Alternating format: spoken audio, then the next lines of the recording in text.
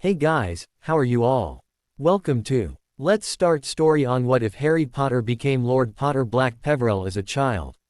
So do 4 blue hearts comment, be sure to subscribe to our channel and like this video and please share with your friends and watch till end. Also check out Patreon for I have upload Harry x Ginny uncensored spicy version, link in description.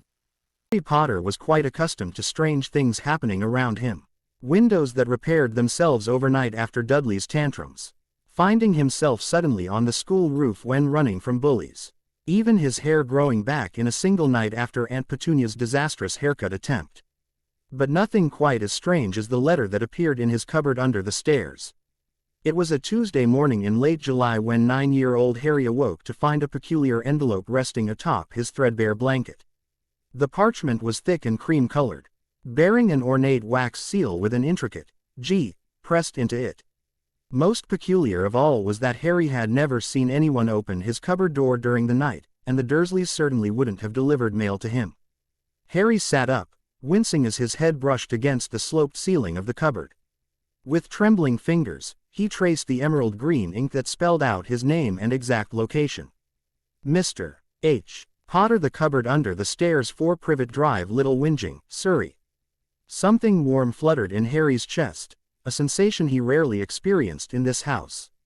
Someone, somewhere, knew exactly where he was. Someone had written to him. Harry broke the seal carefully and withdrew a folded letter written on the same heavy parchment. Gringotts Wizarding Bank, London Branch. Dear Mr. Potter, it has come to our attention that you have not responded to previous correspondence regarding your inheritance and accounts. As you are approaching your 10th year, matters of significant importance must be addressed regarding the ancient and noble houses to which you are heir. This letter serves as both notification and transportation. Upon reading the activation phrase below, you will be transported directly to Gringotts Bank for a private consultation regarding your estates. To activate, simply state aloud, "By blood and gold, I seek what is mine. May your gold flow and your enemies fall. Grimmaclaw Senior Account Manager, Potter-Black-Peverell Holdings." Harry read the letter twice more, confusion giving way to 100 questions. Wizarding Bank, ancient and noble houses, inheritance. None of it made any sense. And yet, the letter knew where he slept. It addressed him directly. It wasn't some cruel joke from Dudley, who could barely write a coherent sentence, let alone create such an elaborate prank. A noise from upstairs, his aunt's footsteps heading toward the kitchen, jolted Harry back to reality. In moments she would be rapping on his cupboard, demanding he cook breakfast. If she saw the letter, Harry made a decision that would alter the course of his life forever. "By blood and gold," he whispered, his voice shaking slightly, "I seek what is mine." The world lurched sideways. Harry felt as though an invisible hook had latched behind his navel, yanking him forward. The cupboard walls blurred and dissolved. Colors swirled around him like paint in water. And a rushing sound filled his ears. For several terrifying seconds, he felt suspended between places, compressed from all directions. Then, with jarring abruptness, his feet hit solid ground. Harry stumbled forward, barely managing to stay upright. When the dizziness subsided, he found himself standing in a vast marble hall unlike anything he had ever seen. Enormous crystal chandeliers hung from a vaulted ceiling. A long counter stretched along one side of the room, behind which sat the strangest beings Harry had ever encountered. Small, with pointed ears, sharp features, and calculating eyes. Goblins. Somehow, Harry knew these creatures were goblins, though he couldn't say how he knew. The entire hall hummed with activity. More goblins scurried about carrying ledgers or escorting well-dressed men and women through various doorways. Nobody seemed particularly surprised by Harry's sudden appearance, though several pairs of eyes flicked toward him with expressions ranging from curiosity to disdain. Harry became acutely aware of his oversized clothes, Dudley's cast-offs, and his taped glasses. He attempted to flatten his unruly hair out of habit. "Mr. Potter." Finally, the voice came from directly in front of him. A goblin stood there, shorter than Harry by several inches but somehow projecting an air of authority that made Harry straighten his posture. This goblin wore a tailor-made suit with gold pins on the lapels and carried a leather portfolio under one arm. "I am Grimmaclaw, Senior Account Manager for the Potter Holdings. You were 4 years late for your initial inheritance briefing. And you have failed to respond to 27 separate communications. I'm sorry, Harry stammered. I never received any letters before today. Grimaclaw's eyes narrowed dangerously. Interesting. Very interesting indeed. Follow me, Mr. Potter. We have much to discuss and little time before your guardians notice your absence. The way Grimaclaw pronounced the word, guardians, made it clear exactly what he thought of the Dursleys. Harry followed the goblin through the bustling hall, trying not to gape at the ornate surroundings or the odd assortment of people in robes who moved through the bank. Grimaclaw led him down a marble corridor and through a polished door bearing a nameplate with unfamiliar runes alongside, Grimaclaw, Senior Inheritance Manager. The office beyond was surprisingly spacious, lined with shelves of leather-bound books and metal boxes. A massive desk dominated the center, covered with neat stacks of parchment, strange devices with spinning parts, and what appeared to be actual gold coins. Sit, Grimaclaw instructed, pointing to a chair across from the desk. As Harry sat, the goblin waved a long finger, and the door closed with a soft click. What you are about to learn, Mr. Potter, should have been explained to you on your 7th birthday. The fact that it was not is a matter of grave concern to the Goblin Nation. Harry's mind spun with questions. But before he could voice any of them, Grimaclaw continued. First, some basic truths. Magic is real. You are a wizard, born of a witch and wizard. Your parents did not die in a car crash, but were murdered by a dark wizard. And you, Mr. Potter, are the heir to not one, but 3 ancient and noble houses, Potter, Black, and Peverell. Harry's mouth fell open. Each statement hit him like a physical blow, rewriting everything he understood about himself and the world. Magic is real, he finally managed. Grimaclaw made an impatient noise. Of course it's real, boy. How do you think you got here? Tea and biscuits. The goblin snapped his fingers, and a tray with tea and small cakes appeared on the desk. Magic. Now, have you truly received no information about your heritage? No visits from your magical guardian? No access to your trust vault? Harry shook his head, still struggling to process the first revelation. The Dursleys always said magic isn't real. They punish me when strange things happen around me. Something dangerous flashed in Grimaclaw's dark eyes. Muggles, he spat. Non-magical folk with no respect for ancient ways. This confirms our suspicions of interference. Mr. Potter, I need to verify your identity formally before we proceed. A simple blood test will confirm your heritage and legal standing. From a drawer, Grimaclaw removed a shallow stone basin etc. Head with symbols around its rim and a small silver knife. 3 drops of blood, no more, no less. Harry hesitated. Will it hurt? Less than what was stolen from you these past 9 years, Grimaclaw replied cryptically. The cut will heal instantly. With a deep breath, Harry extended his hand. Grimaclaw took Harry's index finger with surprising gentleness and made a quick, precise cut.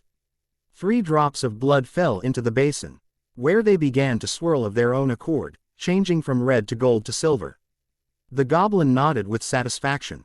Blood never lies. You are indeed Harry James Potter, son of James Fleemont Potter and Lily Evans Potter, heir apparent to the ancient and noble house of Potter by direct descent, heir presumptive to the ancient and noble house of Black by blood adoption and designation, and heir apparent to the most ancient and noble house of Peverell by conquest and blood. As Grimaclaw spoke, the blood in the basin shifted again, forming into what appeared to be a family tree with Harry's name at the bottom, branching upward through his parents and beyond. Each of these houses carries distinct magical legacies, political power, and material wealth, Grimaclaw continued. The Potter family is known for innovation in magic, particularly in potions and defensive magic. The Black family possesses deep knowledge of ancient magic, both light and dark. And the Peverell line. The goblin paused, looking at Harry with new intensity. The Peverell line is one of the oldest magical bloodlines in Britain, said to be blessed, or perhaps cursed, by death itself. Harry struggled to find his voice. But if my parents were magical, and I'm magical, why was I sent to live with the Dursleys? Don't I have other family in the magical world? An excellent question, and one that has troubled Gringotts for years. Grimaclaw opened the leather portfolio and extracted several parchments. According to your parents' will, which was sealed against our protests, You were never to be placed with Petunia Dursley under any circumstances.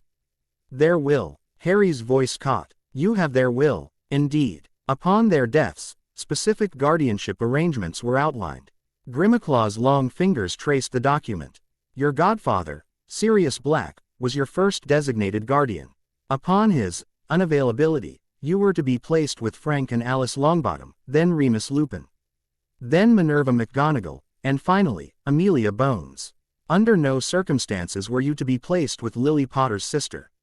Then why? Albus Dumbledore, Grimaclaw stated flatly.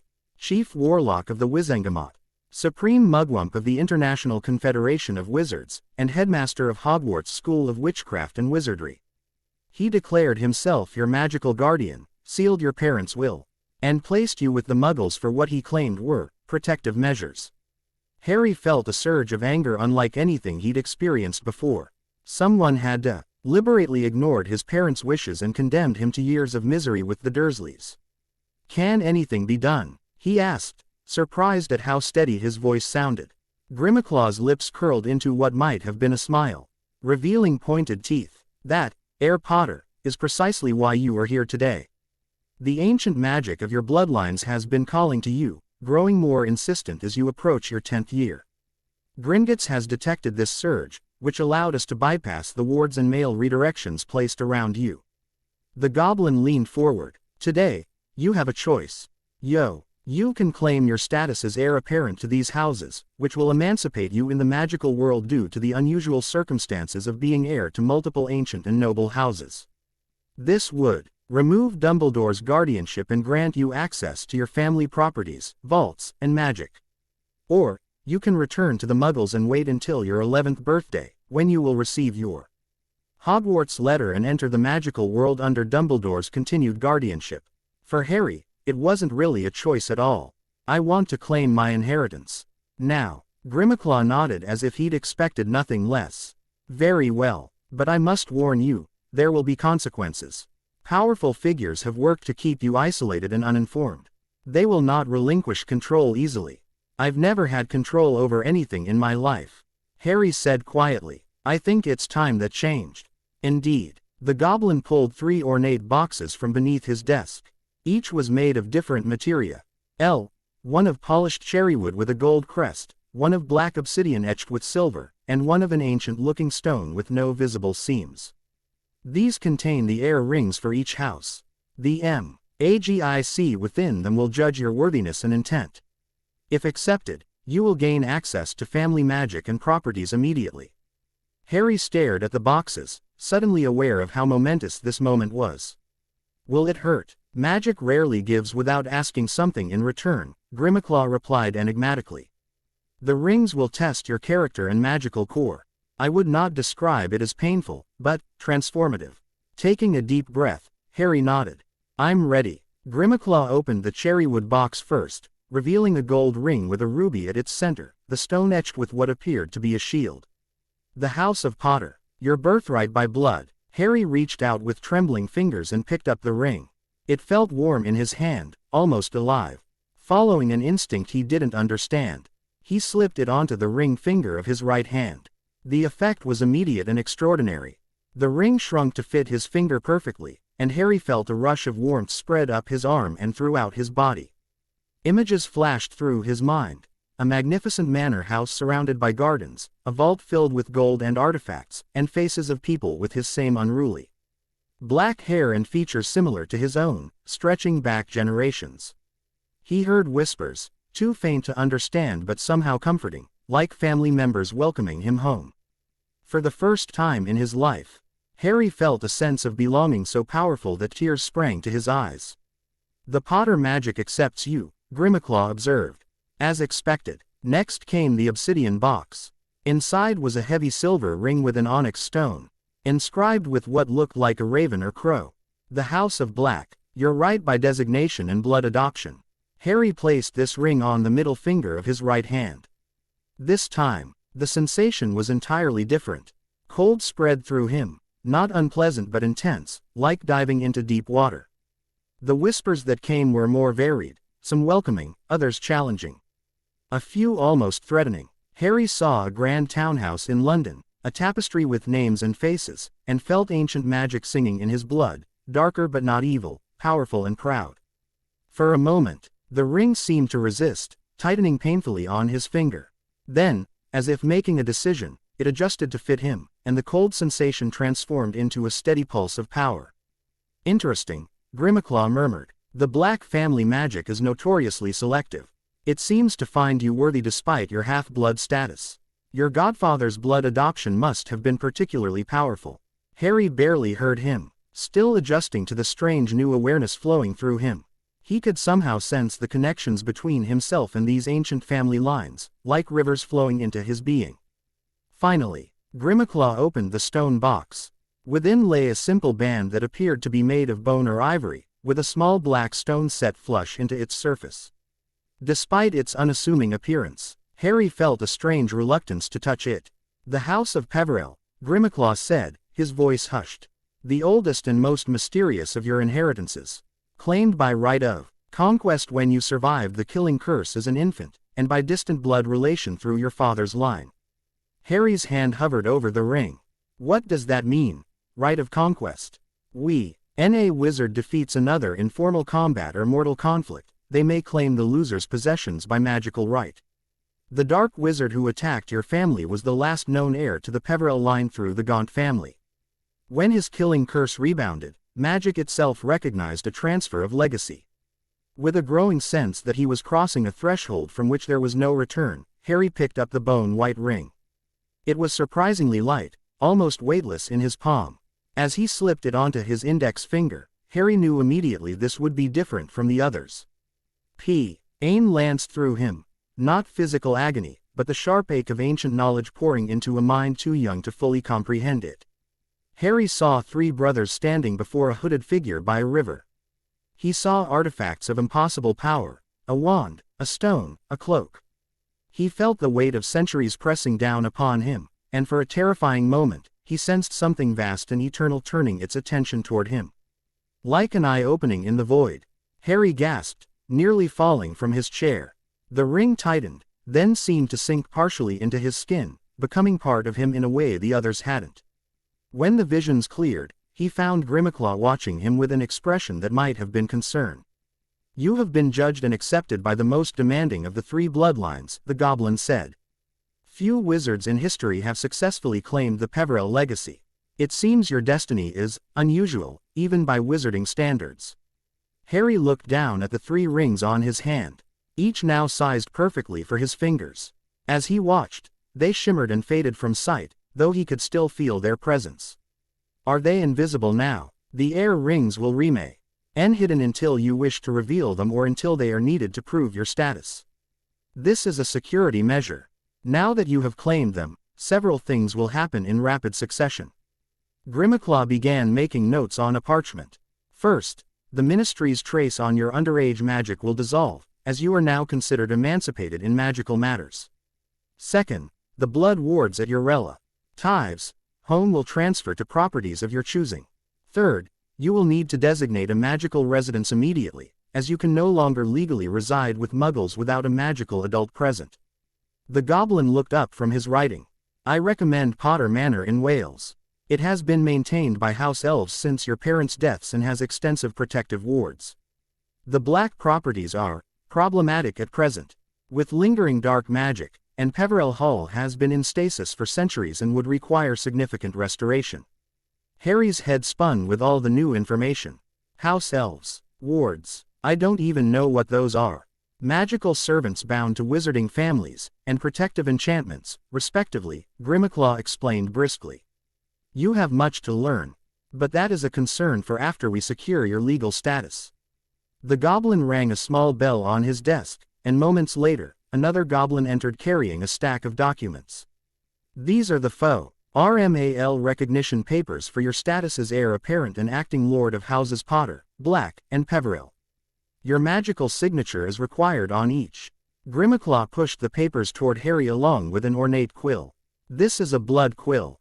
It will use your blood for the signature, making it magically binding. It will sting briefly. Harry hesitated only a moment before taking the quill. After everything he'd endured at the Dursleys, a little pain seemed a small price for freedom. He signed his name on each document where Grimmacle indicated, wincing at the sharp sting as the quill drew blood from the back of his hand, healing each cut as soon as it formed. As he signed the last document, a soft golden glow surrounded him briefly. "It is done," Grimmacle declared. "The magic has accepted and registered your claim.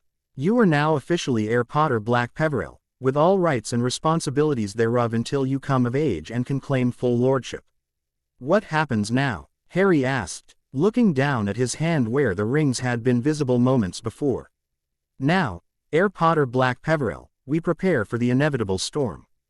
Grimacle's expression turned grim. "The moment you claimed your inheritance, magical notifications were sent to the Ministry of Magic, Wizengamot Records Office, and your former magical guardian. I expect we have approximately 1 hour before." A loud chime interrupted him. Grimmacle frowned. It seems someone noticed sooner than anticipated. He waved his hand over a crystal on his desk, which glowed briefly. "The Ministry has sent representatives to inquire about unusual magical activity registered to your name. Additionally, Albus Dumbledore has requested urgent access to the Potter Vaults, claiming emergency guardianship powers." Harry felt a surge of anger. "Can they reverse what I've done?" "No. The ancient magic of inheritance supersedes modern wizarding law. However, they will attempt to regain control through other means, legal challenges, claims of your incapacity due to youth, perhaps even attempts to declare the rituals invalid. We must act swiftly to secure your position." The goblin opened another drawer and withdrew several small objects, a golden key, a silver amulet, and what appeared to be an ordinary business card. "Your main vault key, a portkey to Potter Manor keyed to your blood, and a communication card linked directly to me. Should you need Gringotts services, simply write your request on the card and it will appear in my ledger." Harry accepted the items, carefully placing them in his pocket. "Thank you, Grimmacle. Do not thank me yet, young heir. The path you have chosen will not be easy. There are those in our world who would prefer the boy who lived remain a symbol rather than a person with power and agency. You will need allies." The goblin hesitated before adding, "The Goblin Nation is not opposed to a mutually beneficial relationship with the new head of 3 ancient houses." RRY recognized the political overture for what it was. "I would value the guidance of Gringotts in managing my affairs, as I have much to learn." Grimacle's expression might have been approval. "Wise words. Now, we should proceed to your family vault before interference arrives. There are items your parents left specifically for you, including letters explaining much that I cannot." Another chime sounded, more urgent this time.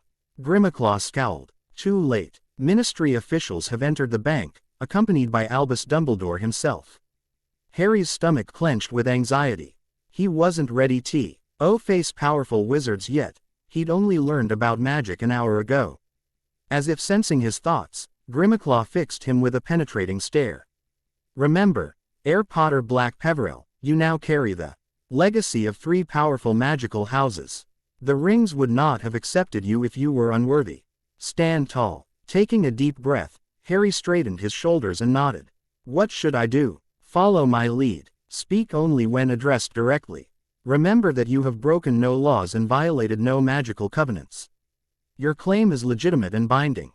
The goblin stood. "And perhaps most importantly, remember that we are on Gringotts soil, goblin territory. Here, wizarding authorities have limited jurisdiction." With that less than reassuring advice, Grimmacle led Harry from the office and back into the corridor. They had barely gone 10 paces when they encountered an imposing group approaching from the main hall. At the forefront walked a tall, elderly man with flowing silver hair and beard. Dressed in magnificent purple robes embroidered with silver stars. Half-moon spectacles sat upon a crooked nose, and behind them, bright blue eyes fixed immediately on Harry with an intensity that made him want to step back. This, Harry somehow knew, was Albus Dumbledore. Flanking him were 2 other figures, a stern-looking witch in emerald green robes and a square-jawed wizard wearing what appeared to be some kind of official uniform with badges and insignia. "Harry, my boy," Dumbledore called, his voice gentle but carrying an unmistakable note of authority. "There seems to have been a most unfortunate misunderstanding.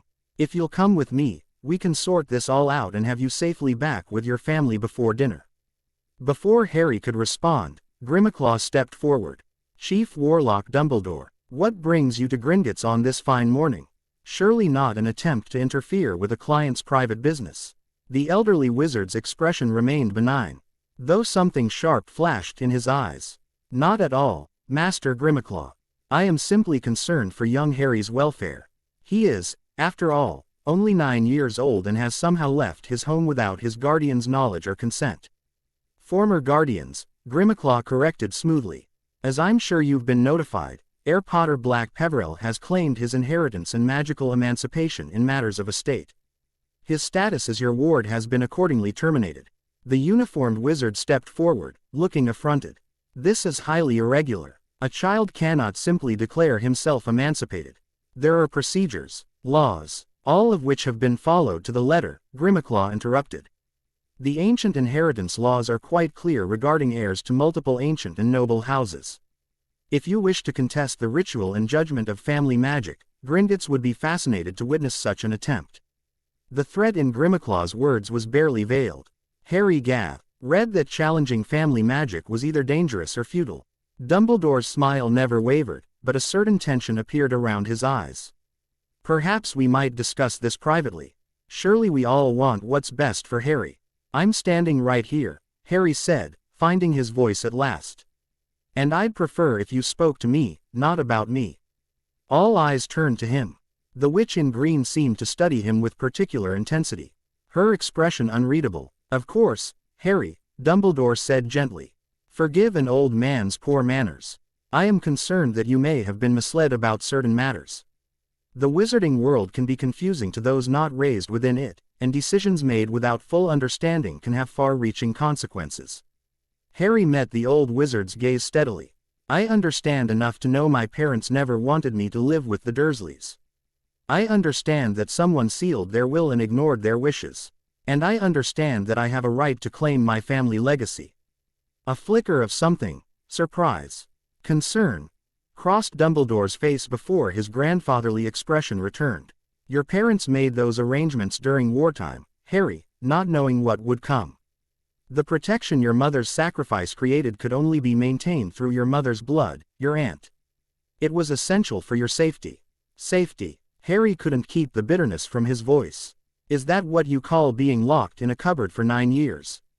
Being starved and worked like a house elf?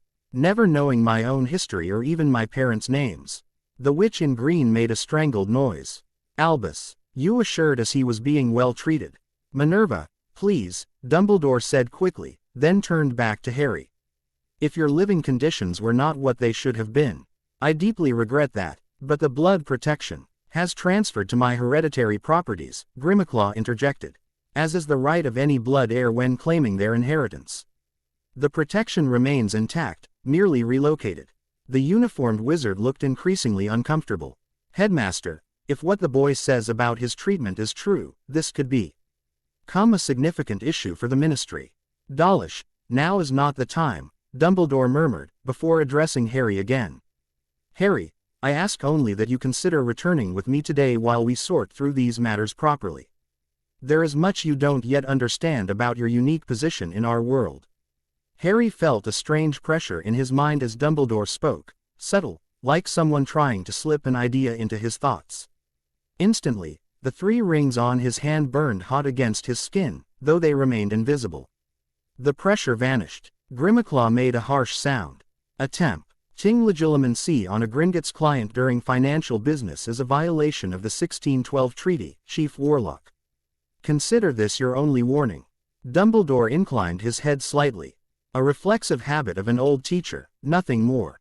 My apologies." But Harry had seen the calculated look that flashed across the old wizard's face. Whatever legitimacy was, it hadn't been accidental. "I've made my decision," Harry said firmly. "I'm claiming my inheritance and my independence. If you're concerned about my education, I'll still attend Hogwarts when I'm 11. But I won't go back to the Dursleys." "The boy has made his position clear," said the witch, Minerva, Harry remembered. "And if what he says about his treatment is true, Albus, I cannot in good conscience support forcing him to return." Dumbledore sighed heavily. I fear you do not understand the gravity of the protection that has been compromised today. Voldemort's followers will find any attempt to breach Potter, Black, or Peverell wards considerably more challenging than abducting a child from Muggle suburbia, Grimmauld finished.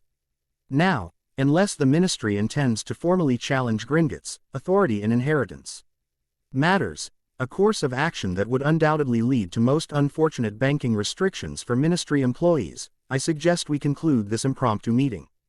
Heir Potter-Black-Peverell has significant financial matters to address. A tense silence followed. Harry watched as Dumbledore seemed to calculate his options, those blue eyes no longer twinkling but sharp with thought. Finally, the old wizard nodded. Very well. It seems events have progressed beyond immediate remedy. However, Harry, I hope you will permit me to visit you soon. There are matters regarding your parents and your unique history that you should know. Harry hesitated, then gave a noncommittal nod. Part of him was curious about what Dumbledore knew of his parents, but another part, a newly cautious part, whispered that information from this man would come with strings attached. Excellent. Dumbledore smiled as though they'd reached a friendly agreement rather than a stalemate. In that case, we shall take our leave. Minerva, John, after you. The uniformed wizard, Dawlish, looked like he wanted to protest further but finally turned to follow Dumbledore. The witch, however, lingered a moment longer. Mr. Potter, she said, her Scottish brogue becoming more pronounced with emotion, I was a friend of your parents, particularly your father. I taught them both at Hogwarts, where I serve as deputy headmistress. If you should need anything before your enrollment, you may contact me directly. Thank you, Professor, Harry replied, instinctively trusting her straightforwardness more than Dumbledore's gentle manipulation. With a sharp nod, she turned and followed her companions. As they disappeared down the corridor, Harry released a breath he hadn't realized he was holding. That was political theater, Grimmauld supplied. And only the opening act. Come, we have much to accomplish before more interruptions arrive. The goblin led Harry through a different door, into a torquelet stone passage that sloped steeply downward. At the end waited a strange conveyance, a cart on metal tracks that reminded Harry of a coal miner's trolley he'd seen in a book once. The Potter family vault is deep in the old section, Grimmauld explained as they climbed aboard. Hold tight. Gringotts carts operate at only one speed. That speed, as Harry quickly discovered, was terrifyingly fast. The cart plunged down the tracks, taking hairpin turns and steep drops that made Harry's stomach lurch. They passed caverns filled with stalactites and stalagmites, underground lakes, and even what appeared to be a burst of flame from a distant corner. Was that a dragon? Harry gasped when he caught his breath. We do not confirm security measures to clients, Grimmauld replied, which wasn't exactly a denial. After T seemed like miles of twisting passages, the cart finally slowed before an enormous stone door set into the cavern wall. Unlike the other vaults they had passed, this one bore no visible lock or key. Only a large crest showing a shield with a griffin rampant. Place your hand on the crest, Grimmauld instructed. The vault will recognize the Potter heir ring. Harry did as directed. The moment his palm touched the cool stone, a surge of magic flowed through his arm, familiar now after the claiming ritual. The crest glowed golden, and with a sound like a satisfied sigh, the massive door swung inward. The sight beyond took Harry's breath away. Mountains of gold coins, stacks of silver, and piles of bronze filled a chamber larger than the Dursleys' entire house. But the wealth in currency was only the beginning. Along the walls stood shelves laden with books, artifacts, jewels, and objects Harry couldn't begin to identify. Trunks and chests, some open to reveal colorful robes and fabrics, others closed with elaborate locks, were arranged throughout the space. At the center of the vault stood a pedestal bearing a wooden box inlaid with mother of pearl. It seemed to draw Harry forward with an almost magnetic pull. That would be the letters I mentioned, Grimmauld said. Left with explicit instructions to be given to you upon claiming your inheritance. While you read them, I will prepare an inventory of what must be transferred to your new residence immediately. With trembling hands, Harry approached the pedestal and opened the box. Inside were 2 envelopes, one in elegant, flowing script addressed simply to Harry, and another in a messier, bold hand labeled, to my son. Harry opened his mother's letter first. My dearest Harry, If you're reading this, then James and I are gone. And you've discovered your heritage earlier than we had hoped. I can only imagine what your life has been like until now, but I want you to know that you were loved, so fiercely loved, every second you were with us.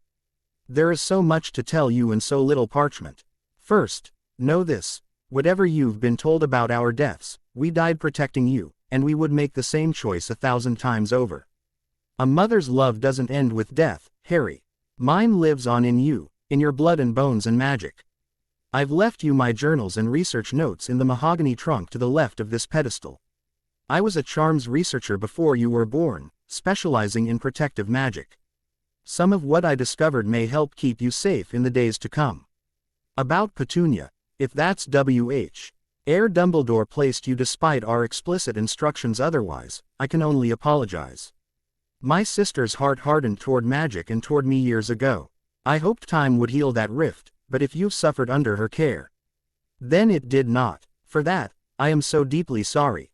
There are forces at work in the wizarding world that James and I opposed with everything we had. We belong to an organization called the Order of the Phoenix, led by Albus Dumbledore, fighting against a dark wizard called Voldemort. While Dumbledore is a great wizard with immense knowledge, he is also a man who believes too strongly that he alone knows what is best.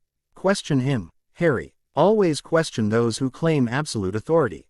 Trust your godfather, Sirius Black. If you haven't met him yet, seek him out. He would have moved heaven and earth to raise you if something happened to us. If he's not in your life, something has gone terribly wrong. Most importantly, Harry, know that your father and I want you to live, truly live. Not merely survive, find joy, make friends, fall in love someday, create a life that makes you happy. That's all we ever wanted for you. With all my heart, Mum, Lily Evans Potter. Tears streamed down Harry's face as he finished the letter. His mother's words filled a void he hadn't fully recognized existed within him. The desperate need to know that he had been loved, wanted, valued. He carefully folded the parchment and opened his father's letter with equally gentle hands. Harry, son, if you're reading this before your 11th birthday, then something's gone pear-shaped with our plans. Lily and I made arrangements for your care that should have kept you safe, loved, and informed about your heritage from the beginning. The fact that you're here, claiming your inheritance early, suggests those arrangements failed. First things first, I'm proud of you. Without even knowing what you've accomplished or overcome, I'm proud, because you're my son and you've survived. That's what Potters do, we survive. We adapt, we thrive despite the odds. Now, practical matters. As heir Potter, you have access to our family home in Wales, Potter Manor. The house elves Mimsy, Tully, and Potty have maintained it in our absence and will be overjoyed to serve you. The manor has some of the strongest wards in Britain, strengthened by every generation of Potters for over 600 years. The Potter grimoire is in the ironwood chest with our family crest. It contains centuries of magical knowledge unique to our line. Study it, learn from it, add to it when you discover new magic. That's our family tradition, innovation and progress. About your godfather, Sirius Black, he's also your cousin through your grandmother Doria Potter, née Black. When you were 6 months old, he performed a blood adoption ritual with our blessing, making you eligible to inherit the Black family magic as well. If Sirius isn't raising you, something terrible has happened. He would never, ever abandon you willingly. There's a two-way mirror in a leather case near this pedestal. The matching mirror was with Sirius. If you speak his name while holding it, you can communicate with him if he has his mirror. Worth a try, at least. Regarding the Peverell inheritance, that was unexpected. The Potters are distantly descended from Ignotus Peverell, but the main line was thought extinct. My guess is it has something to do with that prophecy Dumbledore was so concerned about. Ask him about it, but don't take everything he says at face value. Great wizard, Dumbledore, but plays his cards close to the chest. Your invisibility cloak is a Potter family heirloom passed down from Ignotus Peverell himself. Dumbledore borrowed it for study shortly before everything went wrong. Get it CK from him. It's rightfully yours and has protected Potters for generations. I wish I could be there to teach you to fly a broom, play Quidditch, and carry on the proud Potter tradition of good-natured mischief. Since I can't, seek out Remus Lupin. He was one of my best friends at Hogwarts, along with Sirius. He's brilliant, kind, and knows more defensive magic than anyone I've ever met. He's also got a furry little problem that makes him hard to find sometimes, but he's worth the effort. One last thing. In the Potter vault at Gringotts, not the trust vault you'll use for school, but the main family vault. There's a small golden snitch in a glass case. When you're ready, hold it in your palm and say, "I solemnly swear that I am up to no good." It contains something special I left for you. I love you, son. Your mother and I both love you more than words can express. Live boldly, stand for what's right, and remember, you come from a long line of troublemakers who changed the world. Your dad, James Potter. P.S. If you've inherited my hair, and I suspect you have, try Sleekeasy's hair potion. Your grandfather invented it. Doesn't work for me either, but worth mentioning. Harry read the letter 3 times, drinking in every word, every hint of his father's personality.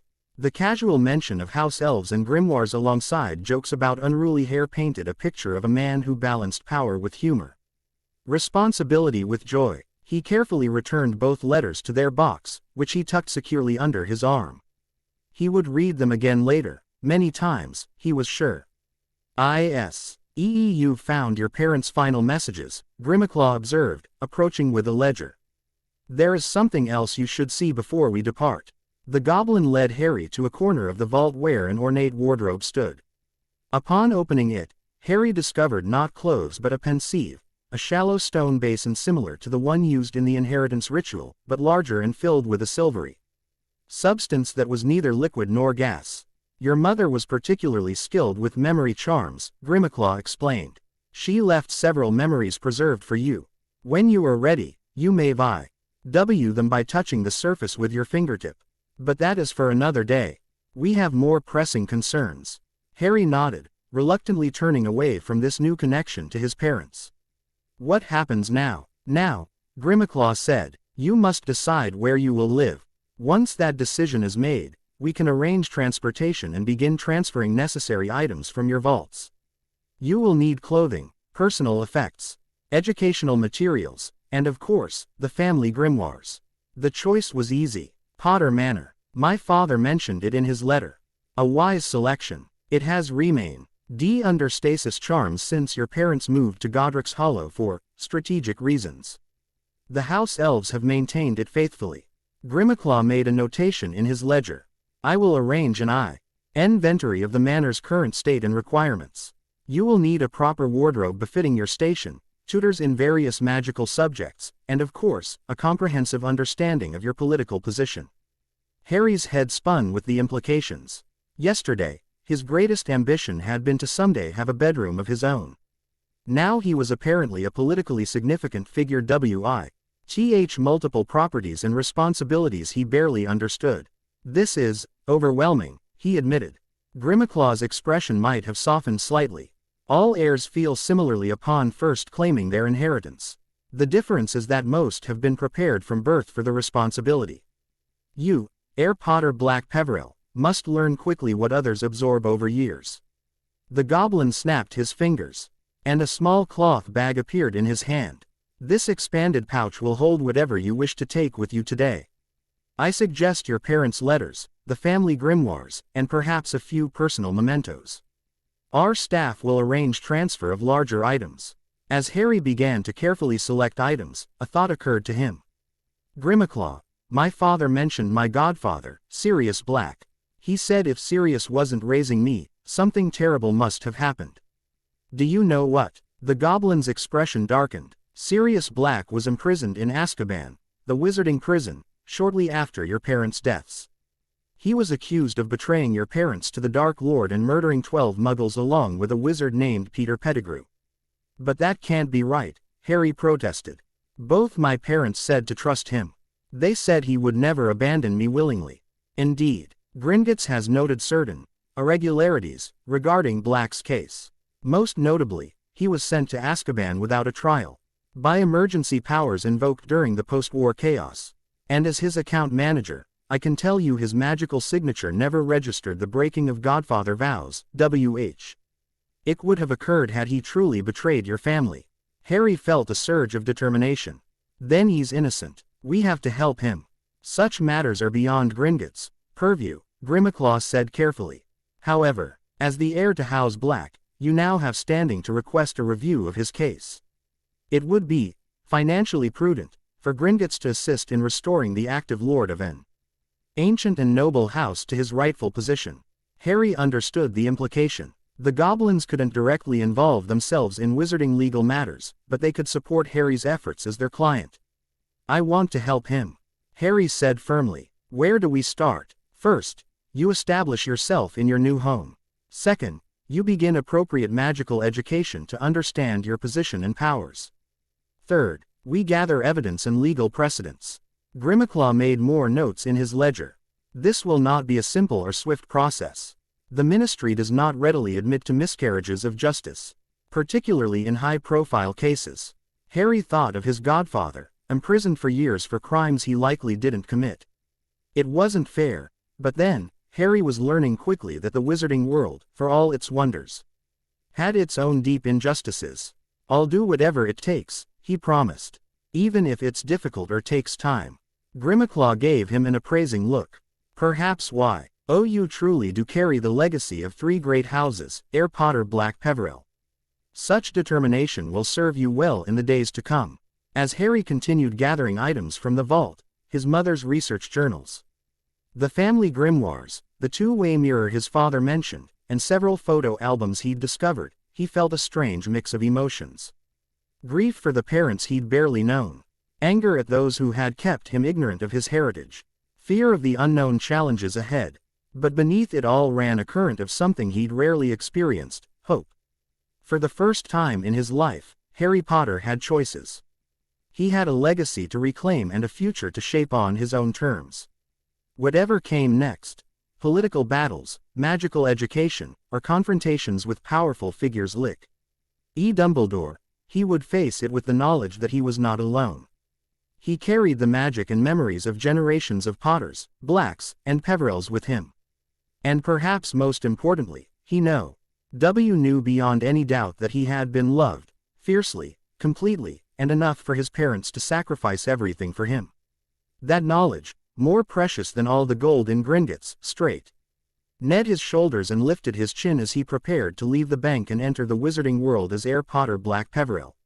I'm ready, he told Grimmaclaw as he carefully secured the pouch of treasures. The goblin nodded. Then let us depart. Potter Manor awaits its heir's return.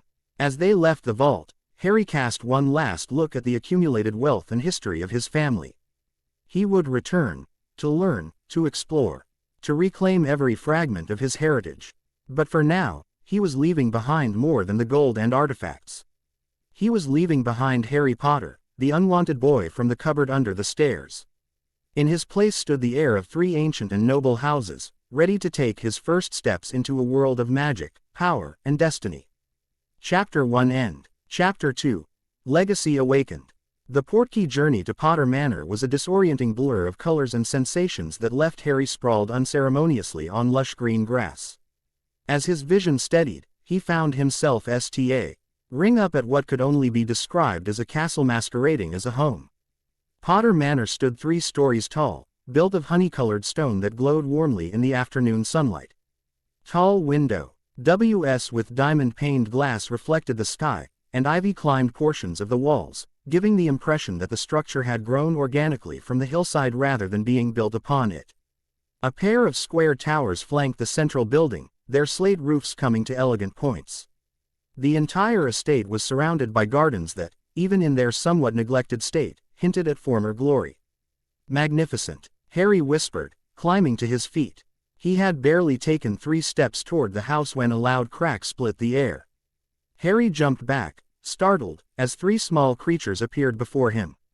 Each stood about 3 feet tall with large, bat-like ears, enormous eyes, and spindly limbs. They wore what appeared to be tea towels emblazoned with a stylized P. Master Harry has returned, the eldest-looking one cried, ears quivering with emotion. Mimsy has waited so long, so very long. Young Master has grown so big, exclaimed another, wiping tears from tennis ball-sized eyes. Master Harry is being very skinny, observed the third critically. Potty will be fixing this right away. Harry realized these must be the house elves his father mentioned in his letter. You're Mimsy, Tully, and Potty. This simple recognition sent the three creatures into paroxysms of joy.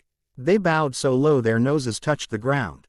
Young master remembers us. Tully squeaked in delight. I'm sorry, I don't actually remember you, Harry admitted gently. My father mentioned you in his letter. Rather than being disappointed, the elves seemed even more moved. Mimsy, who appeared to be the head elf, stepped forward. Master James was leaving letters. Mimsy is honored to be mentioned. She straightened her tea towel importantly. Mimsy is head house elf of Potter Manor for 7 generations of Potters. Mimsy will be showing Master Harry his home now. Harry smiled, finding their enthusiasm infectious. I'd like that very much. What followed was a whirlwind tour that left Harry's head spinning with the scale of his inheritance. Potter Manor contained over 30 rooms, including a grand entrance hall with a sweeping marble staircase, formal and informal dining rooms, a ballroom, multiple parlors and sitting rooms, a music room housing a grand piano that played itself, a vast library spanning 2 floors, and more bedrooms than Harry could count. Each room was impeccably maintained, with not a speck of dust despite the house being unoccupied for years.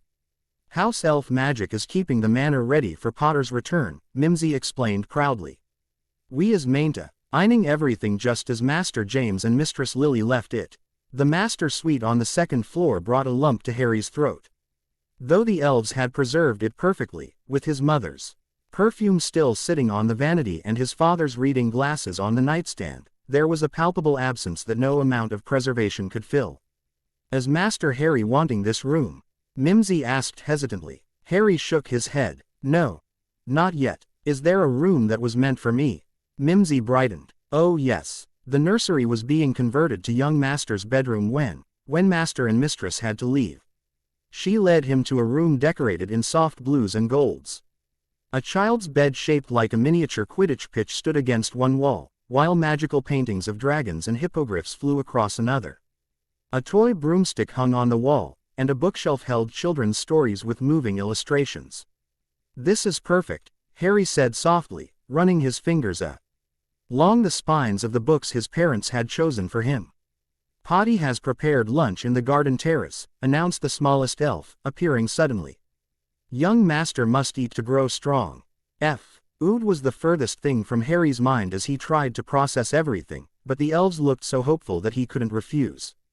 He followed them downstairs and through French doors that opened onto a stone terrace overlooking manicured gardens and, beyond them, rolling hills and a small lake. The lunch Potty had prepared could have fed 10 people: fresh bread, 3 types of soup, roast chicken, vegetables prepared 5 different ways, and an array of desserts. Harry's eyes widened at the spread. This is a lot of food. Young master is too skinny, Potty declared again, looking genuinely distressed. Potter's is always being tall and strong. Potty will fix Master Harry. Recognizing a losing battle, Harry sat down and began to eat. The food was better than anything he'd tasted before, and he suddenly realized he was ravenous. Between bites, he asked the elves questions about the manor, his parents, and his family history. The Potters has lived here for 16 generations, Mimsy informed him proudly. The East Wing was added by Lord Charles Potter, Master Harry's great-grandfather, and the Enchanted Gardens was Mistress Doria's special project. She was a black before marrying, Tully added. Brought many rare magical plants from black family estates. Harry absorbed every detail hungrily. These creatures had known his family for generations, had known his parents personally. Each anecdote and fact felt like a precious gift. Master Harry's father was being fond of Quidditch, Potty said, serving Harry a second helping of treacle tart without asking. There is being a pitch beyond the orchard. Master James was chaser for Gryffindor at Hogwarts. And my mother? Harry asked. Mistress Lily was brilliant witch. Mimsy's eyes shone with admiration. Always reading, always making clever spells. Had her own workroom in West Tower for experiments. After lunch, Harry asked to see this workroom. The tower room was circular with windows facing all directions, giving it extraordinary light. Bookshelves lined the walls, interrupted only by a large desk covered in notebooks, a worktable with various magical instruments, and a comfortable reading nook. Mr. S was working here even the week before. Mimsy's voice faltered. Before they had to go into hiding, Harry supplied gently. The elf nodded, tugging at her ears in distress. Harry approached the desk, feeling a connection to his mother in this space where she had pursued her magical research. One notebook lay open, showing complex magical diagrams and notes in a neat, flowing script. The page was headed, Blood Protection Variables. Quote, Master Harry should be resting now, Mimsy suggested, noticing his fatigue. Tomorrow is being time enough for exploring more. Suddenly aware of his exhaust. Ion. Emotional as much as physical, Harry agreed. The day's revelations and changes had drained him completely. He returned to what was now his bedroom, where he found his few possessions from the vault already unpacked and arranged. The house elves had even placed the box containing his parents' letters on the nightstand. Harry changed into pajamas that had appeared mysteriously in the wardrobe, new ones that actually fit him. Not Dudley's oversized cast-offs, and climbed into the most comfortable bed he'd ever experienced. Young Master is needing anything else? Tully asked, appearing silently. No, thank you, Harry replied. Then, remembering something, he asked, Tully, is it possible for you to bring me some parchment and a pen? I mean, a quill. I should write to Gringotts. The elf returned moments later with writing materials. Harry penned a brief note to Grimmaclaw, requesting information about his godfather's situation and asking how to begin tutoring in magic. After signing it, he said the communication card the goblin had given him, watching in fascination as the words sank into the parchment and disappeared. As exhaustion claimed him, Harry's last thought before drifting to SL. Eep was how completely his life had transformed in a single day. Yesterday, he'd gone to sleep in a cupboard, unwanted and unloved. Tonight, he slept in a manor house that belonged to him, surrounded by the legacy of generations of his family, with the knowledge that his parents had loved him enough to die protecting him. It was, by any measure, the best day of his life. Harry woke the next morning, into sunlight streaming through windows far larger than anything at Privet Drive, momentarily confused by his surroundings. Then memory flooded back, and a smile spread across his face. It hadn't been a dream. Young Master is awake, Tully announced, appearing with a soft pop. Breakfast is ready whenever Master wishes to eat. Thank you, Tully. I'll be down soon, Harry replied, still marveling. At the concept of someone waiting to serve him breakfast rather than demanding he cook it. After washing and dressing in new clothes the elves had somehow procured overnight, Harry made his way downstairs. He found breakfast laid out in a sunny morning room overlooking the gardens. Master Harry has received correspondence, Mimsy informed him, presenting a silver tray with several letters. The first was from Grimmaclaw, acknowledging Harry's inquiry and providing a preliminary report. Heir Potter-Black-Peverell, regarding Sirius Black, our legal department has begun examining the case. Prelim. Anary findings confirm he was indeed imprisoned without trial under Emergency Decree 17, signed by Bartemius Crouch, then head of the Department of Magical Law Enforcement, and countersigned by Minister Millicent Bagnold. As you now hold the Black family seat in the Wizengamot by proxy until you reach majority, you have standing to petition for a review of his case. Regarding magical education, I have taken the liberty of contacting several discreet tutors with appropriate qualifications and unbreakable confidentiality oaths. Their credentials are attached for your review. I recommend beginning instruction in the following areas immediately. 1. Magical theory and basic wandwork. 2. Wizarding culture and etiquette. 3. Political science and governance. 4. Estate management. 5. Occlumency, mind protection. The last is particularly vital given your position in the events at Gringotts yesterday.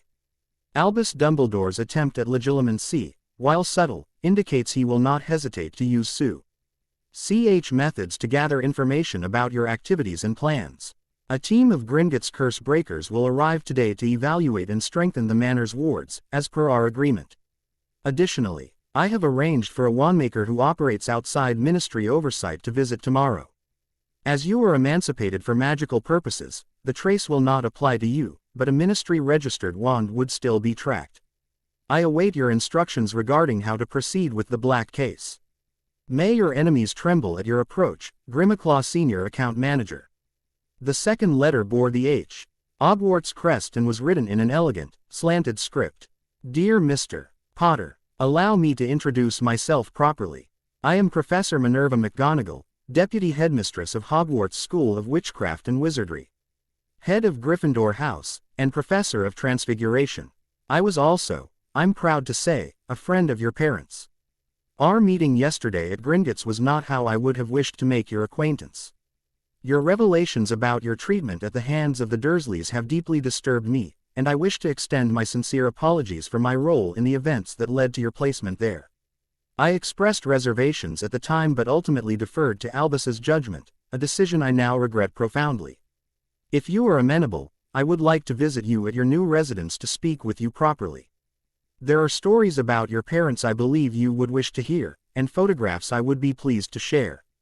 I can also offer guidance regarding your eventual attendance at Hogwarts, which would have been your parents' wish.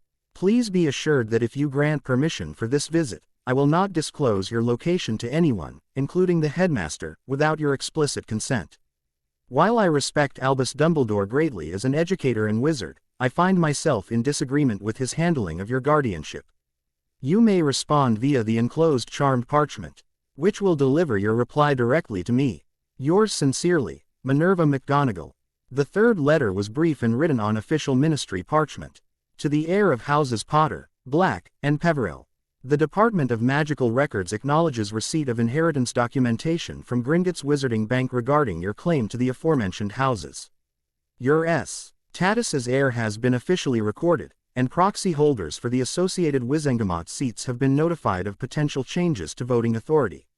As your claim includes unusual circumstance, CES, multiple ancient and noble houses and emancipation before majority, the department is conducting a standard review. Please note this is procedural only and does not constitute a challenge to Gringotts' certification of your claim. Be advised that as an emancipated heir of multiple houses, you are entitled to certain legal protections and obligations. A comprehensive guide to these rights and responsibilities is enclosed. Respectfully, Hortense Blackwell, Department of Magical Records, Ministry of Magic. As Harry finished reading, the familiar crack of house elf apparition announced Mimsey's arrival. Master Harry, visitors is arriving at the gate. Harry tensed. Who is it? The goblin team from Gringotts, Master. They is saying they expected. Harry relaxed slightly. Yes, Grimmaclaw men. Tion, they'd be coming to check the wards. Please show them in, Mimsy. The goblin team consisted of 4 members led by a scarred, grizzled goblin who introduced himself as Ripjaw, head of Gringotts' warding division. They set to work immediately, moving methodically around the property with strange instruments and occasionally conferring in rapid gobbledygook. Harry watched them work for a while before returning to the house. With a day to explore properly, he decided to begin with the library. The 2-story room was a bibliophile's dream, with towering shelves accessible by rolling ladders, and comfortable reading areas bathed in natural light from tall windows. A massive globe in the center of the room showed not only geographical features but magical communities around the world, glowing softly with different colors. He was examining a shelf labeled, Potter Family Chronicles, when a soft chime sounded throughout the house. Moments later, Mimsy appeared. Master Harry, a wizard has arrived at the gate. He is identifying himself as Remus Lupin and saying Master James would vouch for him. Harry's heart leapt. Remus Lupin, his father's friend mentioned in the letter. Did he say why he's here? He is saying he received word that Potter Manor was active again and came to investigate. He is very insistent but says he will leave if Master wishes. Harry thought quickly. This LD be an incredible opportunity to learn about his parents from someone who knew them well. However, caution was warranted. Mimsy, can the house wards verify his identity somehow? The elf nodded. Amelie wards can be detecting imposters or those with ill intent. Shall Mimsy ask the wards? Yes, please. The elf closed her eyes briefly, communing with the manor's magic. The wards is recognizing him as friend to House Potter. No deception or malice is detected. All right, you can bring him to the small sitting room, Harry decided. But please ask the goblin team to stay nearby, just in case. Harry waited nervously in the sitting room, unsure what to expect. The man who entered moments later was not what he had imagined. Remus Lupin appeared to be in his early 30s, but there was a weathered quality to him that suggested hardship beyond his years. His light brown hair was flecked with premature gray, and his face bore several scars. His robes, though clean, were patched and worn.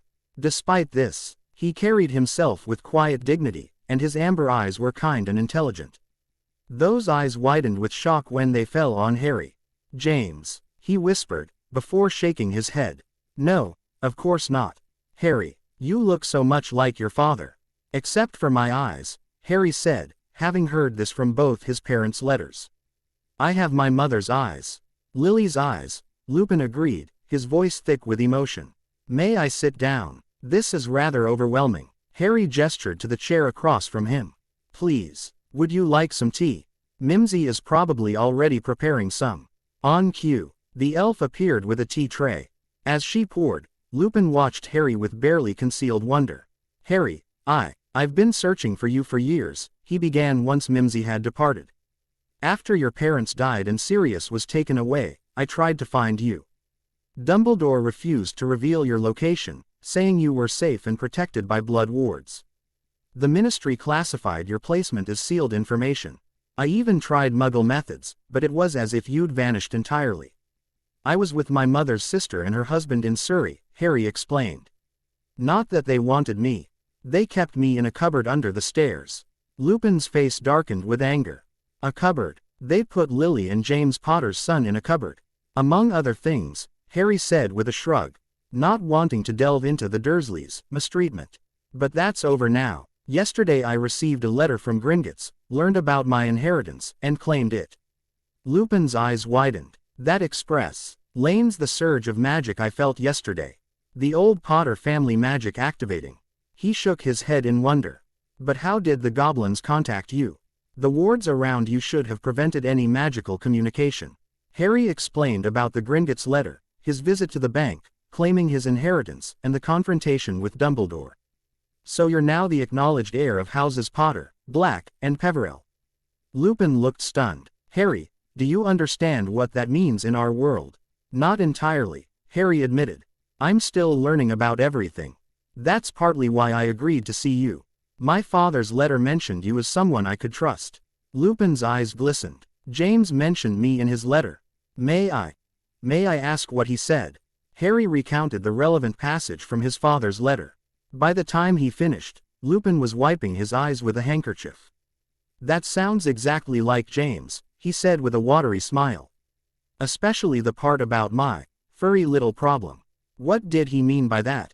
Harry asked curiously. Lupin's smile faded. He seemed to be weighing something in his mind before coming to a decision. "Harry, if we're to have any kind of relationship, I need to be honest with you from the start. Your father and mother accepted me with my condition, and I hope you can too, but I'll understand if you prefer I leave." He took a deep breath. "I'm a werewolf. I was bitten as a child. That's why finding employment is difficult for me, why my appearance is so worn. It's also why the Ministry would never have allowed me to take custody of you. Despite what your parents will stated." Harry blinked, processing this information. In the span of 2 days, he'd discovered magic existed, goblins were real, and he owned a manor house. Learning werewolves were real seemed almost mundane by comparison. "So, once a month during the full moon, you transform?" he asked, trying to understand. Lupin nodded, clearly bracing for rejection. "That doesn't sound so bad," Harry said with a shrug. "I mean, it must be awful for you, but it's just once a month. Why would that make you unfit to raise a child?" Lupin stared at him in disbelief, then let out a startled laugh. "You really are Lily's son too?" That's almost exactly what she said when James finally told her about my condition. "Tell me more about them," Harry requested eagerly. "What were they like at Hogwarts?" Lupin's expression softened. "Your father was brilliant but a bit arrogant when he was young, talented at everything he tried, especially transfiguration and flying. He was also fiercely loyal to his friends. Your mother was equally brilliant but more studious, with an extraordinary talent for charms and potions. They didn't get along at first. James spent years trying to impress Lily, usually with disastrous results." For the next hour, Lupin shared stories about the Marauders, James Potter, Sirius Black, Peter Pettigrew, and himself, their adventures at Hogwarts. And how James eventually matured enough to win Lily's heart.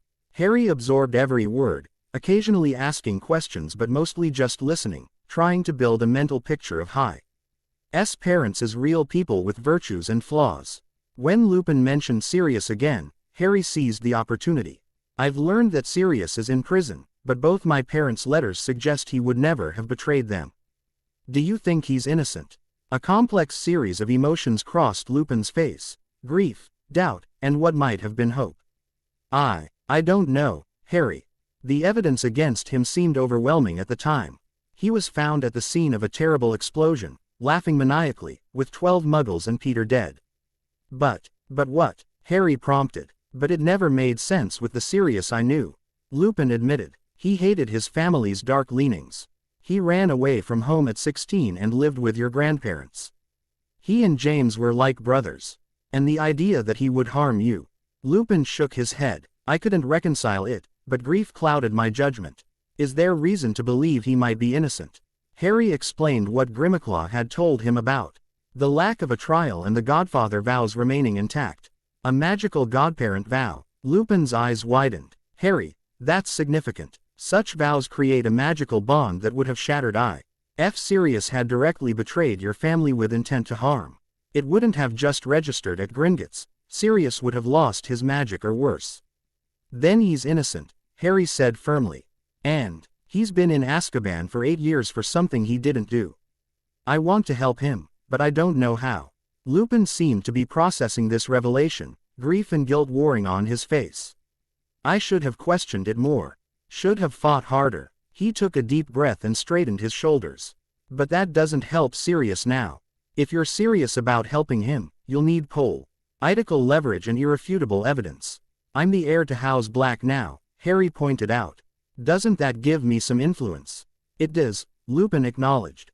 But you're also 9 years old, regardless of your emancipation status. The ministry won't take you seriously without adult representation and significant evidence. Will you help me? Harry asked directly. Lupin looked startled, then deeply moved. You hardly know me, Harry. My parents trusted you. That's enough for now. Harry met his gaze steadily. Besides, I need someone to teach me about the wizarding world, and according to my father, you know more defensive magic than anyone. A smile slowly spread across Lupin's tired face. I would be honored to help you, Harry. Both with your education and with Sirius's case. Brilliant. Harry grinned. Would you consider staying here at the manor? There are plenty of rooms, and I could use the company. Lupin hesitated. There are considerations regarding my condition. I would need somewhere secure for the full moon. The manor has extensive grounds and outbuildings. I'm sure we can find something suitable, Harry assured him. Please say yes. It would mean a lot to me. After a moment's more hesitation, Lupin nodded. Very well. Thank you, Harry. I promise I'll earn your trust. Their conversation was interrupted by Mimsy announcing that the Goblin team had completed their initial assessment and wished to report their findings. Harry asked Lupin to join him for the meeting. Ripjaw, the head warder, didn't seem surprised by Lupin's presence. The basic ward structure remains sound. The Goblin reported. Potter family magic has maintained the primary defenses admirably.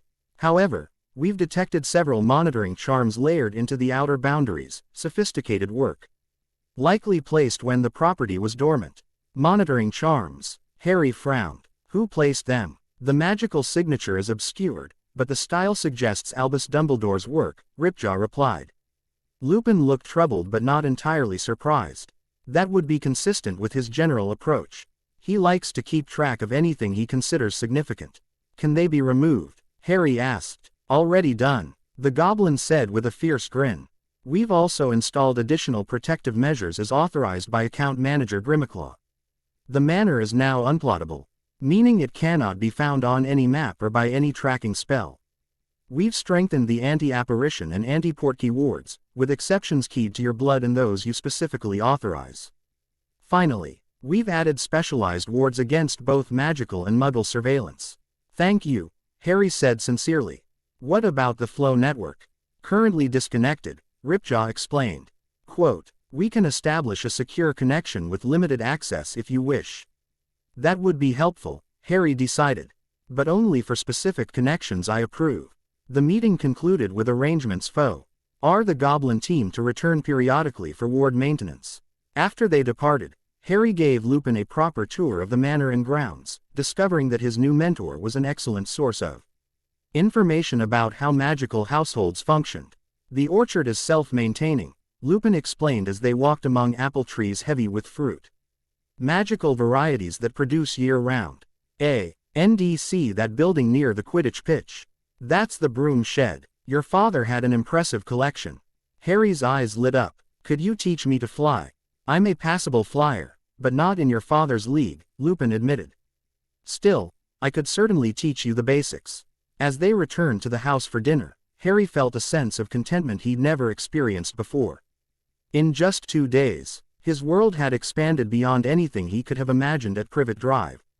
He had a home, a connection to his parents, a mentor who had known them, and most importantly, the beginning of a plan for his future. Over dinner, they discussed Harry's education. Grimmauld suggested tutors for several subjects, Harry explained, showing Lupin the Goblin's letter.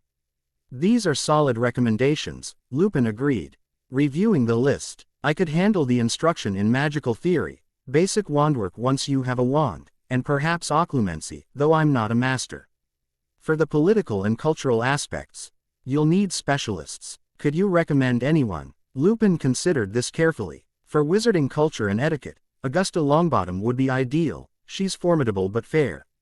And her grandson Neville is your age. For political science, perhaps Andromeda Tonks. She was born a black but married a Muggle-born, giving her perspective on both traditional and progressive viewpoints. Are they trustworthy? Harry asked, remembering Grimmauld emphasis on discretion. Augusta certainly is. She and your grandmother were friends, and the Longbottoms stood with your parents against Voldemort. Andromeda was disowned by the Black family for her marriage but is still highly respected in many circles. Neither would align with Dumbledore against your interests. Harry nodded thoughtfully. I'll ask Grimmauld to contact them. What about my godfather's case? Where do we start? First, we need to understand exactly what happened, Lupin said, his expression somber. The official story is that Sirius betrayed your parents' location to Voldemort as their secret keeper, then killed Peter Pettigrew and 12 Muggles when Peter confronted him. Secret keeper? Harry questioned. It's part of a powerful protective charm called the Fidelius. It conceals a secret, like a location, inside a living soul. The secret keeper is the only one who can reveal that information. Our parents went into hiding under the Fidelius charm, with Sirius supposedly as their secret keeper. Harry frowned. If Sirius was their secret keeper and he betrayed them, that would have violated his godfather vow, right? Exactly. Lupin's eyes gleamed with growing conviction. The fact that the vow remained intact suggests either Sirius wasn't the secret keeper at all, or he didn't willingly betray the secret. So our first step is to find out who actually was the secret keeper. That, and gather evidence about what really happened with Peter and the Muggles. We need ministry records, witness statements, and possibly memories from people who were there. Harry considered this. How do we get those? Some can be requested through proper legal channels, especially with your status as heir black. Others will require more creative approaches. Lupin's expression suggested he wasn't above bending rules for this cause. I have some contacts who might help. Old Order of the Phoenix members who would want justice done. The Order was the group fighting against Voldemort that my mother mentioned, Harry recalled. Lupin nodded. Yes, led by Dumbledore. Which complicates matters, he would have known who the secret keeper was. If Sirius is innocent, Dumbledore has allowed him to remain in Azkaban despite potentially having information that could exonerate him. That disturbance, G thought, hung between them as they finished dinner. Afterward, they settled in the library, where Harry showed Lupin the family grimoires he'd brought from the vault. These are extraordinary, Lupin murmured, handling the Potter grimoire with reverence. Generations of family magic recorded for posterity. The spells in here won't be found in any published book. Can I learn from them without a wand? Harry asked eagerly. Some aspects, yes. Magical theory, potion recipes, runic sequences. The wandwork will have to wait until tomorrow when your wandmaker arrives. Lupin selected a chapter on basic magical theory. Let's start with understanding how magic works. It's not just waving a wand and saying funny words, it's about intent, visualization, and channeling your innate power. For the next 2 hours, Lupin gave Harry his first real lesson in magic. Unlike the dry textbooks Harry would later encounter at Hogwarts, Lupin made the subject come alive with practical examples and personal anecdotes. Magic responds to emotion and need, he explained, demonstrating by wandlessly lighting a small flame in his palm. Children often perform accidental magic in moments of strong feeling. Wands help focus that power, making it more controlled and precise, but the magic comes from within you. By the time Harry went to bed that night, his mind was buzzing with new knowledge. He fell asleep reading his mother's research journals, her elegant handwriting describing experimental charms that had helped shape modern magical theory. The next morning brought the arrival of Ollivander's nephew, Garrick Ollivander II. A wandmaker who specialized in custom wands for clients with unique requirements. Most fascinating, the wandmaker murmured after greeting Harry. 3 bloodlines of significant magical heritage converging in one young wizard. This will require something special indeed. The wand-making process was nothing like the quick matching Harry would have experienced in Diagon Alley.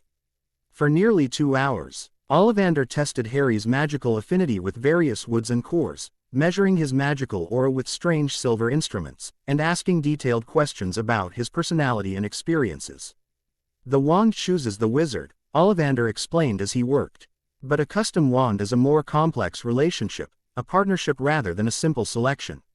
Where finding the components that will grow with you, adapt to your developing powers, and serve the specific magical talents you've inherited from 3 distinct lineages. Finally, Ollivander presented 3 wood samples and 3 magical cores. Touch each and tell me which feels most responsive.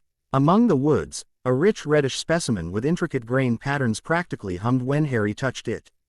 This one, he said confidently. Cherry, Ollivander noted with approval. Associated with death, rebirth, and powerful magic. Particularly appropriate given your Peverell heritage. For the cores, Harry felt drawn to a silvery thread that seemed to shimmer with its own light. Thestral tail hair, the wandmaker explained. Extremely rare and temperamental. Again, connected to death and the beyond, a Peverell affinity. Does that mean my wand will only reflect one of my inheritances? Harry asked. Not at all, Ollivander assured him. A wand is greater than the sum of its parts. ILLB incorporating elements from all 3 bloodlines into the construction. The cherry represents the Peverell line's connection to deeper magic. For the Potter line's affinity for protective magic and innovation, I'll be using a specific cutting technique developed by African wandmakers. And for the Black family's raw power and intensity, I'll add a secondary core of dragon heartstring, intertwined with the thestral hair. The actual wand-making took place in a portable workshop Ollivander had brought with him. Harry and Lupin watched in fascination as the wandmaker worked, chanting softly. In what sounded like Latin mixed with much older languages. The wood seemed to flow like liquid at times, and the cores glowed with inner light as they were incorporated into the design. By late afternoon, Ollivander presented Harry with his completed wand, 11 inches of polished cherry wood with a subtle spiral pattern running its length. The handle was inlaid with tiny runes in what appeared to be silver and gold. Cherry with dual core of thestral tail hair and dragon heartstring, 11 inches precisely, reasonably supple but with excellent control, Ollivander announced proudly. The NES incorporates symbols significant to all 3 family lines, anchoring your heritage into the wand's magic. This is a wand for transformation, for bridging worlds, and for magic that respects both tradition and innovation. When Harry took the wand, warmth rushed through him, and a shower of red and gold sparks erupted from the tip, followed by silver ones that formed momentary constellations before fading.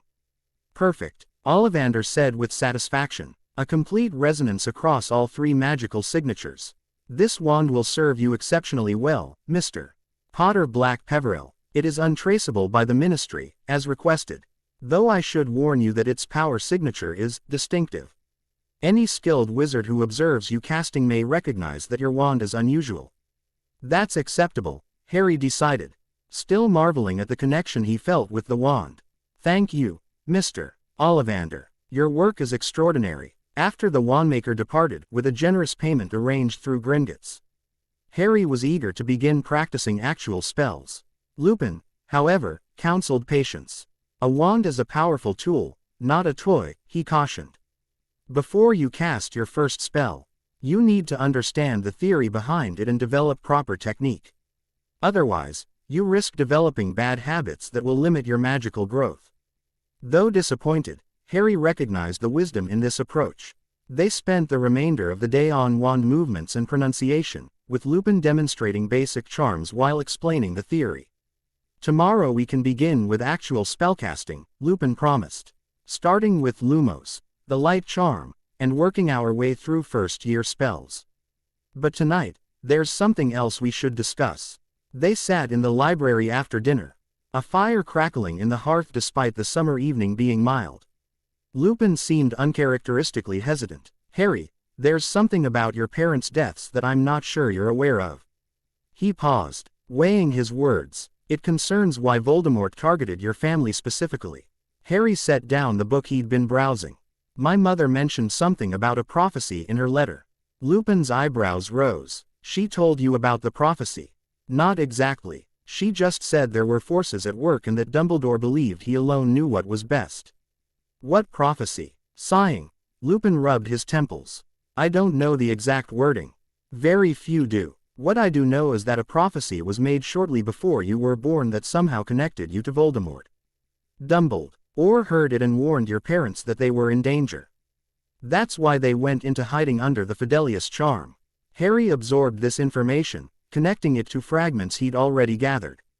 So Voldemort came after me specifically. Not just my parents. It appears so, Lupin confirmed.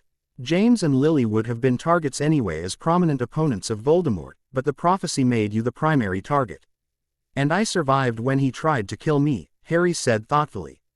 That's why they call me the boy who lived, isn't it? Why some people stared at me at Gringotts. Yes, you're famous in our world. Harry, the only person ever known to survive the killing curse. When Voldemort attacked you, something happened that rebounded the curse back onto him, apparently destroying him. Apparently, Lupin looked uncomfortable. There are those who believe he isn't truly gone, just dramatically weakened and formless. Dumbledore is among them. Harry thought about this. If he's right, Voldemort might come back someday. And if the prophecy is still in effect, he might target you again, Lupin finished grimly. Which is why your education is so vital, particularly in defensive magic. You need to be prepared, not just for political challenges but for more direct threats. Then we'd better get started, Harry said with determination that belied his age. And we need to get Sirius out of Azkaban. If he's innocent, he shouldn't be there, and it sounds like I could use another ally.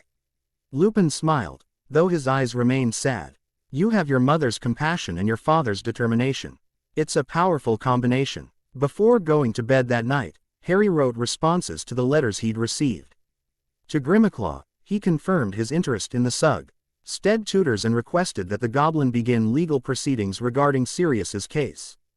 To Professor McGonagall, he extended an invitation to visit the following week, with the condition that she take a magical oath not to reveal his location without permission.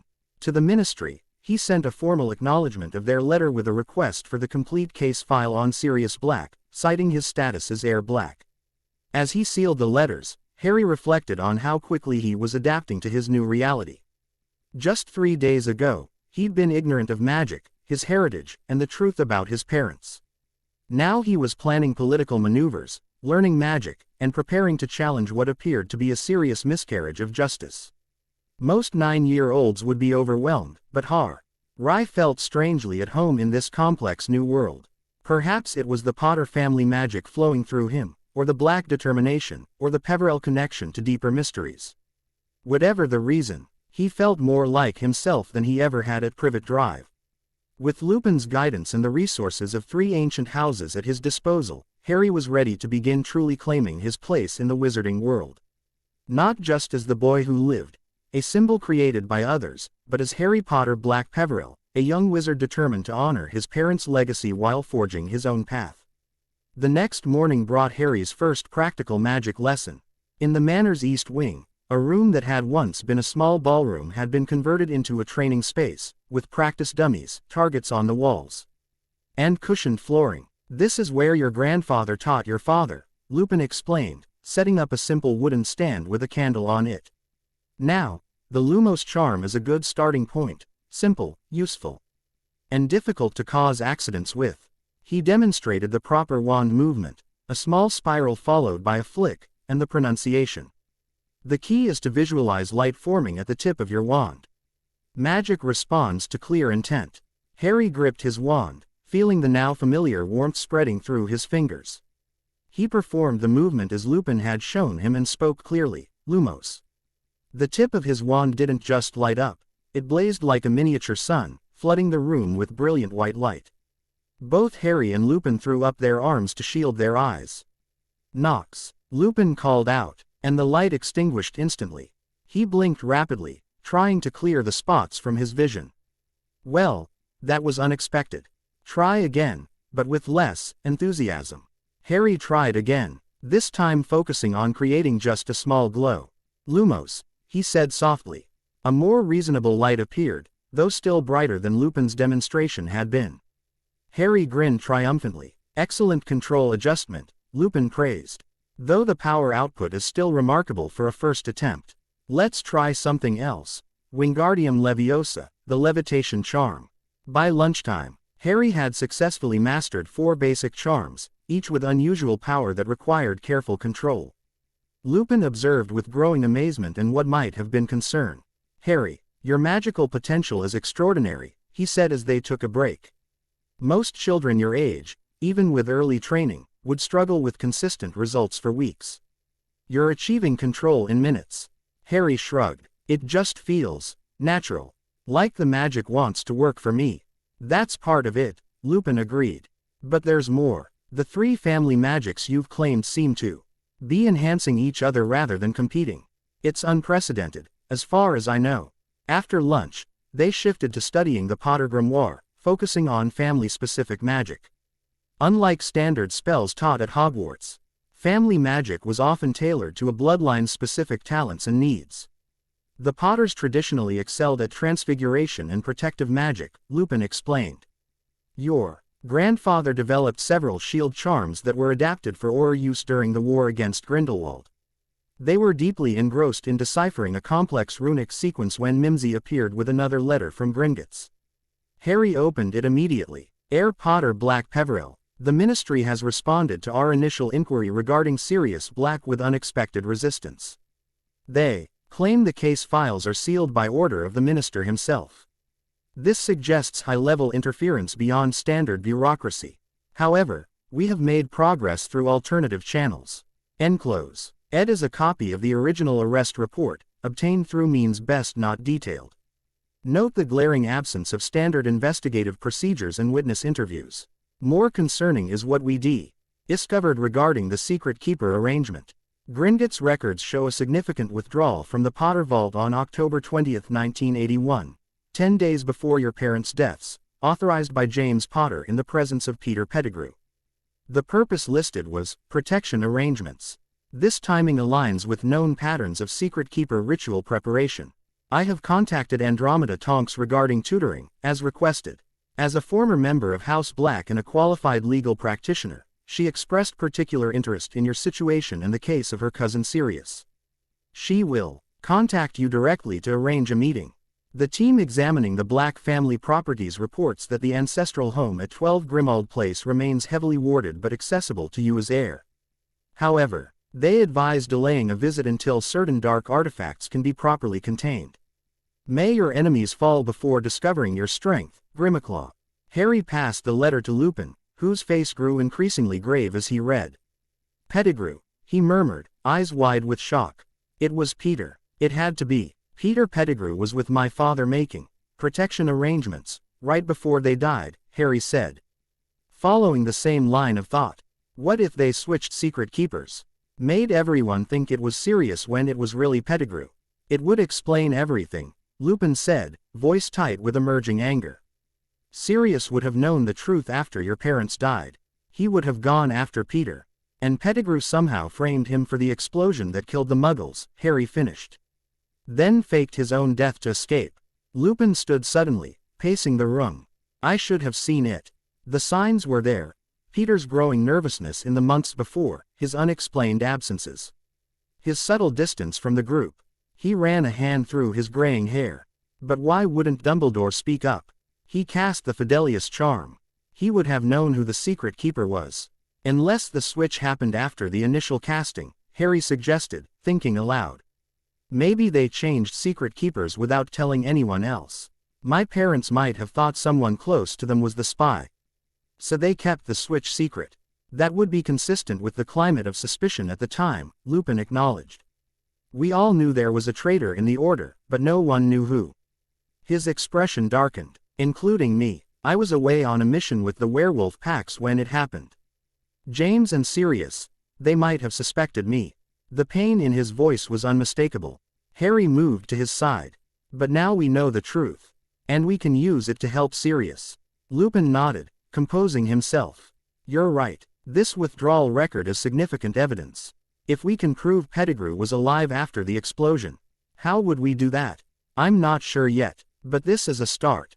He gestured to the arrest report. Look here. No wand examination to determine which spells were cast.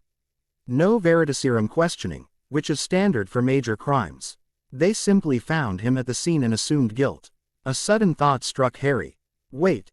If Pettigrew faked his death, he must be hiding somewhere. Could he be a danger to us if he discovers what we're doing? Lupin looked impressed with Harry's reasoning. An excellent point. Yes. If Peter betrayed your parents and framed Sirius, he's both dangerous and desperate. We should increase security precautions immediately. They spent the rest of the day strengthening the manor's defenses.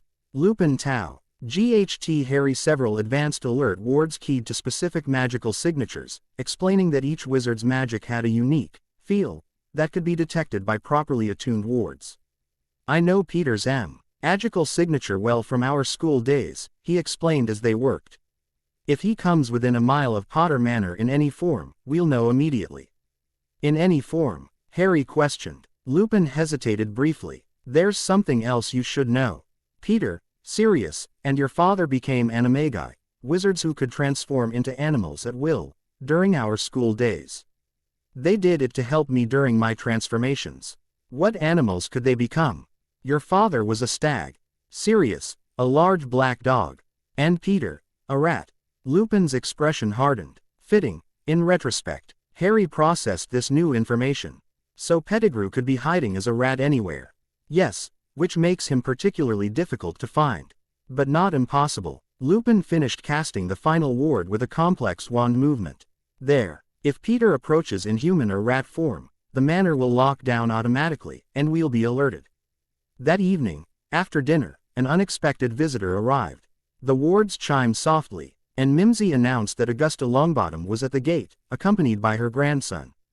This is earlier than expected, Lupin noted with surprise. Grimmaclaw must have contacted her immediately. Harry, remembering Lupin's positive assessment of the Longbottoms, instructed Mimsy to bring them to the formal sitting room. We should greet them properly, he told Lupin. What do I need to know about Lady Longbottom? Augusta Longbottom is the formidable matriarch of an ancient and noble house, traditionally aligned with House Potter in the Wizengamot, Lupin explained quickly. Her son Frank and daughter-in-law Alice were your parents' close friends and fellow Order members. They were attacked shortly after Voldemort's fall and have been in St. Mungo's, the Wizarding Hospital, ever since. Augusta raises their son Neville, who is exactly your age. What happened to them? Harry asked. A shadow crossed Lupin's face. They were tortured into insanity by Death Eaters looking or information about Voldemort's whereabouts after his fall. The Lestranges and Barty Crouch Jr. believed they knew what happened to their master. Before Harry could process this tragedy, Mimsy arrived with their guests. Augusta Longbottom lived up to the descriptor, formidable, tall and regal, dressed in elegant emerald robes, with a hat topped by a stuffed vulture. Her face was lined but her posture straight, and her eyes sharp with intelligence. Beside her stood a round-faced boy who seemed to be trying to disappear into his grandmother's shadow. Neville Longbottom had brown hair and a nervous expression, but Harry noticed a kindness in his eyes that immediately put him at ease. Potter-Black-Peverell, Lady Longbottom greeted him formally. House Longbottom thanks you for your welcome. Harry, taking his cue from Lupin's subtle gestures, replied, House Potter-Black-Peverell welcomes House Longbottom. Please, be comfortable in our home. The formality seemed to satisfy Augusta, who nodded approvingly before turning to Lupin. Remus Lupin, it has been some years. Lady Augusta, Lupin inclined his head respectfully. Thank you for coming on such short notice. When I've word that the heir of House Potter had reclaimed his birthright and was seeking connections to his parents' allies, I could hardly delay. Her piercing gaze returned to Harry. Though I confess, I did not expect to find him quite so young. Age is just a number, Lady Longbottom, Harry replied with a confidence that surprised even himself. Legacy and responsibility are what truly matter. A spark of approval lit the elderly witch's eyes. Well said, young heir. Perhaps there is more of your grandmother Doria in you than your appearance would suggest. They settled into comfortable chairs while Mimsy served tea. After exchanging pleasantries, Augusta addressed the purpose of her visit directly. I understand you are establishing your position without Dumbledore's guidance or interference. A bold move, but one I find myself supporting. She sipped her tea. The Longbottoms and Potters have been allies for 7 generations. It would please me to see that alliance continue with your generation. Harry glanced at Neville, who looked up briefly before returning his gaze to his teacup. I would like that very much, Lady Longbottom. Though I'm still learning about the political landscape of the wizarding world. Which brings us to why I'm here, she said. I understand you're seeking tutors in various subjects, including wizarding culture and etiquette. I would be pleased to provide instruction in these areas, with the understanding that Neville would join your lessons. The boy needs exposure to peers of appropriate standing. Harry brightened at this prospect. Having another boy his age around would be a welcome change from years of isolation. That sounds brilliant. I mean, that would be most agreeable, Lady Longbottom. Augusta's mouth twitched in what might have been amusement. Your enthusiasm is refreshing, if somewhat unrefined. We shall work on that. The conversation turned to practical matters, scheduling lessons, topics to be covered, and Augusta's expectations. Throughout, Neville remained silent until Harry directly addressed him. Are you looking forward to Hogwarts, Neville? He asked. The boy looked startled at being addressed. Yes, if I get in. Augusta made a disapproving noise. The boy has shown disappointingly little magic thus far. His great-uncle Algy has tried various methods to encourage manifestation, with limited success. RRY frowned slightly at her dismissive tone. Well, we're both only 9. There's still time, isn't there? Of course there is, Lupin interjected gently. Many wizards and witches show later development, particularly those with significant magical potential. The magic builds up before expressing itself. Neville shot Lupin a grateful look. Have you ever had a wand to try with? Harry asked, genuinely curious. Augusta answered before Neville could speak. He uses his father's wand for basic exercises. It's important he honor Frank's legacy. Lupin and Harry exchanged a quick glance, both recognizing the flaw in this approach. Wands chose wizards, not the other way around. Using another's wand, especially for a child still developing magical control, could be significantly hampering Neville's progress. Perhaps during our lessons, we might explore different approaches to magical theory, Harry suggested diplomatically. I've found that understanding the foundations makes practical application easier. To his surprise, Augusta nodded thoughtfully. There is wisdom in that approach. Very well, we shall begin next Monday. 3 hours each morning, covering deportment, lineage recognition, political structures, and appropriate social interactions. As they prepared to leave, Harry addressed Neville directly once more. I'm really looking forward to our lessons together, Neville. It'll be nice to have someone my own age around. The shy boy managed a small smile. Me too. Gran doesn't usually. Thank you. After their departure, Harry turned to Lupin. Neville seems nice, but why is his grandmother so hard on him? Lupin sighed. Augusta lost her son and daughter-in-law in all but body. Frank was a highly respected Auror, and Alice was equally talented. I suspect Augusta's expectations for Neville are colored by her grief and desire to see Frank's legacy continued. And using his father's wand. Is that helping him? Almost certainly not, Lupin admitted. The wand chooses the wizard. As Ollivander would say, using an unmatched wand can severely restrict magical development. But Augusta is traditional in her views. Harry thought about this as they prepared for bed. Maybe we can help Neville somehow during our lessons. Show Augusta that he has his own strengths. That's a kind thought, Harry, Lupin smiled. Very much like your mother. Lily always saw the potential in people, even when they couldn't see it themselves. The following days established a routine that would shape Harry's life over the coming year. Mornings began with magical theory and practical spellwork with Lupin. Harry's progress continued to astound his tutor, as he mastered first-year charms and transfiguration spells with remarkable speed. Your magical core is unusually developed for your age, Lupin observed as Harry successfully transfigured a matchstick into a perfect silver needle on his third attempt. And your control is improving rapidly. At this rate, you'll be ready for second-year material within months. After lunch came physical training, flying lessons on the Quidditch pitch, where Harry displayed a natural talent that would have made his father proud. And basic defensive stances and movements. Magical dueling isn't just about spells, Lupin explained as they practiced. Movement, positioning, and anticipation are equally important. A properly timed dodge can be as effective as a shield charm, and uses less magical energy. Late afternoons were devoted to studying the family grimoires or Lily's research notes, with Lupin providing context and explanations for complex magical concepts. Evenings often found them in the library, researching Sirius's case or discussing wizarding politics and history. Professor McGonagall's visit proved informative and emotional. After taking a magical oath not to reveal Harry's location, she spent an afternoon sharing stories about James and Lily as students and later as members of the Order of the Phoenix. She also brought photographs, precious images of Harry's parents at Hogwarts, at their wedding, and holding him as an infant. Your father was the most talented transfiguration student I ever taught, she told Harry. Her usual stern demeanor softening with fond remembrance. And your mother's charm work was revolutionary. Professor Flitwick still uses her theoretical models in advanced classes. When Harry cautiously broached the subject of Sirius Black, McGonagall's expression grew troubled. I had my doubts at the time, she admitted. Black's devotion to your father was legendary. But the evidence seemed overwhelming, and those were chaotic, frightening days. We have reason to believe Pettigrew may have been the actual secret keeper, Harry explained, sharing what they had discovered. McGonagall's eyes widened. That would explain certain inconsistencies I noted at the time. If you're pursuing this officially, Mr. Potter, I would be willing to provide testimony regarding the character of both men as I knew them. Her support added another valuable ally to Harry's growing circle.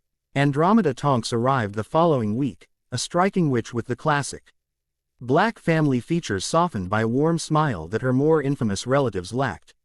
She brought with her an exuberant daughter, Nymphadora, call me Tonks or die, a Hogwarts sixth year with the rare ability to change her appearance at will. Watch her, little cousin. Tonks greeted Harry cheerfully, her hair shifting from purple to turquoise as she spoke. Proper mental, all this, isn't it? One day you're normal, next day you're heir to half the wizarding fortunes in Britain. Her irreverent attitude was refreshing after the formality Harry had encountered from most adult wizards. While Andromeda discussed legal strategies with Lupin regarding Sirius's case, Harry and Tonks explored the manor grounds, with the older girl entertaining him with Hogwarts stories and demonstrations of her metamorphagus abilities. Mum nearly had kittens when she got Grimaclaw's letter, Tonks confided as they skipped stones across the manor's lake. She's been trying to get Uncle Sirius a trial for years. But nobody would listen to the witch who married a Muggle-born. Now with you backing it as heir Black. She grinned wickedly. Let's just say certain stuffy ministry types are about to have a very bad day. Andromeda proved to be a formidable legal mind and an excellent teacher of wizarding politics. Under her tutelage, Harry began to understand the complex web of alliances, rivalries, and traditions that governed magical Britain. She was particularly helpful in explaining the unique position his triple inheritance placed him in. The Potter family has traditionally aligned with progress. I've values while maintaining respect for magical traditions, she explained. The Blacks, conversely, are known for conservatism and blood purism, though outliers like Sirius and myself exist. The Peverell legacy is more mysterious but carries tremendous historical weight. You have the unprecedented opportunity to bridge multiple political factions. His education expanded to include regular lessons with Augusta Longbottom, whose strict methods were balanced by her encyclopedic knowledge of wizarding customs and family histories. As Harry had hoped, Neville joined these sessions, and a friendship began to form between the two boys. Harry quickly noticed that Neville's magical confidence was indeed hampered by using his father's wand and by his grandmother's intimidating presence. During one lesson, when Augusta briefly left the room, Harry encouraged Neville to try a simple Lumos spell with Harry's wand instead. The difference was immediate and dramatic. Where Neville had struggled to produce even a flicker with his father's wand, Harry's wand lit up brightly in his hand, not with the blazing intensity it showed for Harry, but with respectable power. "See," Harry said excitedly, "it's not you, Neville. It's the wand. You need your own." The look of wonder and dawning hope on Neville's face was worth any potential scolding from Augusta. When she returned, Harry carefully presented their discovery, emphasizing the magical theory Lupin had taught him about wand compatibility. "With respect, Lady Longbottom," he said formally, "Neville shows clear magical potential when using a wand that better matches his core. While honoring his father's legacy is important, wouldn't continuing that legacy through magical achievement be even more meaningful?" Augusta's initial displeasure gave way to thoughtful consideration as she witnessed Neville successfully casting basic charms with Harry's wand. Perhaps an assessment at Ollivander's would be appropriate, she finally conceded. The victory was small but significant. More importantly, it cemented Neville's friendship and loyalty as he recognized that Harry saw value in him when others didn't. Throughout these weeks of intensive learning, Harry continued pursuing Sirius's case with single-minded determination. Andromeda filed formal requests for a case review with the Department of Magical Law Enforcement, while Lupin used his connections to gather witness statements from the night of the explosion.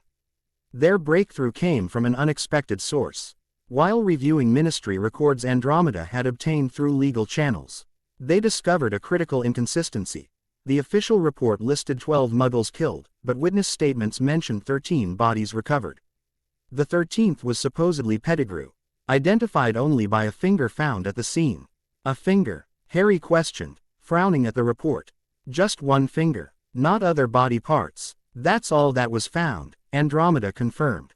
His official explanation was that the explosion disintegrated the rest of his body, but not the other victims. Lupin looked increasingly disturbed. "And not his clothes. It makes no sense. Unless he cut off his own finger before transforming into a rat and escaping through the sewer," Harry suggested, the pieces falling into place. "That would explain everything." Andromeda and Lupin stared at him, then at each other. Out of the mouths of babes, Andromeda murmured, "It's the simplest explanation that fits all the facts. And it means Peter is still alive," Lupin said grimly, "hiding somewhere in his animagus form." This theory became the centerpiece of their legal strategy, combining the evidence of the Gringotts withdrawal suggesting Pettigrew was the secret keeper, the inconsistencies in the explosion investigation, and the intact Godfather vow. They built a compelling case for at least granting Sirius a proper trial. By mid-September, their efforts bore fruit. The Department of Magical Law Enforcement, under pressure from both the legal filings and discreet political leverage applied by allies Augusta had helped identify, agreed to a preliminary hearing to determine if a full trial was warranted. "It's scheduled for October 5th, Andromeda announced as they gathered in the Manor's study. A closed session with the head of the DMLE, Amelia Bones, presiding. Susan's aunt, Harry noted, thinking of another young heir he'd met during a supervised playdate Augusta had arranged. "Is that good for us?" "Very," Lupin confirmed. "Amelia is scrupulously fair and has no low-va for the shortcuts taken during the post-war trials. If anyone will give our evidence objective consideration, it's her." "Will I need to attend?" Harry asked. Andromeda shook her head. "Not this preliminary hearing. I'll represent the Black family interests, with you as the petitioner. If a full trial is granted, your presence may be requested, but we can address that when the time comes." The days leading up to the hearing were tense with anticipation. Harry threw himself into his studies, finding that magical practice helped distract him from the anxiety of waiting. His progress continued to impress his tutors, particularly in defensive magic, where he showed an intuitive understanding of shield charms and counter jinxes. The Potter affinity for protective magic is strong in you, Lu. Pin observed after Harry mastered Protega, a shield charm normally taught to third years. Combined with your mother's talent for charms, you have exceptional potential, Harry. On October 5th, Harry could barely concentrate on his lessons with Neville and Augusta. Every few minutes, his eyes drifted to the grandfather clock in the corner of the study, calculating how long the hearing had been in session. Finally, late that afternoon, Andromeda returned to Potter Manor. The moment she stepped through the flow, Harry knew they had won. Despite her professional composure, she couldn't quite suppress the triumphant gleam in her eyes. Amelia Bones has ordered a full trial for Sirius Black, to be held in 2 weeks' time, she announced. Furthermore, she has authorized his immediate transfer from Azkaban to a secure medical ward at St. Mungo's for evaluation and treatment pending the trial. Harry's heart soared. Even if the final verdict was still uncertain, getting Sirius out of Azkaban was a tremendous victory. Will we be able to see him? Andromeda's expression softened. Not immediately. After 8 years with the Dementors, he'll need time to recover physically and mentally. But I've been named his legal counsel, which gives me visitation rights. I'll keep you informed of his condition. Did Dumbledore attend the hearing? Lupin asked, his tone carefully neutral. He did, as Chief Warlock. Andromeda confirmed. His position was interesting. He didn't oppose our petition but suggested caution and thorough examination of all facts. Politically neutral while covering all possibilities. Typical, Lupin murmured. What happens now? Harry asked. Now, we prepare for the full trial, Andromeda explained. We'll need to present our complete case, the secret keeper switch, the missing investigation elements, the Godfather vow, and the theory about Pettigrew's survival. Amelia has already authorized an examination of Sirius's wand, which was held in Ministry evidence, to determine the last spells he cast. Could we win even without finding Pettigrew? Harry asked. Possibly, Andromeda said cautiously. Our case for reasonable doubt is strong. But definite proof of Pettigrew's survival would guarantee victory. Harry turned to Lupin. How would a rat animagus stay hidden for 8 years? Lupin considered this. He'd need to be somewhere safe, with food and shelter, where a rat wouldn't draw attention. Ideally with access to wizarding news so he'd know if it was ever safe to emerge. His eyes narrowed in thought. A wizarding household with low TS of activity to mask his magical signature. A family with children, Harry suggested, following the logic. Children who might keep a pet rat. Precisely, Lupin agreed. But there are thousands of wizarding families in Britain. Finding one specific rat would be nearly impossible without more information. Unless, Andromeda said slowly, we could identify some distinguishing feature. Agus transformations sometimes retain markers from the human form. Peter's animagus form had one unusual feature, Lupin recalled, eyes distant with memory. A toe missing on one front paw, corresponding to the finger he must have cut off. Quote, a rat missing a toe, Harry repeated. That's something specific we could search for. They began formulating a plan to discreetly inquire among wizarding families about pet rats with missing toes. Andromeda suggested starting with Hogwarts students, as many brought pets to school, and the confined environment would make searching more manageable. As they discussed strategies, Harry felt a growing sense of purpose and hope. The path to justice for Sirius, and by extension, for his parents, was becoming clearer. Each step forward strengthened his connection to the magical world and to the legacy his parents had left him. That night, before sleeping, Harry stood at his bedroom window gazing at the stars. Somewhere out there, his godfather was being moved from the nightmare of Azkaban to the relative sanctuary of St. Mungo's. Soon, Harry might have another link to his parents, another piece of the family he'd been denied for so long. The 3 rings on his hand, invisible but ever present, felt warm against his skin, as if the family magics approved of his efforts. In less than 3 months, Harry had gone from an unwanted burden at Privet Drive to the active heir of 3 magical houses, with allies, education, and a growing sense of his own power and purpose. He thought of his parents' letters, now read so many times he had memorized them. Live boldly, stand for what's right, His father had urged. Harry intended to do exactly that.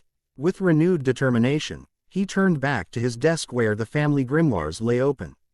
There was still so much to learn, so much to prepare for. The trial was only the beginning. Beyond that lay Hogwarts, political responsibilities, and whatever threat the prophecy might still hold. But for the first time in his life, Harry didn't face these challenges alone. He had Lupin's guidance, Andromeda's legal brilliance, Augusta's political acumen, Neville's friendship, and soon, hopefully, Sirius's support as well. The boy who lived was becoming the heir who learned, claiming not just his inheritance of gold and titles, but the more valuable legacy of knowledge, connections, and purpose that his parents had always intended for him. Chapter 2 End. Chapter 3. Shadows of the Past. The day of Sirius Black's trial arrived with a crackling tension that seemed to permeate the very air of Potter Manor. Huff Harry wouldn't be attending the closed proceedings at the ministry. He found it impossible to concentrate on his lessons. Even Augusta Longbottom, normally strict about maintaining focus during their etiquette training, recognized his distraction and dismissed him early. A young heir must learn to manage personal concerns while fulfilling obligations, she had noted, not unkindly. But today is exceptional. We shall resume tomorrow when matters are settled. Now Harry paced the Manor's East drawing room, where a secure flow connection had been established to receive news from Andromeda directly after the verdict. Remus sat nearby, outwardly calm but betrayed by the occasional nervous adjustment of his worn cuffs. What time did Andromeda say the trial would end? Harry asked for the third time that hour. Wizengamot proceedings are unpredictable, Remus reminded him gently. Especially for cases of this significance. It could be an hour, or it could stretch well into the evening. Harry nodded, trying to quell his impatience. At the very least, he could be productive while they waited. He retrieved the Black family grimoire from his study and settled into an armchair across from Remus. The ancient tome had proven challenging to access, initially refusing to open for him despite his status as heir. Only after Andromeda had guided him through a complex blood ritual acnol, edging both his claim and his unorthodox lineage, had the book yielded its secrets. Unlike the Potter grimoire with its straightforward approach to protective magic and transfiguration, the Black family knowledge was layered with complexity and moral ambiguity. Some spells required emotional states Harry found disturbing, while others operated in magical domains beyond his current comprehension. I still don't understand this section on soul magic, Harry said, frowning at an elaborate diagram showing ethereal connections between various points. It seems important to the Black family legacy, but the explanations assume knowledge I don't have. Remus glanced up from his own book, expression cautious. Soul magic is among the most ancient and dangerous magical disciplines. The Black family was known for preserving knowledge others considered too perilous or controversial. But it's not all dark, is it? The grimoire mentions protective applications, bonds of guardianship and family preservation. Magic itself isn't inherently dark or light, Remus explained, setting aside his book to give Harry his full attention. Intent and consequence determine such classifications. The Blacks traditionally explored magic's boundaries without much concern for ethical restraints, but that doesn't mean all their knowledge is corrupt. Harry considered this, running his fingers along the intricate illustrations. Like the Godfather ritual Sirius performed with me as a baby. That's a form of soul magic, isn't it? Creating a magical bond that prevented him from betraying my parents. Precisely, Remus nodded, impressed by Harry's insight, a benevolent application of principles that could, in different contexts, be used harmfully. This is why magical education emphasizes ethics alongside technique. Power without moral framework is dangerous. Their philosophical discussion was interrupted by the sudden flaring of the fireplace, flames shifting from orange to emerald green. Both Harry and Remus leapt to their feet as Andromeda Tonks's head appeared in the flames.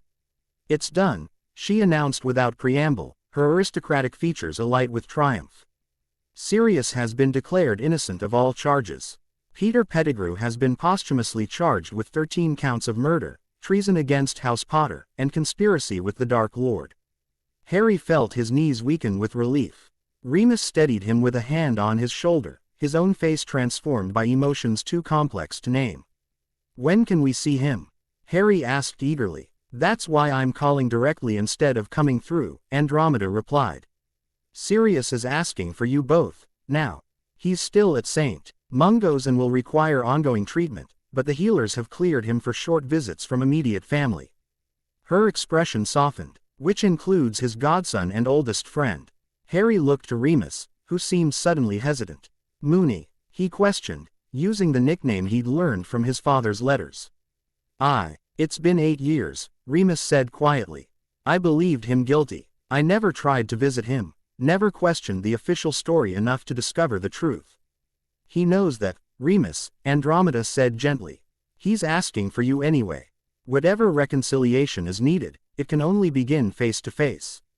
After a moment's more hesitation, Remus nodded. We'll come through. Is the connection secure for travel? Yes, I've arranged a private flow directly to Sirius's room in the Janus Thicky ward. The password is, Padfoot returns. Once Andromeda's head disappeared from the flames, Harry rushed to change into proper wizarding robes. Augusta's lessons on appropriate attire for different occasions had impressed upon him the importance of presenting himself properly as an heir, especially for significant public appearances. Returning to the drawing room, he found Remus also changed, though his robes remained somewhat shabby despite obvious efforts to repair them. Harry had offered many times to provide his tutor with new clothing, but Remus's pride had proven difficult to overcome. Ready? Remus asked, his voice tight with nervous anticipation. Harry nodded, suddenly feeling his own flutter of anxiety. He had fought so hard for this moment, to meet the godfather his parents had chosen for him, to free an innocent man, yet now he found himself wondering what Sirius would think of him. Would he measure up to James Potter's son in his godfather's eyes?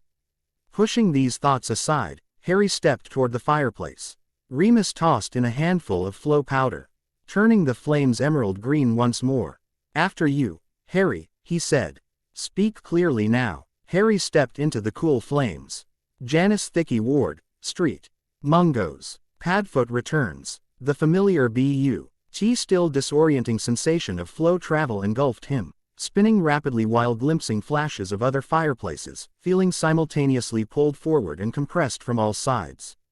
Then, abruptly, he stumbled out into a private hospital room. The space was bright and airy, with tall windows charmed to show a peaceful countryside vista despite Street Mungo's actual urban location. Magical Mon. Touring instruments hummed softly beside a comfortable-looking bed, where a man sat propped up against pillows, watching the fireplace with intense anticipation. Sirius Black bore the unmistakable hallmarks of Azkaban. Once handsome features were gaunt, his skin waxy pale from years without sunlight. Long black hair hung lank around hollow cheeks, and his hospital robes hung on a frame that had lost significant muscle mass. But his gray eyes burned with an inner fire that even Dementors hadn't extinguished, and as they fixed on Harry, they widened with emotion. Harry, he breathed, voice raspy from disuse. Merlin's beard. You look so much like James. Before Harry could respond, the fireplace flared again, and Remus stepped out with considerably more grace than Harry had managed. For a tense moment, the two old friends simply stared at each other, decades of history hanging in the space between them. Moony, Sirius finally said, his voice breaking slightly. Padfoot, Remus replied, his own voice thick. I should have known. I should have believed in you. Sirius shook his head. We all believed what we were meant to believe. It was a time of paranoia and mistrust, exactly what Voldemort wanted. What matters is that you're here now. The simple absolution seemed to release something in Remus. 3 quick strides brought him to Sirius's bedside, where the two men embraced awkwardly but fiercely. Harry watched this reunion with a lump in his throat, feeling both part of and separate from the moment. These men had history that preceded him, bound them together in ways he was only beginning to understand. When they finally broke apart, both suspiciously bright-eyed, Sirius turned his attention back to Harry. He extended a trembling hand. Come here, let me look at you properly, he requested. Harry approached the bed, suddenly shy despite months of fighting for this very meeting. Sirius's gaze traveled over him with wonder and a hunger that spoke of years of deprivation, not just of food and comfort, but of human connection. Lily's eyes, he murmured. But James in almost everything else. His hand reached out to touch Harry's shoulder, as if confirming he was real. The last time I saw you, you were little more than a baby. I'd swing you onto my shoulders, and you'd pull my hair and laugh." His voice faltered, and Harry saw the man fighting to master emotion. Ns too powerful to express after years of Dementor-enforced numbness. Without conscious thought, Harry moved forward and did what felt natural. He hugged his godfather. Sirius froze for a split second. Before his arms came around Harry with surprising strength, holding him as though afraid he might disappear. Over Sirius's shoulder, Harry met Remus's gaze and saw approval there, along with something that might have been pride. When they finally separated, Sirius kept one hand on Harry's arm, seemingly unwilling to break physical contact entirely. "They tell me you're the one who got me out of that hellhole," he said. "That you claimed your inheritance and started investigating my case." Harry nodded. "When I found out I had a godfather who should have been raising me instead of the Dursleys." "The Dursleys?" Sirius interrupted, his expression darkening. "Petunia and that walrus husband of hers. That's where Dumbledore put you." "Yes," Harry confirmed. "In a cupboard under the stairs, actually." The temperature in the room seemed to drop several degrees as Sirius's face transformed with cold fury. The family resemblance to the darker blacks became suddenly apparent in the aristocratic angles of his face and the dangerous gleam in his eyes. "A cupboard," he repeated, his voice deceptively soft. "They put my godson, the heir to House Potter and House Black, in a cupboard." Remus stepped closer. "Sirius," he cautioned, "your magical core is still stabilizing. Extreme emotions could what, Moony?" Sirius interrupted, his voice rising. "Trigger accidental magic, make me lose control. Good. 8 years of having every happy memory, every positive emotion sucked out of me by those soul-eating monsters, and now I find out that while I was rotting in Azkaban, Harry was being treated like a house elf by those magic-hating muggles." As if responding to his emotions, the monitoring instruments beside the bed began beeping rapidly. The water glass on the bedside table shattered, and the windows rattled in their frames. Sirius was displaying the kind of uncontrolled magic usually seen in children, his weakened state and powerful emotions bypassing adult control mechanisms. "I'm fine now," Harry said quickly, squeezing his godfather's hand. "I've claimed my inheritance, I'm living at Potter Manor, and Remus has been teaching me magic. The Dursleys can't touch me anymore." His words seemed to penetrate Sirius's anger. The magical disturbances subsided, though the dangerous light in his eyes remained. "Potter Manor," Sirius repeated, focusing on this positive element. "Your father's childhood home. That's good. But Dumbledore," he practically spat the name, "has much to answer for." "There will be time for that," Remus said firmly. "Right now, your priority needs to be recovery. The healers say your magical core was severely damaged by prolonged Dementor exposure. You need time to heal before confronting anyone." A knock at the door interrupted them. A healer entered, frowning at the monitoring instruments. "Mr. Black, your magical levels are spiking dangerously. I must ask your visitors to keep conversation calm and positive during these early stages of recovery." Sirius made a visible effort to compose himself. "I'm fine. Just some justified indignation on my godson's behalf." The healer looked skeptical but merely adjusted something on one of the instruments before departing with a warning that the visit should conclude within 30 minutes. Once they were alone again, Sirius turned his attention back to Harry. "Tell me everything," he requested. "How you discovered your inheritance, what you've been learning, what your plans are. I've missed so much." For the next half hour, Harry recounted the key events since the Gringotts letter had arrived at Privet Drive. Sirius listened with rapt attention, occasionally interjecting questions or observations. His face lit up with pride when Harry described mastering spells beyond his age level, and darkened again when Harry mentioned Dumbledore's attempted legilimency at the bank. That manipulative old Sirius caught himself, mindful of the monitoring instruments. "Well, it doesn't surprise me. Dumbledore always believed he knew what was best for everyone, regardless of their own wishes. He tried to stop me from claiming my inheritance," Harry explained. "Said I was too young to make such decisions. And yet you were apparently old enough to be raised by magic-hating muggles without any contact with your own world," Sirius countered bitterly.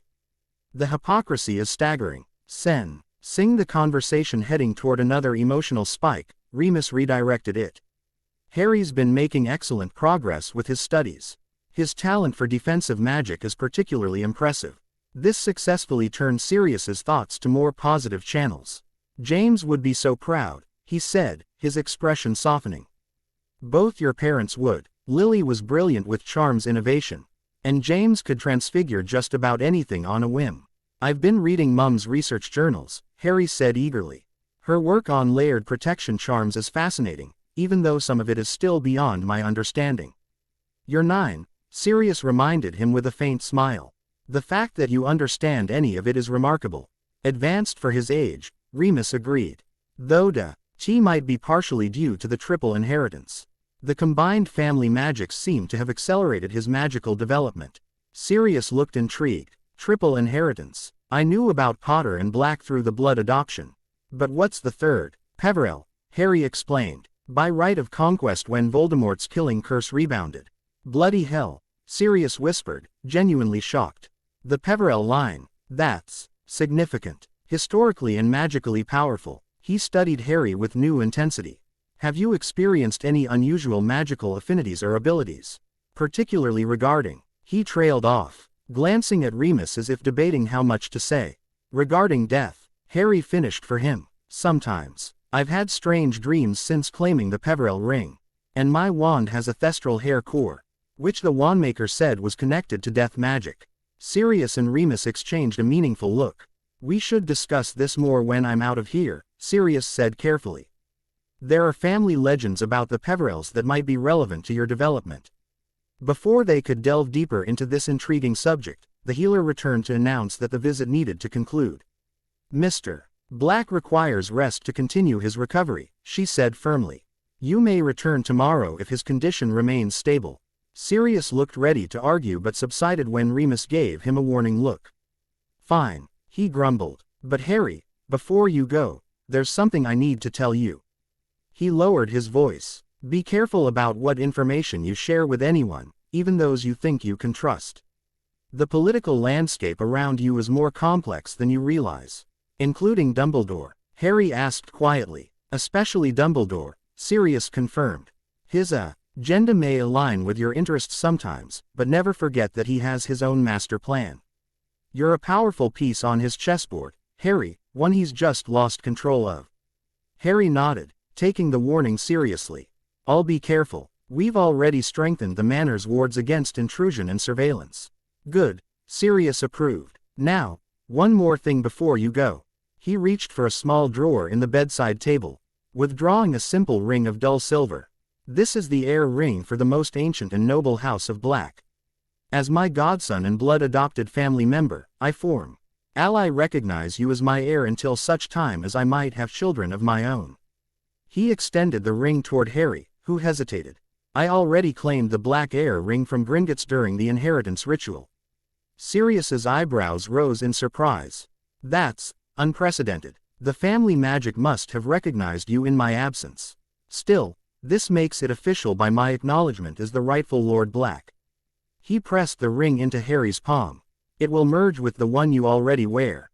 When Harry touched the ring to his finger where the invisible Black heir ring already rested, a brief flash of silver light flared. The ring disappeared, but Harry felt a subtle shift in the family magic flowing through him, as if a temporary connection had become permanent. Thank you, Harry said, recognizing the significance of this formal acknowledgement. Sirius nodded, his expression serious. We'll talk more tomorrow. There's much I need to tell you about your parents, about the war, and about what might still threaten you in the future. With promises to return the following day, Harry and Remus bid Sirius goodbye and returned through the flow to Potter Manor, where an excited Mimsy informed them that several owls had arrived during their absence. The first letter bore the official ministry seal. To Heir Potter-Black-Peverell.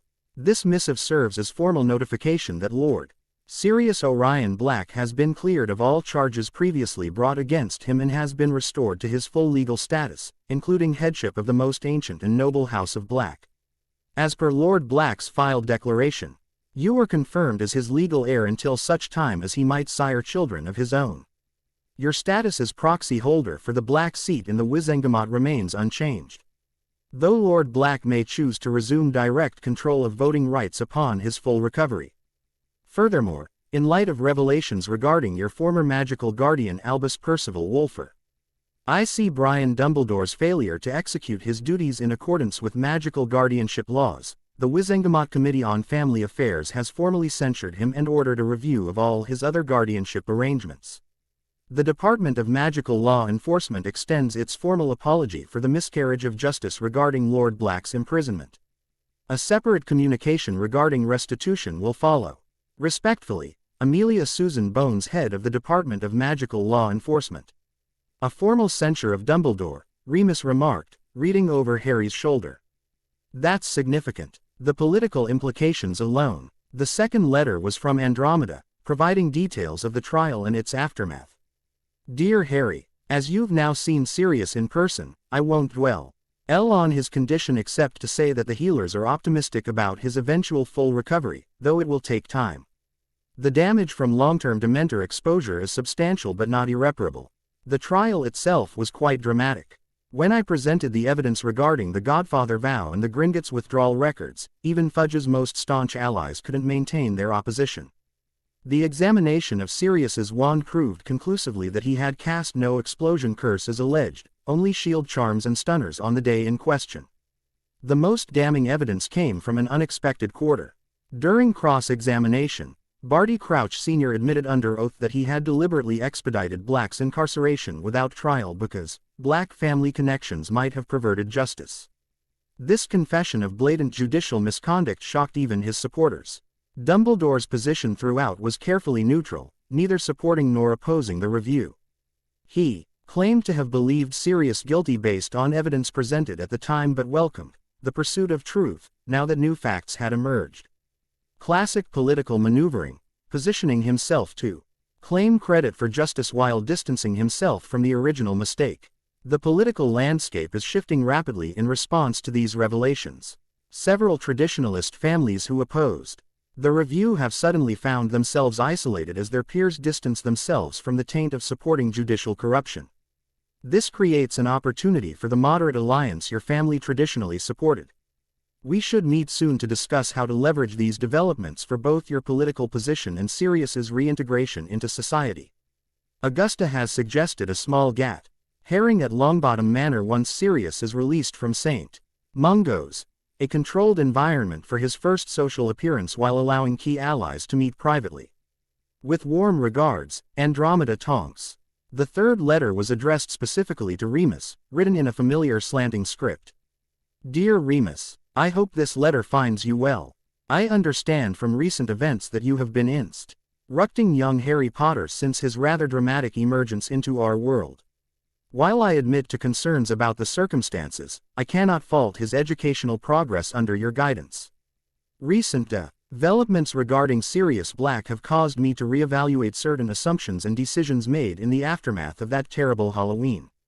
While I maintain that my primary concern has always been Harry's safety, I acknowledge that mistakes may have been made in execution. I would welcome an opportunity to speak with you directly about Harry's future education and preparation for Hogwarts. There are matters regarding his unique position that transcend our current differences of approach. If you are amenable, perhaps we might meet at the Hog's Head in Hogsmeade, where privacy can be assured. Please send your response via return owl. Yours sincerely, Albus Dumbledore. Remus read this letter twice before handing it to Harry. Dumbledore's extending an olive branch, he observed. Or at least appearing to. Harry frowned as he read the carefully worded missive. He doesn't actually apologize for anything. Just acknowledges that mistakes may have been made, without taking responsibility for making them. Good observation. Remus nodded approvingly. You're developing a keen eye for political language. Should I meet with him? Harry considered this. It might be useful to know what he's thinking. But I don't want you to make any commitments on my behalf. Of course not, Remus assured him. Any educational decisions remain yours to make, with Sirius's input once he's recovered enough to participate. I'll simply listen and gather information. Then yes, I think you should meet him, Harry decided. Just be careful, Sirius warned about Dumbledore seeing me as a piece on his chessboard. A apt metaphor, Remus agreed. Albus has always played the long game, sometimes at the expense of individual pieces. He began drafting a response, accepting the meeting but setting clear parameters. That evening over dinner, Harry and Remus discussed the day's events and their implications for the future. The political landscape was indeed shifting, presenting both opportunities and challenges for a 9-year-old heir navigating the complex world of wizarding politics. With Sirius officially cleared and assuming his position as Lord Black, you gain a powerful adult ally in the Wizengamot, Remus explained. But it also means certain factions will see you as an even greater threat to their interests. The traditionalists who supported Voldemort?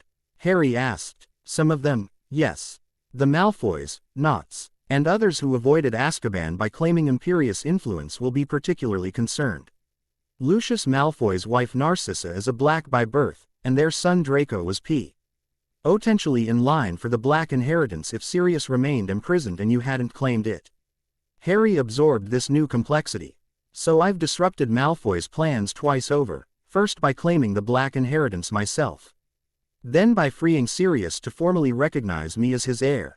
Precisely, Remus confirmed. Expect some form of response, though Lucius is too politically savvy for direct confrontation.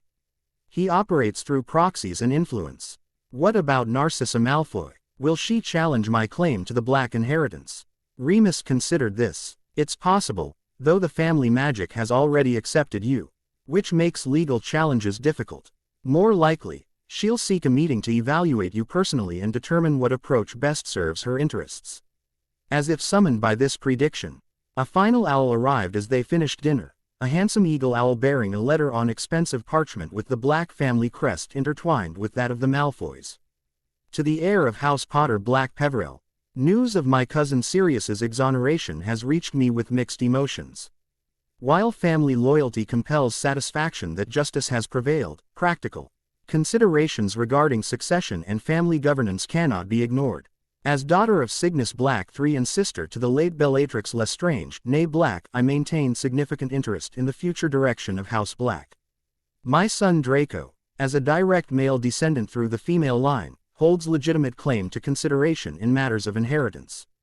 I propose a formal meeting between our families to discuss these matters in a civilized manner befitting our shared heritage. As you are not yet of age to conduct such negotiations independently, I suggest your current guardian, Remus Lupin, and my husband Lucius attend to provide appropriate supervision and counsel. Please respond at your earliest convenience with suitable dates and location preferences. In service to family legacy, Narcissa Malfoy, née Black, daughter of the most ancient and noble house of Black. Harry looked up from the letter with raised eyebrows. That didn't take long. The Malfoys are nothing if no efficient when their interests are threatened, Remus noted dryly. This is precisely the opening move I would have expected, formal, polite, but with clear undercurrents of challenge. Should we meet with her? Eventually, yes. The Black family connection is legitimate, and refusing outright would create unnecessary enemies. However, Remus added with a shrewd expression, I suggest delaying until Sirius can participate. As Lord Black, his authority supersedes any claim Narcissa might assert through bloodline. Harry nodded, understanding the strategy. So we acknowledge her letter respect. Fully but postpone any meeting until Sirius is recovered enough to join us. Exactly. It maintains diplomatic relations while strengthening your negotiating position. Remus smiled approvingly. You're developing good political instincts. Harry, I have excellent teachers, Harry replied, thinking of Augusta's lessons on family alliances and Andromeda's instruction in political maneuvering. So much to learn before Hogwarts. Speaking of which, Remus said, his expression turning thoughtful, with Sirius's recovery proceeding well, we should discuss accelerating certain aspects of your magical education. There are family-specific spells and techniques in both the Potter and Black grimoires that could prove valuable. Harry's interest was immediately piqued. Like what? The Potter grimoire contains several unique shield variations developed by your grandfather Fleemont. And the Black family has centuries of specialized combat magic, not all of it dark, despite their reputation. Remus leaned forward, lowering his voice though they were alone. Also, given certain revelations from the Peverell grimoire, I believe we should begin preliminary work on occlumency. Mind protection, Harry recalled from Grimmault's initial recommendations. To prevent intrusions like what Dumbledore attempted at Gringotts. Yes, but more than that. Occlumency has deeper applications for those with Peverell blood, connections to death magic and soul protection that ordinary practitioners can't access. Remus hesitated. Your mother's research touched on this, though she approached it from a different angle. The blood protection that saved me from Voldemort, Harry realized. It was a form of soul magic. Remus nodded. Precisely. Lily was brilliant at finding connections between seemingly unrelated magical disciplines. Her sacrifice created a protection tied to your very essence, your soul, if you will. Understanding how that protection works might be crucial if Voldemort ever returns. The seriousness of Remus's expression emphasized the weight of this possibility. Harry felt a chill despite the warm evening. You really believe he might come back? I hope not, Remus said quietly. But hope is not strategy. Dumbledore believes it. Sirius clearly has concerns, and the prophecy your mother mentioned suggests an ongoing connection between you and Voldemort that transcends his apparent defeat. Harry sat silent for a moment, processing this sobering perspective. At 9 years old, most children worried about homework and games. He was discussing soul magic and the possible return of a dark wizard who had murdered his parents and tried to kill him as a baby. Yet strangely, he didn't feel overwhelmed or frightened, merely determined. Then we should start occlumency training immediately, he decided. And I want to understand more about the prophecy. If it's about me, I have a right to know exactly what it says. Remus studied him with an expression mixing pride and sadness. You're right, of course. The prophecy directly concerns you, and knowledge is power. I don't know the exact wording myself, but Sirius might. If not, there are ways to access the Hall of Prophecy at the Department of Mysteries.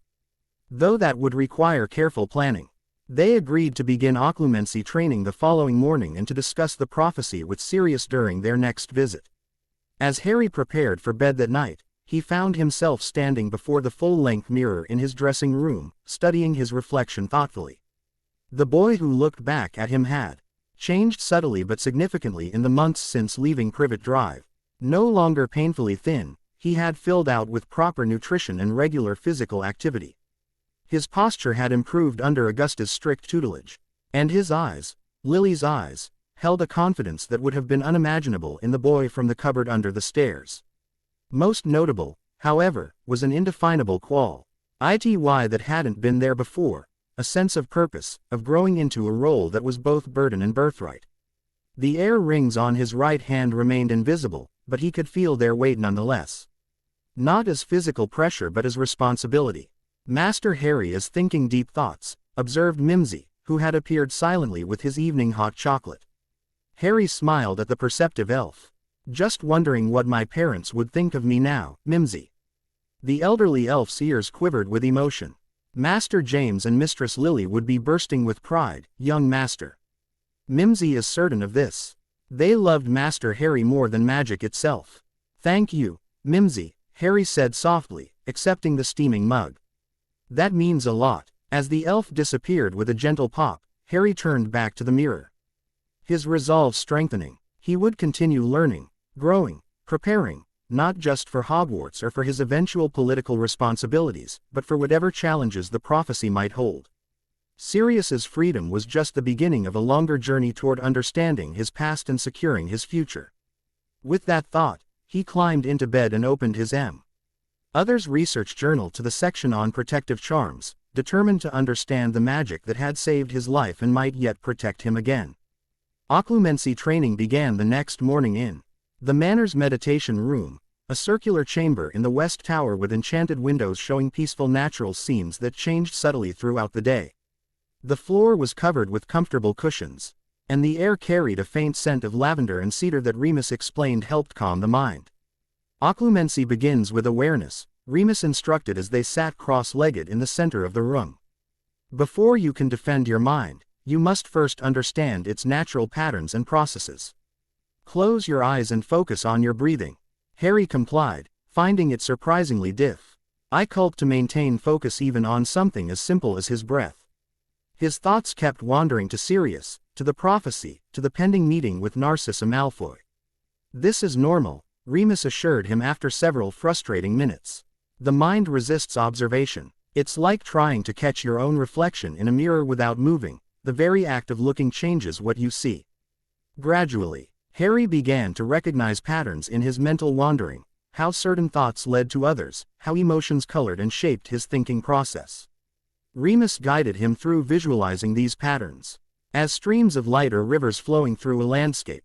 For some, the mindscape appears as a physical place, a forest, a building, or even a representation of Potter Manor, Remus explained. For others, it's more abstract, colors, sensations, or symbols. There's no right or wrong form, only what works for your unique mind. By the end of the 2-hour session, Harry had managed to maintain focus. Said awareness for nearly 5 minutes without distraction, a modest beginning, but progress nonetheless. We'll practice daily, Remus said as they concluded. Occlumency isn't something learned overnight, but your natural affinity for magic should help accelerate the process. The Black family in particular has a tradition of mental discipline. That afternoon, they returned to St. Mungo's to visit Sirius again. They found him sitting up in a chair beside the window, looking markedly improved from just a day before. Though still thin and pale, there was more color in his face, and his eyes were clearer.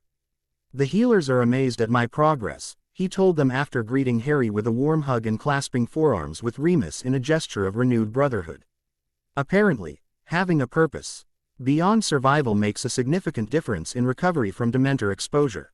And that purpose would be, Remus prompted with a knowing smile. "Taking care of my godson, of course," Sirius replied, ruffling Harry's hair affectionately, "and possibly hexing a certain bearded manipulator into next week, but the healers suggested I focus on the positive aspects of recovery." His joking tone didn't entirely mask the underlying anger, but it was controlled now, channeled rather than explosive. Harry recognized the change as progress. Sirius was regaining the self-regulation that Azkaban had stripped away. "We've received several interesting letters," Harry said, bringing Sirius up to speed on the communications from the Ministry, Andromeda, Dumbledore, and Narcissa Malfoy. Sirius's expression darkened at the mention of his cousin's letter. "Typical Narcissa," he muttered. "Always positioning for advantage. Andromeda is right.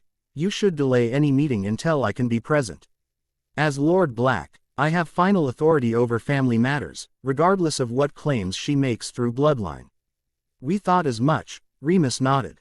"What about Dumbledore's request to meet with me?" Sirius considered this carefully. "Go, but be cautious. Dumbledore rarely reveals his full hand in any conversation. He'll likely offer some conciliatory gesture while trying to regain influence over Harry's education." They spent the next hour discussing strategy for navigating the political landscape.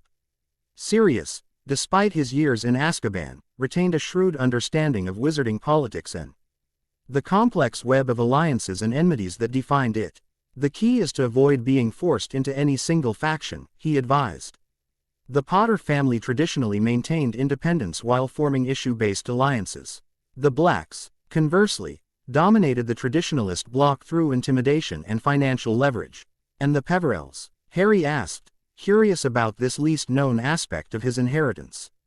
Sirius and Remus exchanged a glance. "The Peverell name carries mystical weight more than political power," Sirius explained carefully.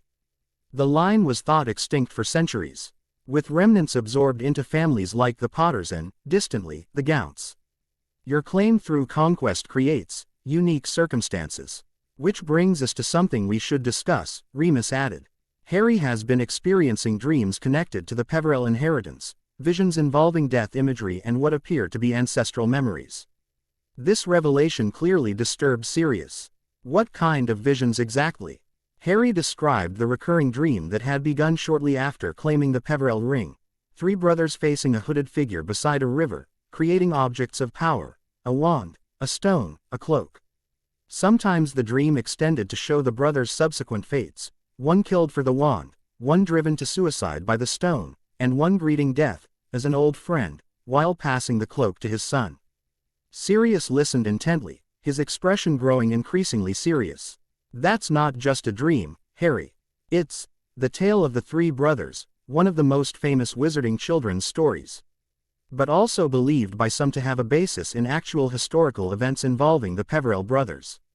"The Deathly Hallows," Remus said quietly. 3 objects of immense power, supposedly created by Death himself, or at least by 3 exceptionally gifted wizards who became legendary. The Hallows are real? Harry asked, fascinated. Some believe so, Sirius nodded. Your father's invisibility cloak is unusual. Most such cloaks fade with time or can be damaged by spells. The Potter family cloak has remained perfect for generations, passing from father to son. James once mentioned a theory that it might be the original Hallow from the tale. Harry's eyes widened. Then the wand and the stone might be real too. Possibly, Sirius confirmed. Legends speak of an unbeatable wand leaving a bloody trail through wizarding history, the Elder Wand or the Death Stick, depending on the source. And the resurrection stone that could recall shades of the dead, well. Necromantic objects of various kinds have appeared in historical accounts. If these objects are real, Harry reasoned, and I've inherited the Peverell legacy, does that mean I have some connection to all 3 Hallows? Not just the cloak. The adults exchanged another significant look before Sirius responded. That's a question without a simple answer, Harry. The Peverell inheritance is complex and not fully understood even by those who've studied it for decades. What we do know is that your connection to death magic is unusual and potentially significant. Which is why we've begun occlumency training, Remus added. Not just for protection against mental intrusion, but to help Harry understand and potentially control these ancestral connections. Good thinking, Sirius approved. Quote, though I'd suggest adding another component to his education, controlled exposure to his father's cloak. If it is indeed the Hallow from the tale, developing a relationship with it might help clarify his connection to the broader Peverell legacy. I've been wanting to reclaim the cloak anyway, Harry said. My father's letter mentioned Dumbledore borrowed it before they died. Sirius's expression hardened. Yes, he did. James showed it to him when Dumbledore expressed scholarly interest in unusual family heirlooms. That was just weeks before. He paused, controlling his emotions. Before everything happened, Dumbledore never returned it, and I wasn't in a position to demand its return afterward. But I am now, Harry said with quiet determination. It's my inheritance, and I want it back. We'll include that in my discussion with Dumbledore, Remus promised. Present it as a reasonable request for a family heirloom rather than a confrontation. He'll have difficulty refusing without appearing to be deliberately withholding your property. The remainder of the visit focused on Sirius's recovery timeline. The healers predicted another week of intensive treatment before he could be released to continue recuperation as an outpatient. The question of where he would live during this next phase prompted a discussion of practical arrangements. Technically, I should return to the Black family home at Grimmauld Place, Sirius said with obvious distaste. As Lord Black, taking up residence in the ancestral home would consolidate my position. But the place is a nightmarish monument to pureblood mania, and likely infested with dark artifacts after years of neglect. Grimmauld mentioned that the Gringotts team found it heavily warded but accessible to me as heir, Harry recalled. They recommended delaying a visit until certain dark artifacts could be contained. Wise advice, Sirius grimaced. My mother was unstable in her later years. Who knows what she left behind? Professional curse breakers would definitely be required before the place becomes safely habitable. In the meantime, Harry suggested hopefully, you could stay at Potter Manor. There's plenty of room, and Remus is already there as my tutor. Quote, Sirius's face lit up at the invitation. I'd like that very much, if you're sure. It would be good for your continued education too. Between Moony and me, we could cover a wide range of subjects. And give the healers heart failure when they see what you're teaching him, Remus added dryly. Sirius grinned mischievously. There's more to magical education what's covered in the Hogwarts curriculum, Moony. Harry's unique position requires specialized knowledge. Just promise you won't start with teaching him to become an animagus, Remus sighed. At least wait until he's mastered the basic curriculum for his age. Spoilsport, Sirius grumbled, but his eyes twinkled with good humor. Fine, basic curriculum first, then the fun stuff. Harry tched this exchange with growing excitement. Having both Marauders as his tutors promised an education far more comprehensive, and likely more interesting, than anything Hogwarts could provide in his first year. As their visit concluded, Sirius grew serious once more. Harry, there's something important we haven't discussed yet, the prophecy that led Voldemort to target your family. I don't know the exact wording, but I know it exists. And it's likely still relevant to your future. I was hoping you might know more about it, Harry admitted. Mum mentioned it in her letter, but without details. James and Lily were never told the complete prophecy, Sirius explained. Dumbledore heard it directly and shared only that it identified a child born at the end of July, either you or Neville Longbottom. TTOM, as having the power to defeat Voldemort. That's why both families went into hiding under the Fidelius charm. So either of us could have been the target?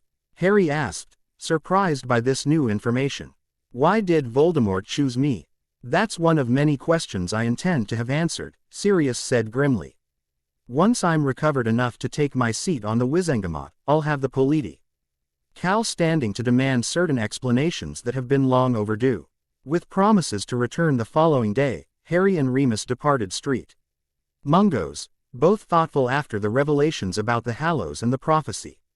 As they stepped through the flow back to Potter Manor, Harry found himself more determined than ever to accelerate his magical education. I want to increase our training schedule, he told Remus as they settled in the library. Occlumency, defensive magic, everything. If there's a prophecy about me defeating Voldemort, and if he might return someday, I need to be prepared. Remus studied him with a mixture of pride and concern. Your dedication is admirable, Harry, but remember, you're still 9 years old. There's value in balanced development, including time for friendship and normal childhood experiences. My childhood stopped being normal the night Voldemort killed my parents, Harry pointed out quietly. But I understand what you mean. I'll still have lessons with Neville and visits with Susan and the others Augusta has introduced me to. I just want to make the most of the time before Hogwarts to learn things I might not be taught there. After some negotiation, they agreed on an expanded but still balanced schedule. Mornings devoted to academic magical theory and practical spellwork, afternoons split between physical training including flying in basic magical combat stances and social activities with age-appropriate peers, and evenings for specialized studies like occlumency and family magic. The following days established this new routine, with Harry making steady progress across multiple areas. His occlumency training advanced particularly well, with Remus noting that the Black family aptitude for mental disciplines seemed strong in him. You're developing shields faster than I expected, Remus observed during their 5th session. Most beginners take months to establish even basic mental barriers. You've already created a functional outer defense. Harry's mindscape had taken shape as a representation of Potter Manor, with different rooms containing various categories of memories and knowledge. The library held academic information. The family wing contained personal memories, and the vault deep beneath represented his most private thoughts and feelings.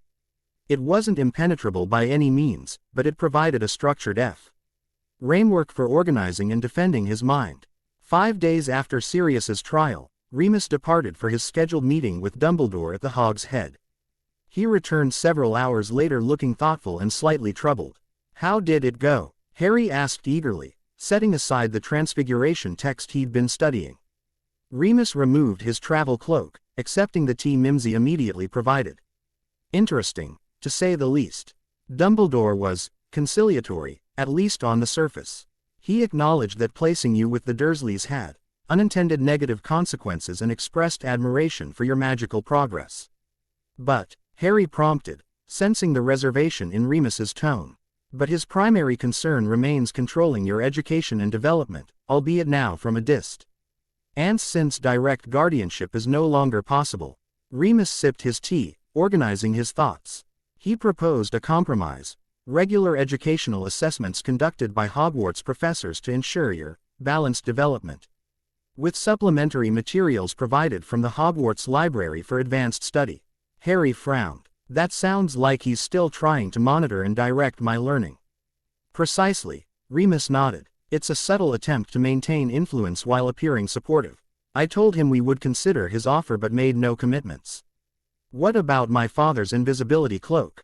That was particularly interesting, Remus said, leaning forward. When I mentioned it, there was a momentary flash of something in his eyes. Calculation, perhaps. He didn't refuse OU. Tried but suggested that such a powerful magical artifact might be better kept secure until Harry is older. It's my inheritance, Harry said firmly. He has no right to keep it. I made that clear, Remus assured him. I pointed out that as the legal heir to House Potter, you have every right to reclaim family artifacts, particularly ones specifically mentioned in your parents' letters to you. He seemed surprised that James and Lily had left such detailed instructions. What did he say to that? He promised to locate the cloak and ensure its proper return, though he was vague about timing. Remus's expression turned contemplative. What I found most revealing wasn't what he said, but what he carefully avoided discussing.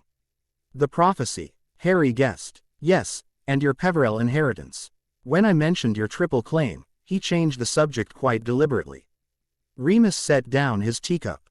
My impression is that both topics connect to something larger in his thinking, some plan or concern that he's not ready to reveal.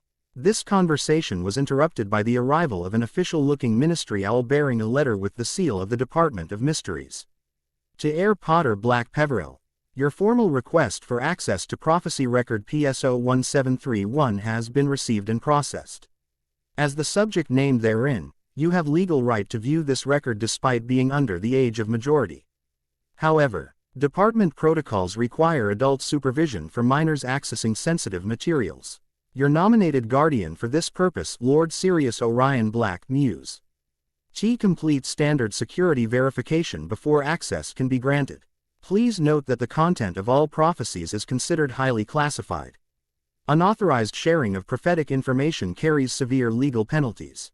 Your appointment is scheduled for November 15 at 10 a.m. Please present this letter at the Department of Mysteries Security Desk upon arrival. Regards, Unspeakable C.R. Ochre Department of Mysteries Level 9, Ministry of Magic. Harry stared at the letter in confusion. I didn't request access to any prophecy record.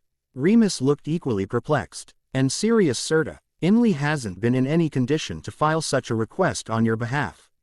They studied the official-looking document more carefully, noting the perfect ministry letterhead and flawless seal.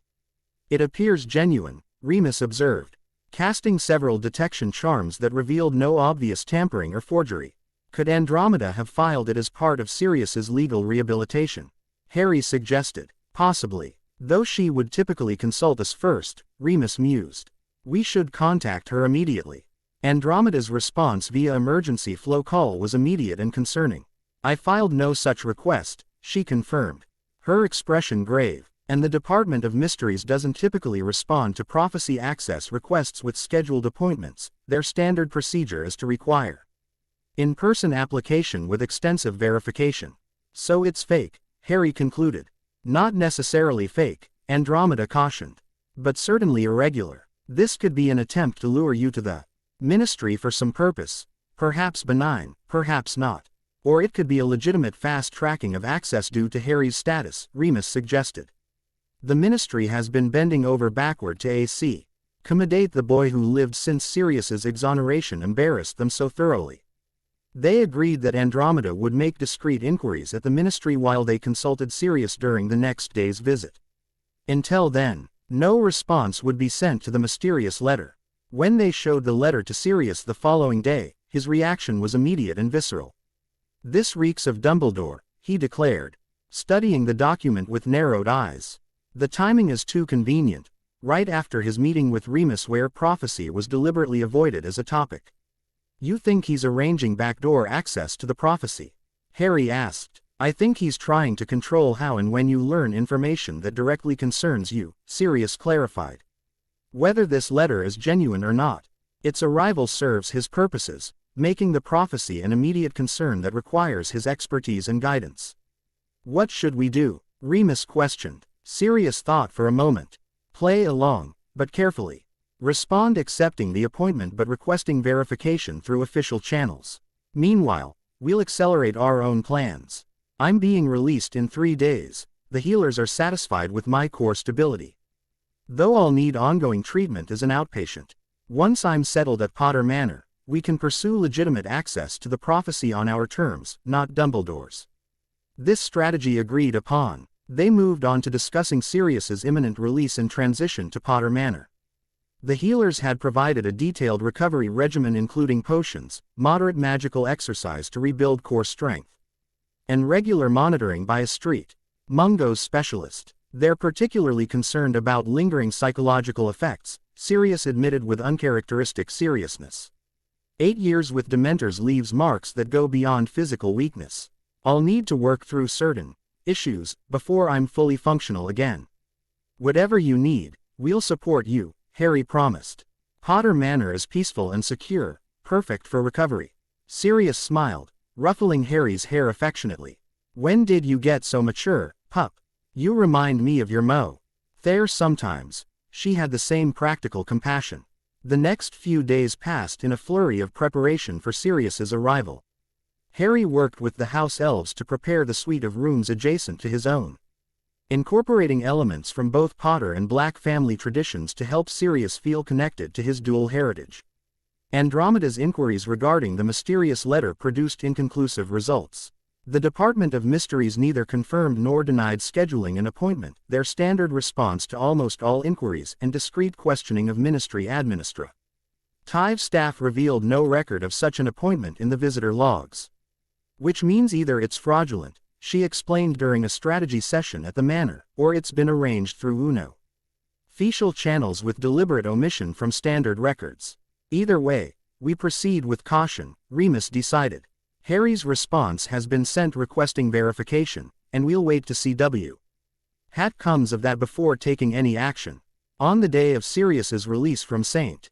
Mungo's, Harry waited anxiously at Potter Manor while Remus and Andromeda handled the necessary paperwork and medical briefings.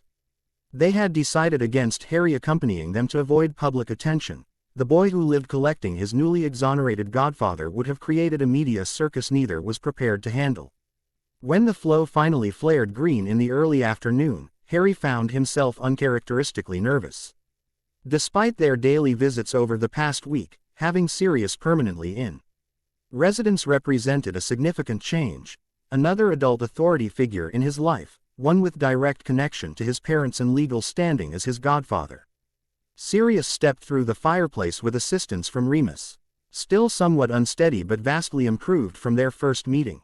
He wore new robes of deep blue with subtle black family emblems at the cuffs, a gift from Andromeda, to replace the prison garb and hospital attire that had been his only clothing for 8 years. "Welcome to Potter Manor," Harry said formally, then abandoned protocol to give his godfather a hug. "I'm so glad you're here." Sirius returned the embrace with feeling. "Me too, pup, me too." When they separated, he looked around with a mixture of nostalgia and sadness. "I haven't been here since your grandparents were alive. Fleemont and Euphemia practically adopted me when I ran away from home at 16. Master Sirius." Mimsy appeared with a crack, ears quivering with emotion. Mimsy remembers young Master Sirius, always in kitchens looking for midnight snacks with Master James. Sirius grinned at the elderly elf. "Caught in the act again, Mimsy. I see your memory is as sharp as ever." Aft. A light meal. Sirius's digestive system was still adjusting to normal food after years of Azkaban's meager provisions. Harry gave his godfather a tour of the manor. Sirius moved slowly but insisted on seeing everything, occasionally pausing to share memories connected to various rooms. "This was where your dad and I practiced dueling during holidays," he recalled in the training room. "Your Gr. and father supervised. He was a champion duelist in his day. And this," he continued as they entered the library, "was where your mother would hide from us when we got too rowdy. She said it was the only place in the house with a reasonable noise level." By the time they reached Sirius's suite, he was visibly tired but determinedly cheerful. "This is perfect, Harry. Thank you for making room for me in your home." "It's your home too now," Harry insisted. "Dad's letter said you were practically his brother. That makes you family." Sirius's eyes glistened suspiciously. "Your father would be so proud of the young man you're becoming," he said softly. "Both your parents would." After Sirius retired to rest, Harry met with Remus and Andromeda in the study to discuss next steps. The mysterious P.Rophec invitation had received no response to their request for verification, suggesting either an administrative oversight or confirmation of their suspicions about its unofficial nature. "I still believe Dumbledore is behind it," Andromeda said firmly. "It has his hallmarks. Technically legal but procedurally irregular, designed to create the appearance of transparency while actually controlling the flow of information." "We should proceed with our own application," Remus suggested. Now that Sirius is out of St. Mungo's, he can accompany Harry to the Department of Mysteries as his legal guardian and file a standard request in person. Sirius needs at least a week to regain his strength before attempting anything so taxing, Andromeda cautioned. The ministry is physically and magically draining even for those in perfect health. In the meantime, we should continue Harry's education as planned. This education expanded significantly with Sirius's arrival. Though still recovering, he proved an enthusiastic and knowledgeable teacher, particularly in transfiguration and certain aspects of defensive magic that complemented Remus's approach. Moony teaches you the textbook defense. Solid, reliable, and theoretically sound. Sirius explained during their first session together. I'll show you how to fight dirty when necessary. Sometimes survival requires improvisation rather than perfect form. Despite his weakened state, Sirius demonstrated remarkable magical creativity, transforming ordinary objects into temporary shields or distractions during mock duels. Transfiguration in combat isn't about creating perfect teacups from matchsticks, he instructed. It's about changing your environment to give you advantages your opponent doesn't expect. Harry absorbed these lessons eagerly, finding that the combined teaching styles of both marauders accelerated his magical development significantly. Remus provided the theoretical foundation and precise technique, while Sirius encouraged creative application and thinking beyond conventional approaches. By the time Sirius had been at Potter Manor for a week, a new routine had established itself. Mornings began with occlumency practice led by Remus, followed by general magical theory and practical spellwork. Afternoons typically involved Augusta's etiquette lessons, now including Sirius as an observer providing occasional commentary that often made Augusta purse her lips disapprovingly, physical training appropriate to Harry's age, and social interaction with Neville and occasionally Susan Bones or other children of allied families. Evenings were perhaps Harry's favorite time, as the three of them would gather in the library to study family-specific magic from the grimoires or to simply share stories. Sirius, though still experiencing occasional dark moods and nightmares from his Azkaban ordeal, made a visible effort to focus on positive memories, regaling Harry with tales of his father's Hogwarts adventures and his mother's quick wit. Your mother hexed your father bald in our 5th year when he wouldn't stop showing off with that ridiculous snitch, Sirius recalled one evening, grinning at the memory. Sigh. She'd restore his hair when his head deflated to normal size.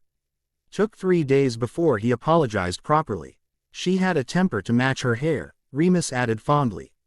But she was also unfailingly kind to those who needed it. I once saw her stand up to a group of 7th-year Slytherins who were bullying a first-year Hufflepuff. Didn't hesitate for a second, even though she was outnumbered 4-1.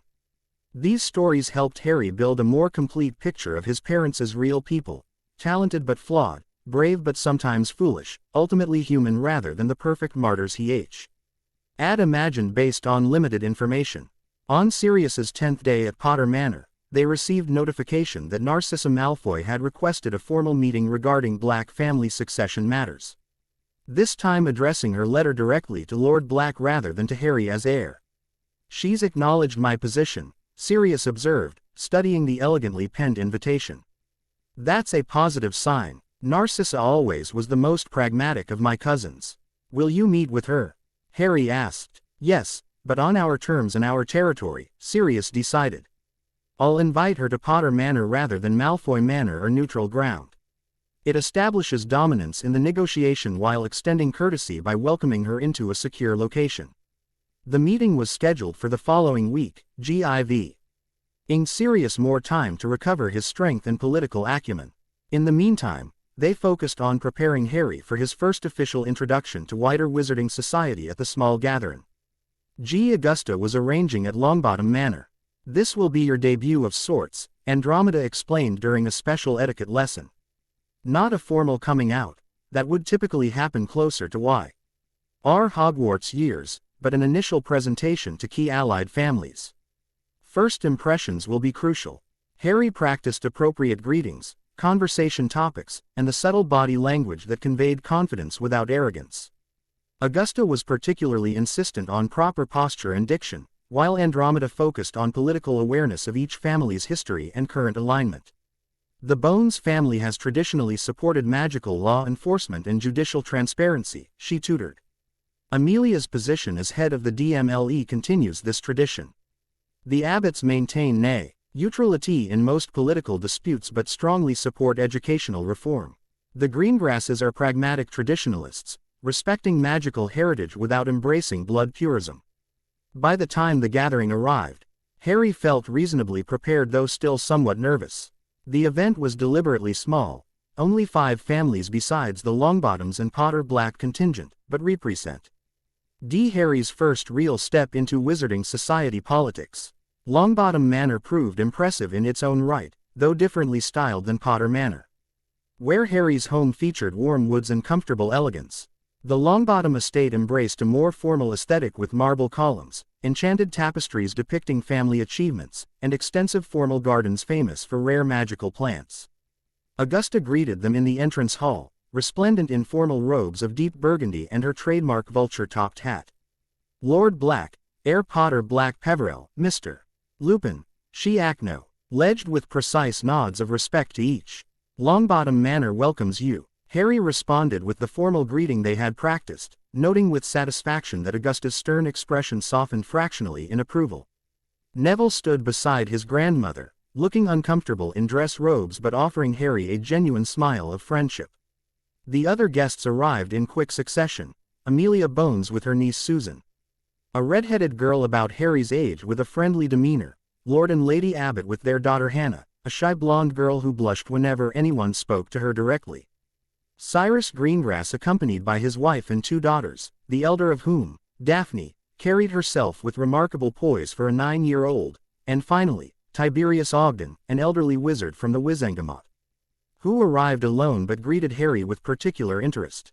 My family has aligned with the Potters for 7 generations on matters of magical innovation, he informed Harry during the pre-dinner mingling. I was pleased to support Lord Black's exoneration and look forward to seeing House Potter-Black-Peverell take its rightful place in governance. Dinner proceeded smoothly in the Longbottom formal dining room, with conversation carefully balanced between light social topics and subtle political positioning. Harry, seated between Susan Bones and Daphne Greengrass, found himself engaged in surprisingly interesting conversation with both girls. Auntie says you're the reason she was able to correct a terrible mistake, Susan confided, her directness refreshing after the adults' careful verbal maneuvering. She was really angry that someone went to Azkaban without a trial on her department's watch, even though it happened before she was in charge. Fatha R says the Black Potter Alliance changes everything, Daphne commented more cautiously. The traditionalists can't ignore you, but the progressives can't claim you either.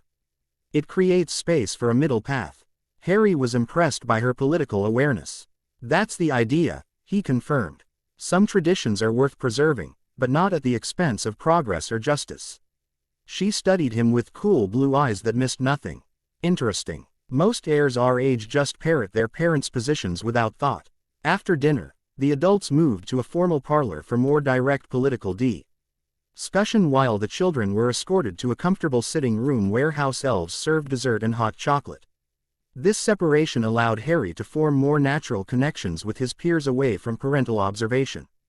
Neville gradually emerged from his shell, proudly showing them a rare magical plant he was cultivating, a miniature singing lily that hummed softly when touched. Susan proved to have a mischievous streak, sharing amusing stories about various Wizengamot members who visited her aunt. Hannah remained quiet but attentive, occasionally offering thoughtful comments that revealed an observant nature beneath her shy exterior. Daphne maintained her composed facade, though Harry noticed it softened slightly when she thought the older children weren't watching. Do you think we'll all be in the same house at Hogwarts? Hannah asked during a lull in conversation. Probably not, Daphne replied practically. Greengrasses are typically Slytherin, Bones usually Hufflepuff, and Potter is practically synonymous with Gryffindor. I might break tradition, Harry mused. I've got black blood too, and they were mostly Slytherin, weren't they? This possibility seemed to intrigue Daphne. A Potter Black in Slytherin would certainly cause a stir. Gran expects me to be in Gryffindor like my parents, Neville said softly. But I'm not sure I'm brave enough.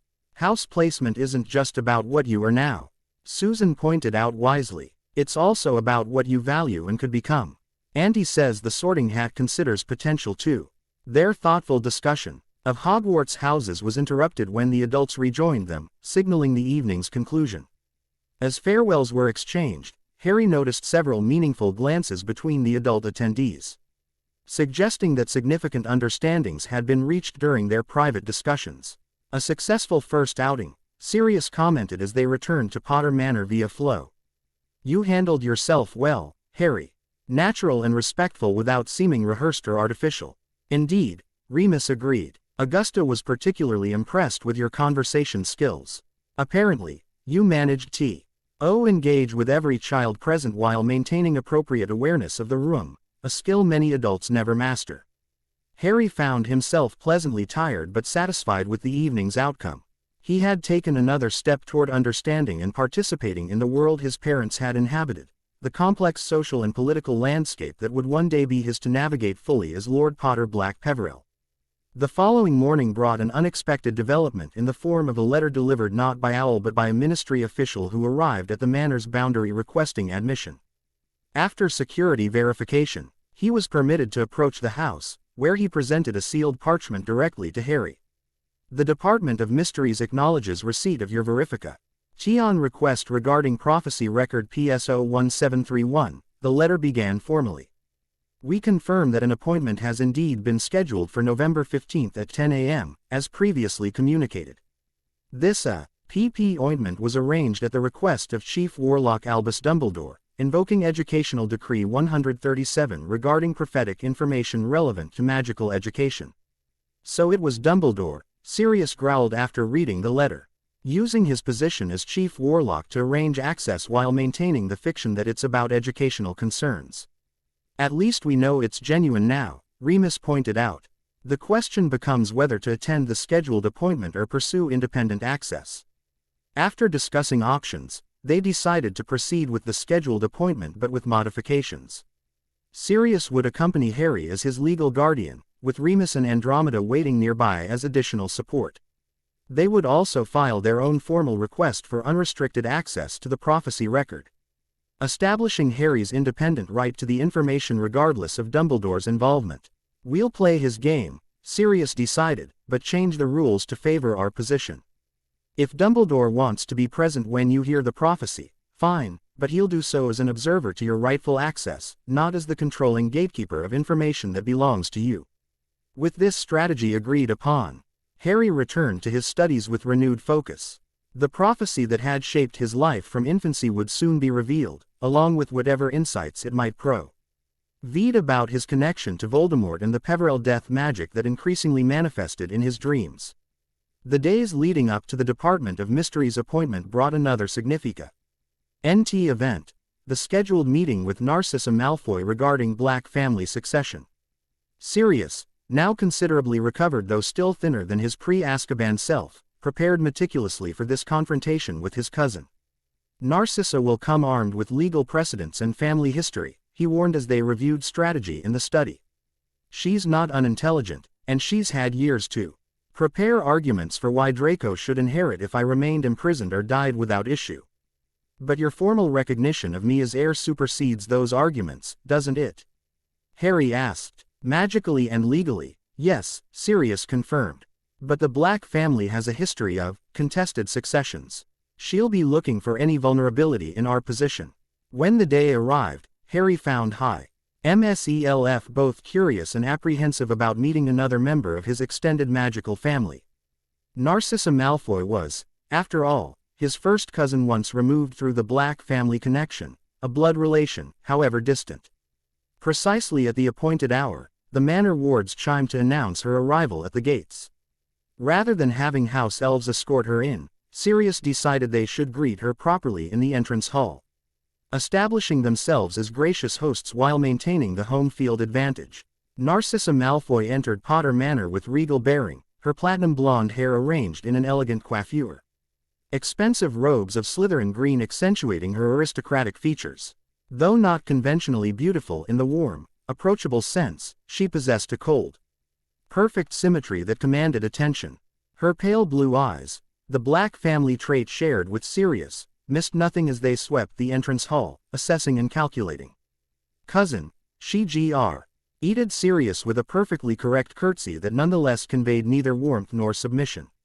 "How remarkable to see you restored to society, Narcissa," Sirius returned with a formal bow that matched her cool correctness. "Potter Manor welcomes you. May I present my godson and heir, Harry James Potter-Black-Peverell." Those calculating eyes shifted to Harry, studying him with unsettling intensity. He maintained the composed expression Augusta had drilled into him, offering the precise bow appropriate for greeting an adult female relation of senior but not direct lineage. "And Narcissa," he acknowledged, using the familial term that was technically correct through his black blood adoption, though they had never met before. "Thank you for accepting our invitation." Something flickered briefly in her expression. Surprise, perhaps, at his formal correctness or his acknowledgement of familial connection. "Heir Potter-Black-Peverell," she returned with a slight incline of her head. "You honor the black blood with your manners, at least." Sirius led them to the formal receiving room rather than the more comfortable study, another subtle statement about the nature of this meeting. Tea was served by Mimsy, who executed her duties with perfect decorum while shooting occasional disapproving glances at Narcissa when she thought no one was looking.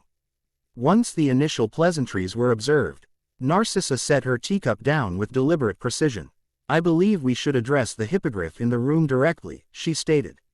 "My son Draco has a legitimate claim to consideration in the Black family succession. His great-grandfather Pollux Black was brother to your grandfather Arcturus, Sirius, making his bloodline nearly as direct as yours."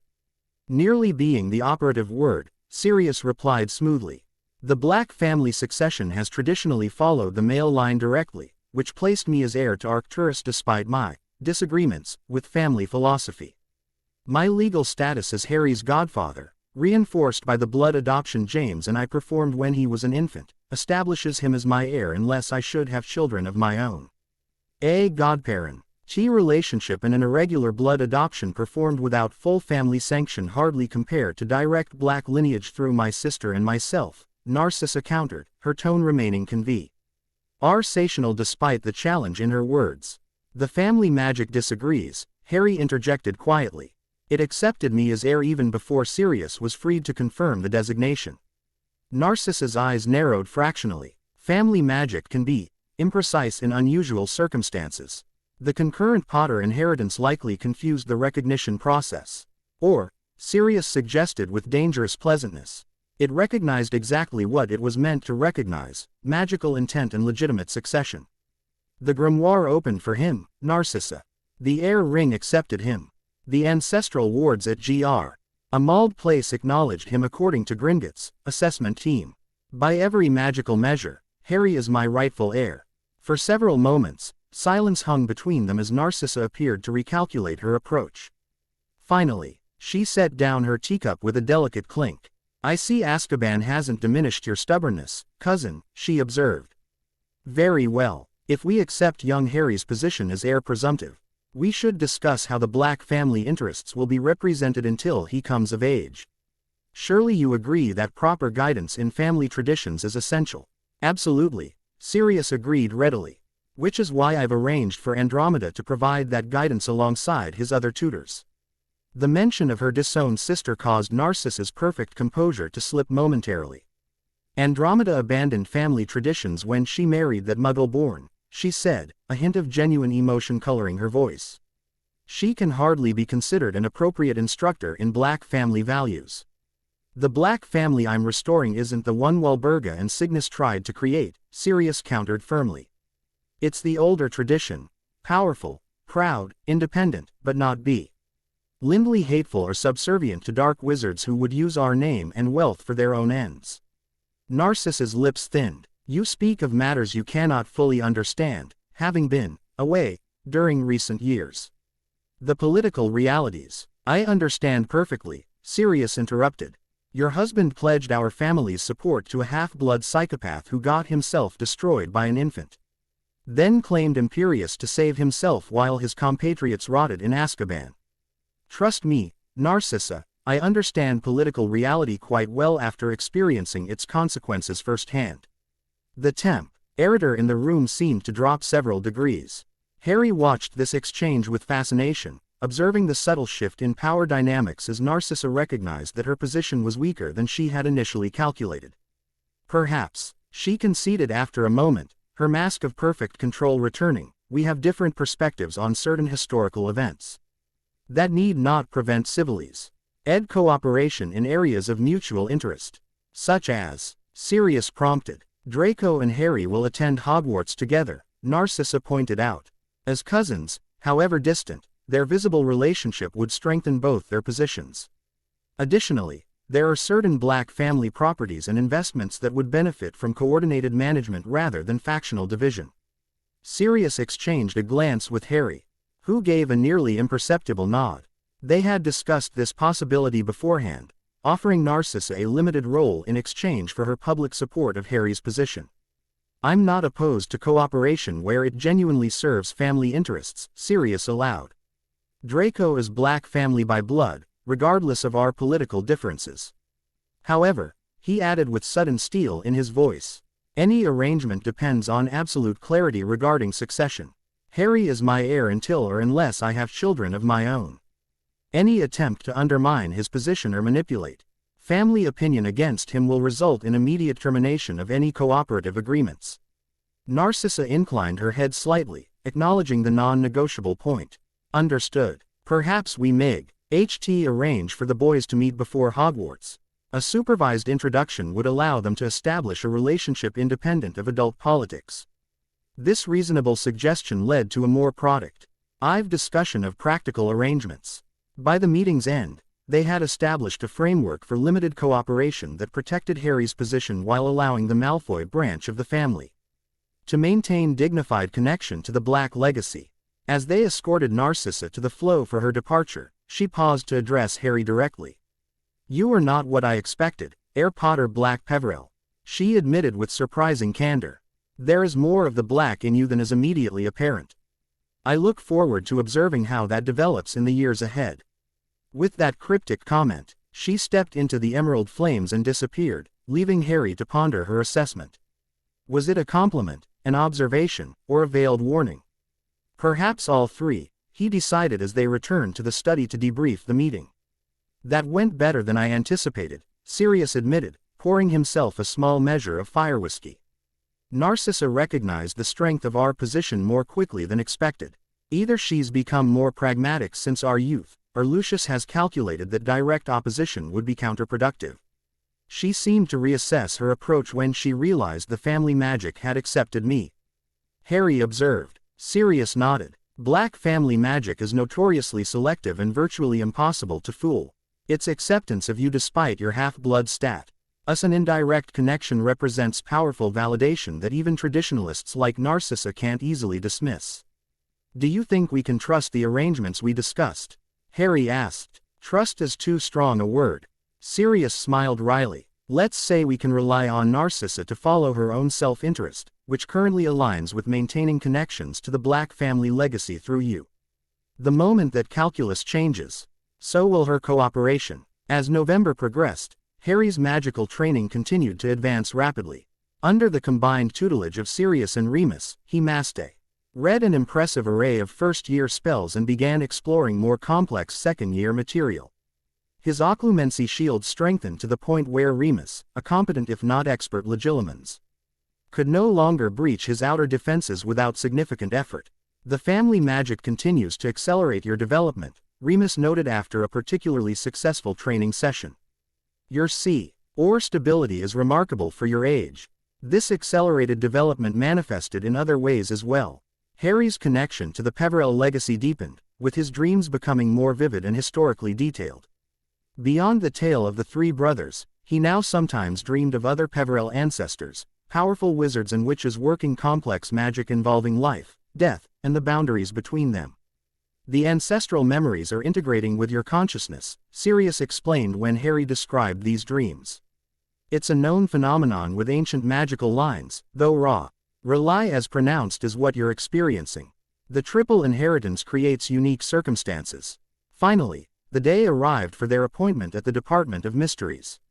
Harry woke early, both excited and apprehensive about finally learning the prophecy that had shaped his destiny before he was old enough to understand what destiny meant. Dressed in formal robes bearing subtle emblems of all three houses, the Potter shield, the black raven, and the Peverell symbol of a triangle containing a circle bisected by a line, Harry joined Sirius and Remus for a light breakfast before their departure. Andromeda would meet them at the Ministry, having arranged her schedule to provide legal support if necessary. "Remember," Sirius cautioned as they prepared to flow to the Ministry, "Dumbledore will almost certainly be waiting at the department. His goal will be to control how you receive and interpret the prophecy information. Our goal is to establish your independent right to that knowledge, with him as observer rather than gatekeeper." Harry nodded, mentally reviewing the phrases they had practiced, polite but firm assertions of his legal rights as the subject named in the prophecy. He touched the invisible air rings on his right hand, drawing confidence from their presence and the family magics they represented. "Ready?" Remus asked, holding out the flow powder. Harry squared his shoulders and nodded. "Ready." Whatever the prophecy revealed, whatever connection it established between himself and Voldemort, he would face it armed with knowledge, family support, and growing magical ability. The scared, ignorant boy from Privet Drive was gone, replaced by the heir of three ancient houses who understood that knowledge, even difficult knowledge, was preferable to manipulation and half-truths. "Ministry of Magic, Atrium," he stated clearly, stepping into the emerald flames that would carry him toward another piece of his complex heritage and the shadows that still lingered from his parents' sacrifice. Chapter 3 End. Chapter 4. Alliances and Enemies. The Ministry of Magic's atrium bustled with activity as Harry emerged from one of the dozens of fireplaces lining the walls. Witches and wizards in various styles of robes hurried across the polished dark wood floor, their conversations creating a constant background hum beneath the high peacock blue ceiling. At the center of the vast hall stood the Fountain of Magical Brethren, golden statues of a wizard, witch, centaur, goblin, and house elf spouting water that sparkled in the artificial sunlight streaming from enchanted windows. Harry had barely stepped away from the fireplace when Sirius materialized behind him, followed moments later by Remus. Both men immediately moved to flank him in a protective formation. Hat felt natural despite never being explicitly discussed. "Stay close," Sirius murmured, his hand resting lightly on Harry's shoulder as they navigated through the crowd. "The Ministry is a labyrinth of politics and bureaucracy, and we're about to walk into its most secretive department." Several heads turned as they passed, whispers following in their wake. Harry caught fragments: black, exonerated, Potter boy, and kept his expression neutral as Augusta had taught him. Being recognized was inevitable. How he responded to that recognition would shape public perception. They approached the security desk where a bored-looking wizard in peacock blue robes sat reading the Daily Prophet. He looked up as they approached, his expression transitioning from disinterest to shock as he recognized first Sirius, then Harry. "Lord Black, and Merlin's beard, Harry Potter," he exclaimed, nearly knocking over his coffee in his haste to stand. "Heir Potter-Black-Peverell," Sirius corrected smoothly. "Here for his scheduled appointment at the Department of Mysteries. We have the official communication." He handed over the letter they had received. The security wizard examined it with wide eyes. "Everything appears in order. I'll still need to register your wands, though. Standard procedure, even for you." They surrendered their wands for examination. When Harry's was PLACED on the strange brass instrument that resembled a scale with a single dish, it emitted an unusual chime that made the security wizard frown. "That's odd," he muttered. "Cherry and dual core, thestral hair and dragon heartstring." He looked up with newfound curiosity. "Most unusual combination. Is there a problem?" Remus asked mildly. No, the wizard hastily assured them, returning Harry's wand. "Just haven't seen that particular signature before. You're all clear to proceed. Level 9. Take the lifts to the end of the hall, then the stairs one level down. The department representative should be waiting for you." As they moved toward the golden gates leading to the lifts, Harry noticed Andromeda waiting near a large marble column. She fell into step beside them without drawing attention to herself. "Dumbledore arrived 10 minutes ago," she informed them quietly. "He's already below with unspeakable croaker. I've filed our independent request for access as we discussed." The Lift descended with a rattling that suggested maintenance was overdue, finally stopping at level 9 with a cheerful voice announcing, "Department of Mysteries." They stepped into a bare corridor with plain black tiles on walls and floor, lit by torches in brackets that cast more shadows than illumination. At the end of the hallway stood a simple black door without handle or keyhole. Before they could approach it, the door swung open silently to reveal a tall, thin wizard in silvery gray robes with a hood pulled low over his face, obscuring all but his chin and mouth. "Heir Potter-Black-Peverell and party," the figure intoned, voice deliberately modulated to be neither distinctly male nor female. "I am Unspeakable Croaker. You are expected. Thank you for accommodating our request," Harry replied formally, stepping forward. "I understand Chief Warlock Dumbledore has also arrived."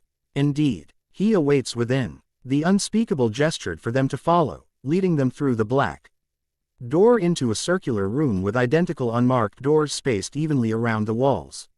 As the entrance sealed behind them, the wall began to rotate rapidly, the doors blurring into a continuous black band. When the spinning stopped, Croaker moved confidently to the third door on the right as though the disorienting security measure hadn't occurred. "The Hall of Prophecy lies this way.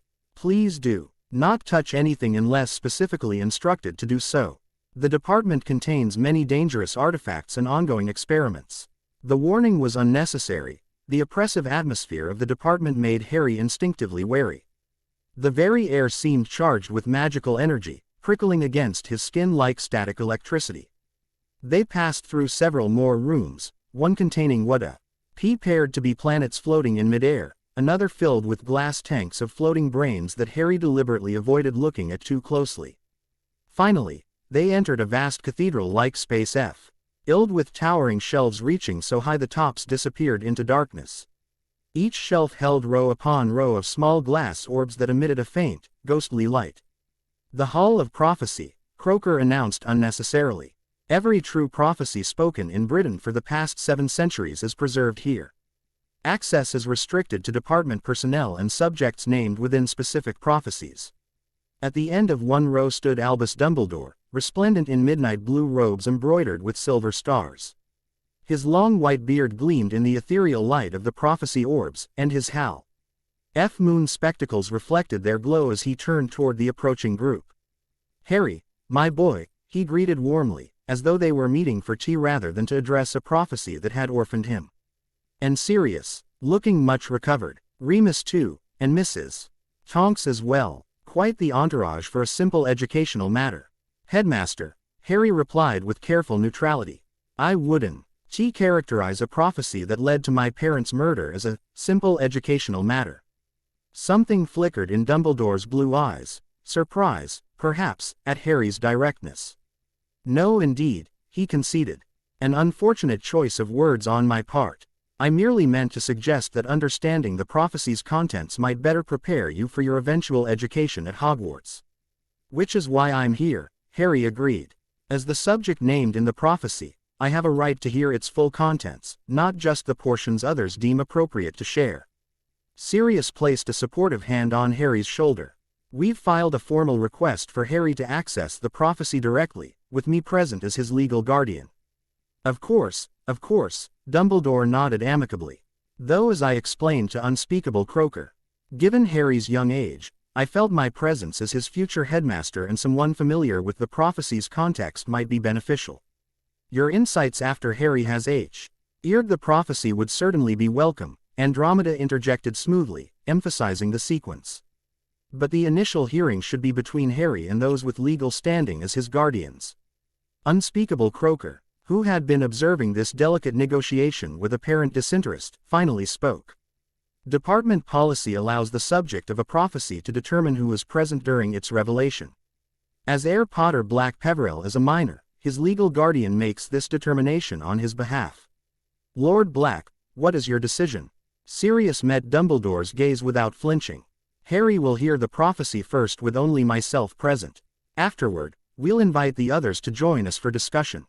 For a moment, it seemed Dumbledore might object, but he merely inclined his head. "As you wish. I shall wait here, then." Croaker led Harry and Sirius deeper into the towering shelves, stopping at row 97. Near the end of this row, The unspeakable pointed to a small, dusty orb bearing a yellowed label. SPT. To APWBD. Dark Lord and Harry Potter. This is the prophecy record you seek, Croker stated. As the subject named, Heir Potter-Black-Peverell, you may remove it from the shelf. No others may touch it without experiencing severe magical backlash. Harry glanced at Sirius, who nodded encouragingly. With a deep breath, he reached for the orb, surprised by its warmth as his fingers closed around it. The swirling mist within seemed to brighten at his touch, as though recognizing him. Croker directed them to a small antechamber adjacent to the main hall. A simple room containing a stone table and 2 chairs. When you place the orb on the table, it will activate. I shall wait outside to ensure your privacy. Once alone, Harry sat with the prophecy orb before him, Sirius taking the chair at his side. Ready? His godfather asked quietly. Harry nodded, placing the glass sphere onto the table's center. Immediately, the mist within began to swirl more rapidly, and a figure rose from it, a thin woman with enormous glasses that magnified her eyes to several times their natural size. When she spoke, it was in a harsh, hoarse voice unlike her misty appearance. The one with the power to vanquish the Dark Lord approaches, born to those who have thrice defied him, born as the 7th month dies, and the Dark Lord will mark him as his equal, but he will have power the Dark Lord knows not, and either must die at the hand of the other, for neither can live while the other survives. The one with the power to vanquish the Dark Lord will be born as the 7th month dies.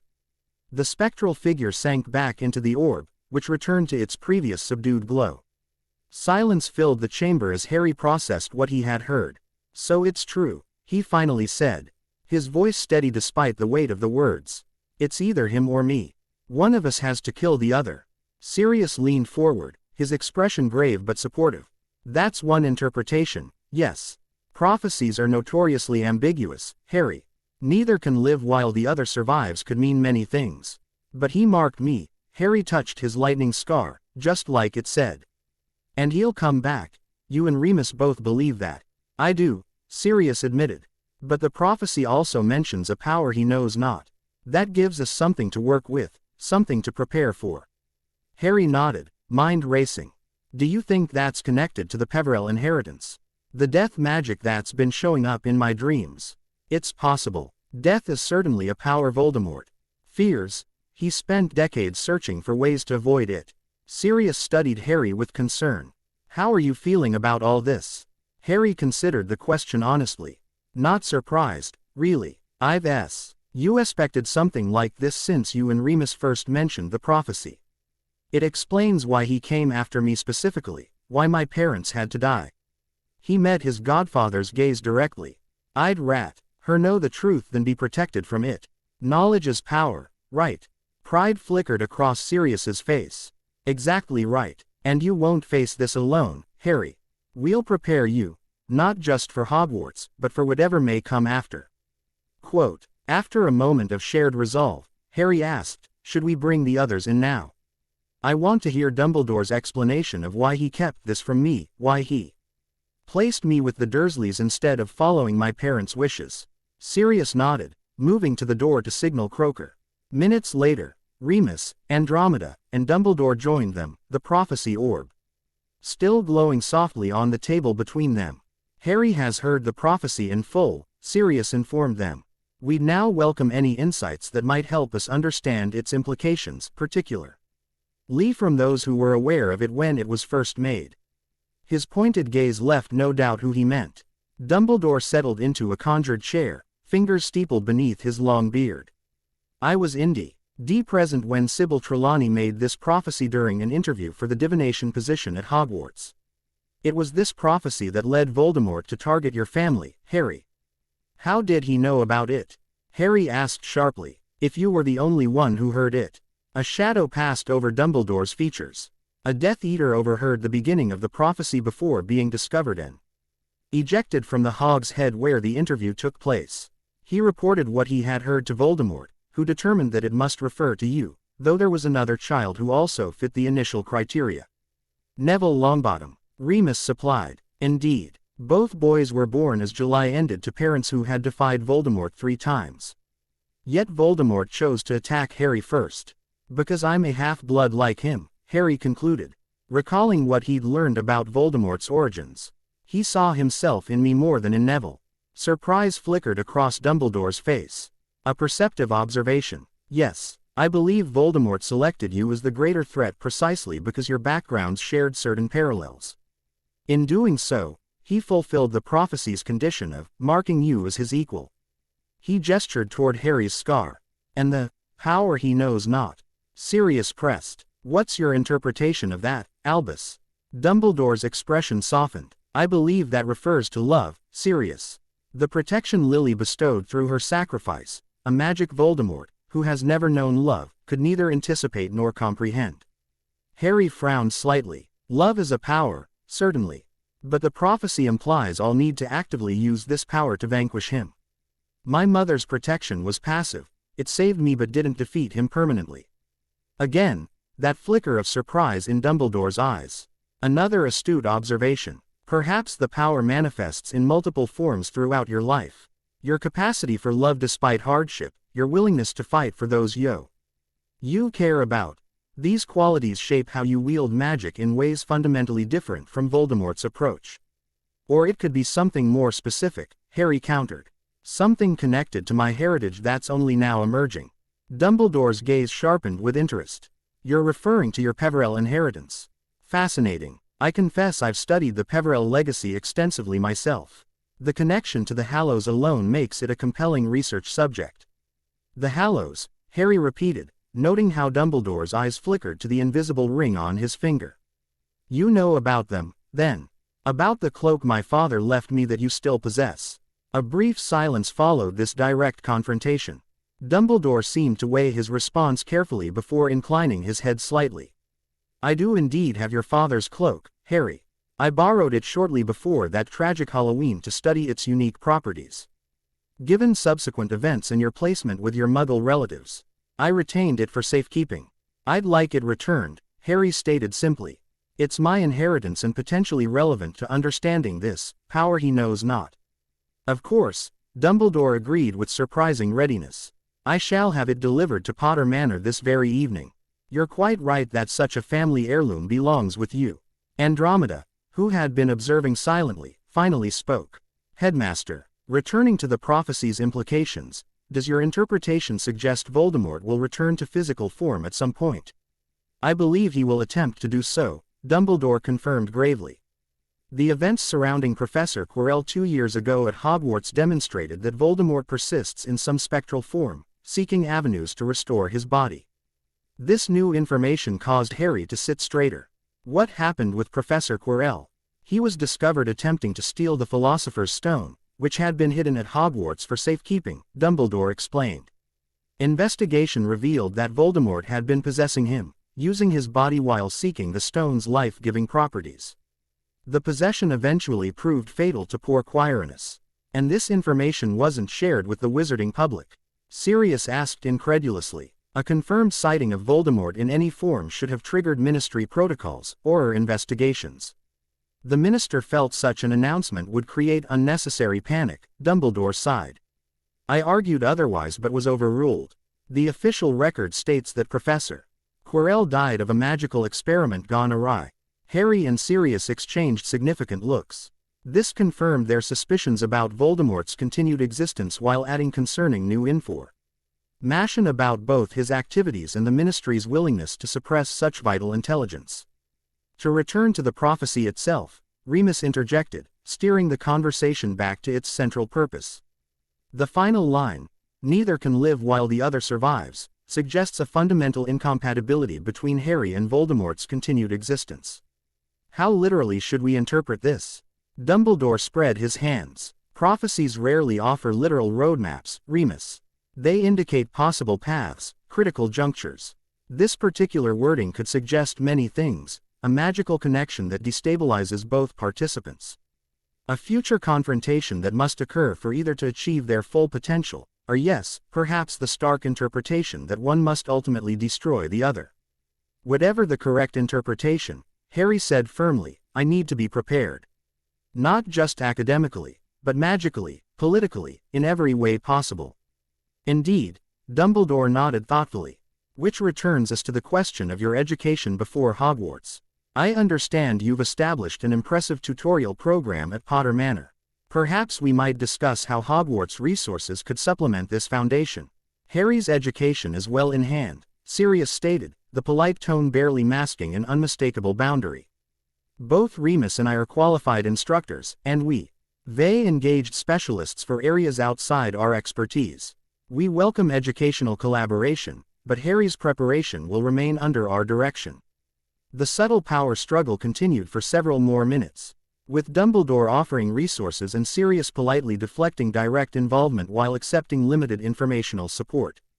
Eventually, they reached a workable compromise. Dumbledore would provide access to certain restricted educational texts from the Hogwarts library, while Harry's existing tutors would maintain primary responsibility for his magical development.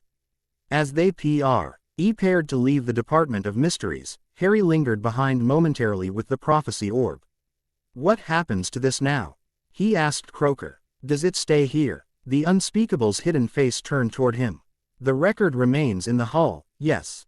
However, as the named subject who has now heard its contents, you may choose to remove this memory from the orb, rendering it empty for anyone else who might seek it. Harry considered this option carefully. If I do that, would Voldemort be able to learn what it said if he returned and came here? No. Once a prophecy record is emptied, the information cannot be retrieved from it by any means. After a thoughtful moment, Harry nodded decisively. Then I'd like to clear it. Better that Voldemort remains uncertain about the full contents. Croaker instructed Harry to place his hand on the orb and state clearly, I, Harry James Potter, named subject of this prophecy, claim its knowledge as mine alone. When Harry complied, the swirling mist within the orb glowed briefly before dissipating entirely, leaving the glass clear and empty. It is done, Croaker confirmed. The prophecy now lives only in the minds of those who have heard it directly. As they departed the ministry, Harry felt both burdened and unburdened by the knowledge he had gained. The prophecy confirmed his worst suspicions while simultaneously empowering him with certainty. There was a defined purpose to the tragedy that had shaped his life, not merely random violence but a cosmic marking that set him on a specific path. You handled that well, Sirius commended as they reached the ministry atrium. Dumbledore expected a child easily led by his greater experience and authority. He found instead a young heir who knows his own mind. I just asked the questions that needed asking. Harry replied modestly. Precisely, Andromeda smiled approvingly. And in doing so, you established yourself as an active participant in your own destiny rather than a piece moved by others. That distinction will prove increasingly important as you navigate the years ahead. Harry nodded thoughtfully. What happens now? With the prophecy, with Voldemort, with everything. We continue as planned, Remus assured him. Your education, your political positioning, your gradual introduction to wizarding society. But now we have additional context for why these preparations matter beyond their obvious benefits. And we accelerate certain aspects of your training, Sirius added. The Peverell connection to death magic, your unique wand's capabilities, the family grimoire's advanced content, all potentially relevant to this power the Dark Lord knows not. As they approached the flow connections to return to Potter Manor, Harry noticed several photographers and what appeared to be reporters converging on their position. News of their visit to the ministry had apparently leaked. Lord Black, Mr. Potter, is it true you visited the Department of Mysteries today? Cal led a witch with an acid green quill floating beside her. Any comment on rumors that you know who might return? Sirius smoothly stepped forward, positioning himself between Harry and the press. My godson and I had private family business at the ministry today. We have no comment on baseless rumors. Now if you'll excuse us. Is it true Dumbledore opposed your guardianship, Lord Black? Another reporter shouted. Sources suggest conflict over the boy who lived's education. Harry touched Sirius's arm, a silent request to handle this himself. After a brief hesitation, Sirius nodded minutely and stepped aside. Drawing himself up to his full height, still modest for his age but carrying himself with the dignity Augusta had instilled, Harry addressed the gathered press directly. Professor Dumbledore has been supportive of my family's choices regarding my education. Lord Black, Mr. Lupin, and I appreciate his interest in my development. As the heir to houses Potter, Black, and Peverell, I am receiving appropriate instruction in both magical and cultural traditions before attending Hogwarts as planned. The measured response, delivered with calm confidence, visibly surprised the reporters.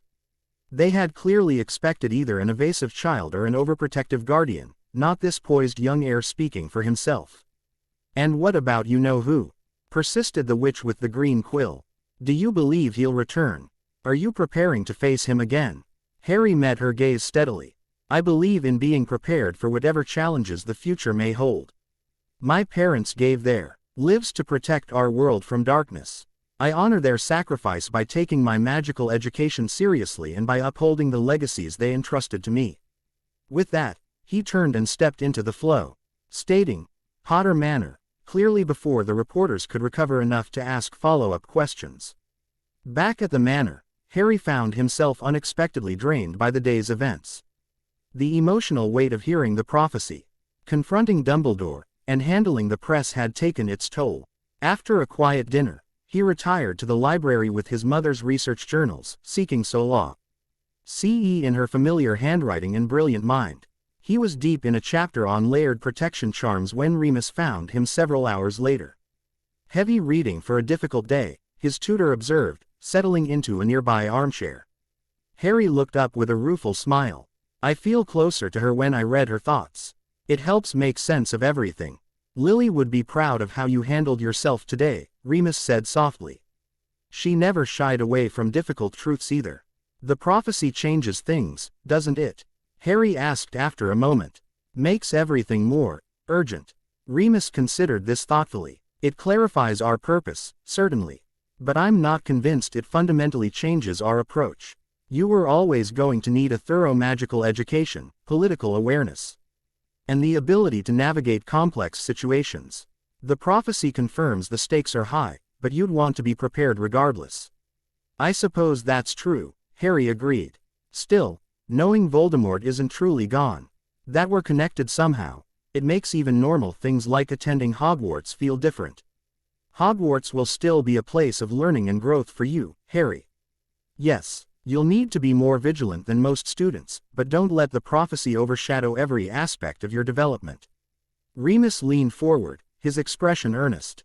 "James and Lily didn't want you defined solely by opposition to darkness. They wanted you to live, to experience joy and friendship and all the wonder magic offers."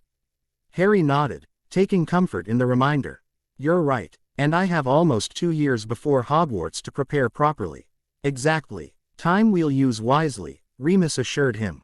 "Starting tomorrow, Sirius is already planning adjustments to your training schedule."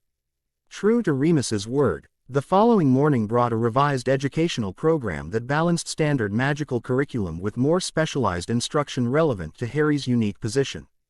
Occlumency training intensified, with Sirius, now recovered enough to perform limited legilimency, providing more challenging mental attacks for Harry to defend against. "Your shields are forming well," Sirius noted after a particularly demanding session. "The structured mindscape approach suits your organized thinking style. But we need to work on your recovery time after an intrusion breaks through." Combat magic also gained prominence in his daily lessons, with emphasis on mobility, shield variations, and rapid response. Remus constructed training scenarios that required Harry to apply different magical disciplines in combination, transfiguring environmental objects for cover while maintaining shields and returning appropriate counter-jinxes. "Real magical combat isn't like formal dueling," Sirius explained as they practiced. "It's chaotic, unpredictable. Your ability to adapt and combine different magical approaches will matter more than knowing 100 offensive spells." The Potter grimoire proved invaluable for this aspect of his training, containing several shield charm variations developed by his grandfather that were particularly effective against dark magic. These family-specific spells required more power than standard shields but offered superior protection against curses designed to penetrate conventional defenses.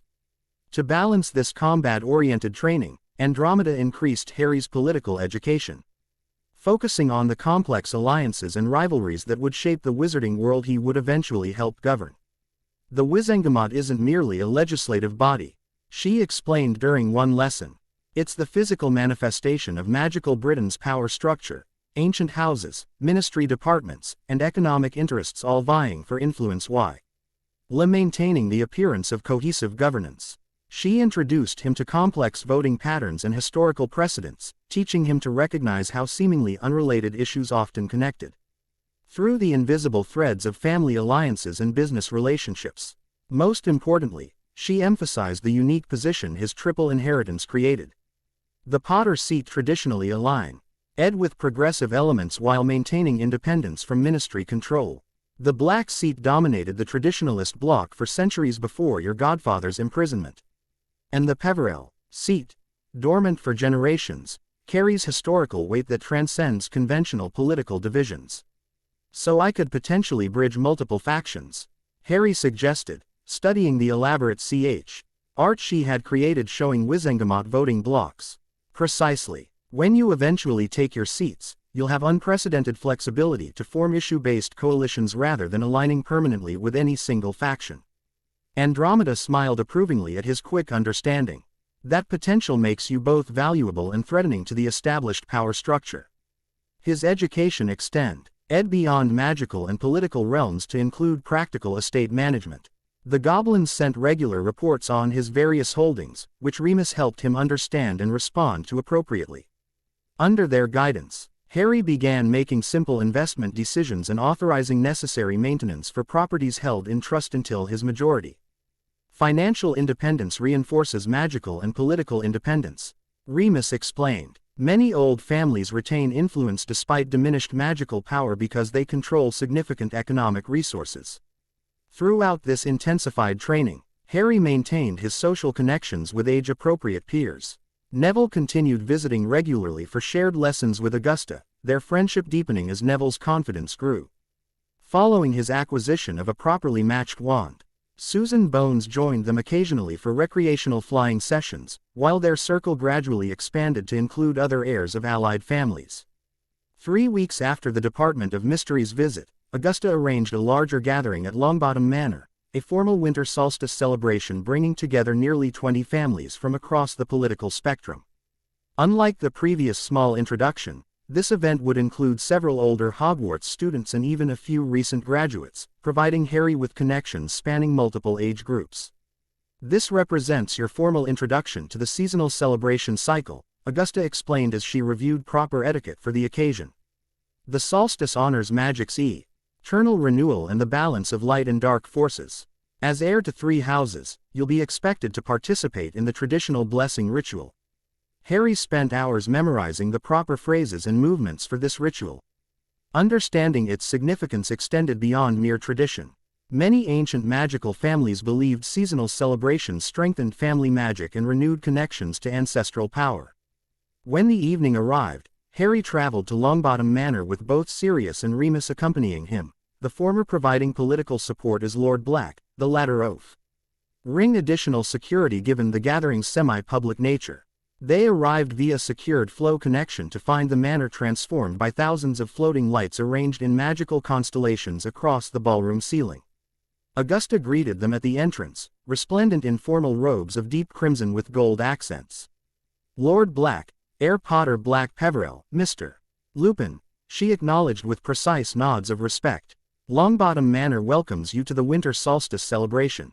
Harry returned the formal greeting they had practiced, noting the approving glint in Augusta's eye as he executed it flawlessly. Neville stood beside his grandmother, looking more comfortable in his formal robes than during their previous gathering. The blessing circle forms at the 9th hour, Augusta informed them. Until then, please enjoy the gathering. Heir Longbottom will introduce you to any guests you've not yet met. As they entered the ballroom proper, Harry was momentarily overwhelmed by the assembled wizarding society. Elegant robes in winter colors, deep blues, silvers, whites, and golds, swirled as guests mingled. House elves circulated with trays of sparkling beverages and seasonal delicacies. A string quartet played magical instruments in one corner, their music occasionally manifesting as visible notes that floated toward the enchanted ceiling before dissolving in tiny showers of light. Impressive turnout, Sirius murmured, his eyes scanning the crowd with the practiced assessment of one born to such gatherings. Augusta's influence is clearly undiminished. I count Key representatives from at least 6 Wizengamot voting blocks. Neville approached them, seeming eager to escape the formal receiving line. "Harry, glad you made it. Gran's invited half the wizarding world, I think. It's quite something." Harry agreed, appreciating the magical ambiance while feeling slightly intimidated by the social expectations. "All for the solstice blessing. That's the official reason," Neville confided as he led them deeper into the ballroom. "But really it's about politics and connections. Gran says the holiday gatherings are when the real Wizengamot work happens, outside official sessions." This assessment proved accurate as Harry observed the subtle political maneuvering occurring beneath the festive surface. Clusters formed and reformed throughout the room, conversations pausing strategically when certain individuals approached. Sirius was quickly drawn into discussion with several older wizards wearing formal Wizengamot pins, while Remus maintained a watchful position nearby. Neville introduced Harry to several young heirs he hadn't yet met, including Theodore Nott, a quiet, observant boy from a traditionally dark-aligned family, Ernie Macmillan, whose pompous manner barely concealed genuine good nature, and Blaise Zabini, whose neutral family maintained connections across all political factions. Potter-Black-Peverell, Zabini acknowledged with practiced neutrality. "Your re-emergence has created quite the stir in certain circles. My mother finds it fascinating." Harry recognized the deliberate ambiguity and responded in kind. "Please convey my regards to Madame Zabini. I look forward to making her acquaintance properly at some point." Zabini's eyes gleamed with appreciation for the careful response.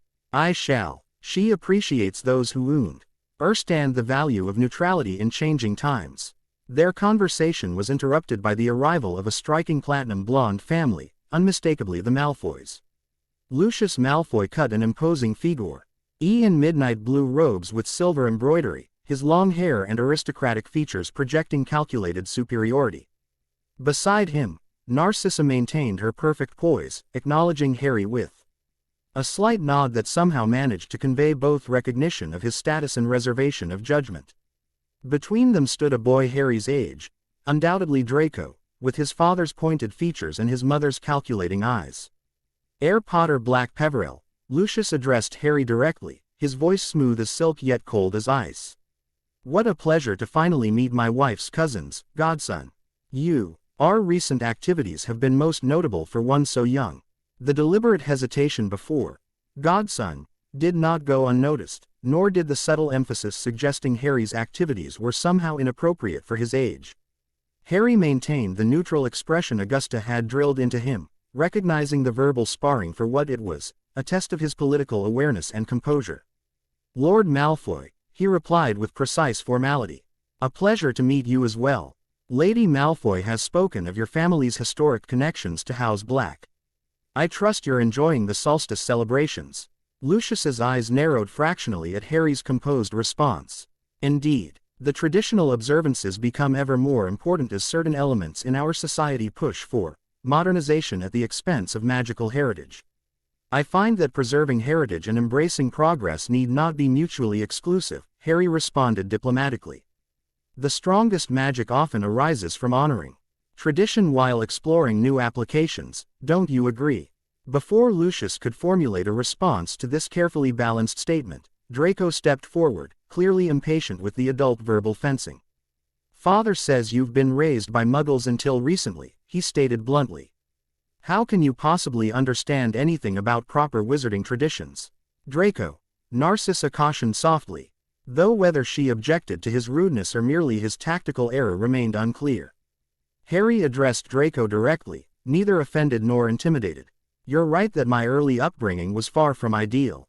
That's why I've dedicated myself to intensive study of our world's history and customs since claiming my inheritance. I've found that genuine curiosity and respect open many doors that presumption keeps firmly closed." Quote. Draco blinked, clearly unprepared for this measured response. Narcissa's lips curved in what might have been the ghost of an approving smile, while Lucius regarded Harry with newfound calculation. An enlightened perspective, Lucius allowed. "Perhaps there is hope for the future of your houses after all. Come, Draco, we should greet the minister before the blessing ritual begins." As the Malfoys moved away, Neville exhaled audibly. "That was intense. You handled Malfoy perfectly, though." Gran says his father practically controlled the Wizengamot before Sirius was released.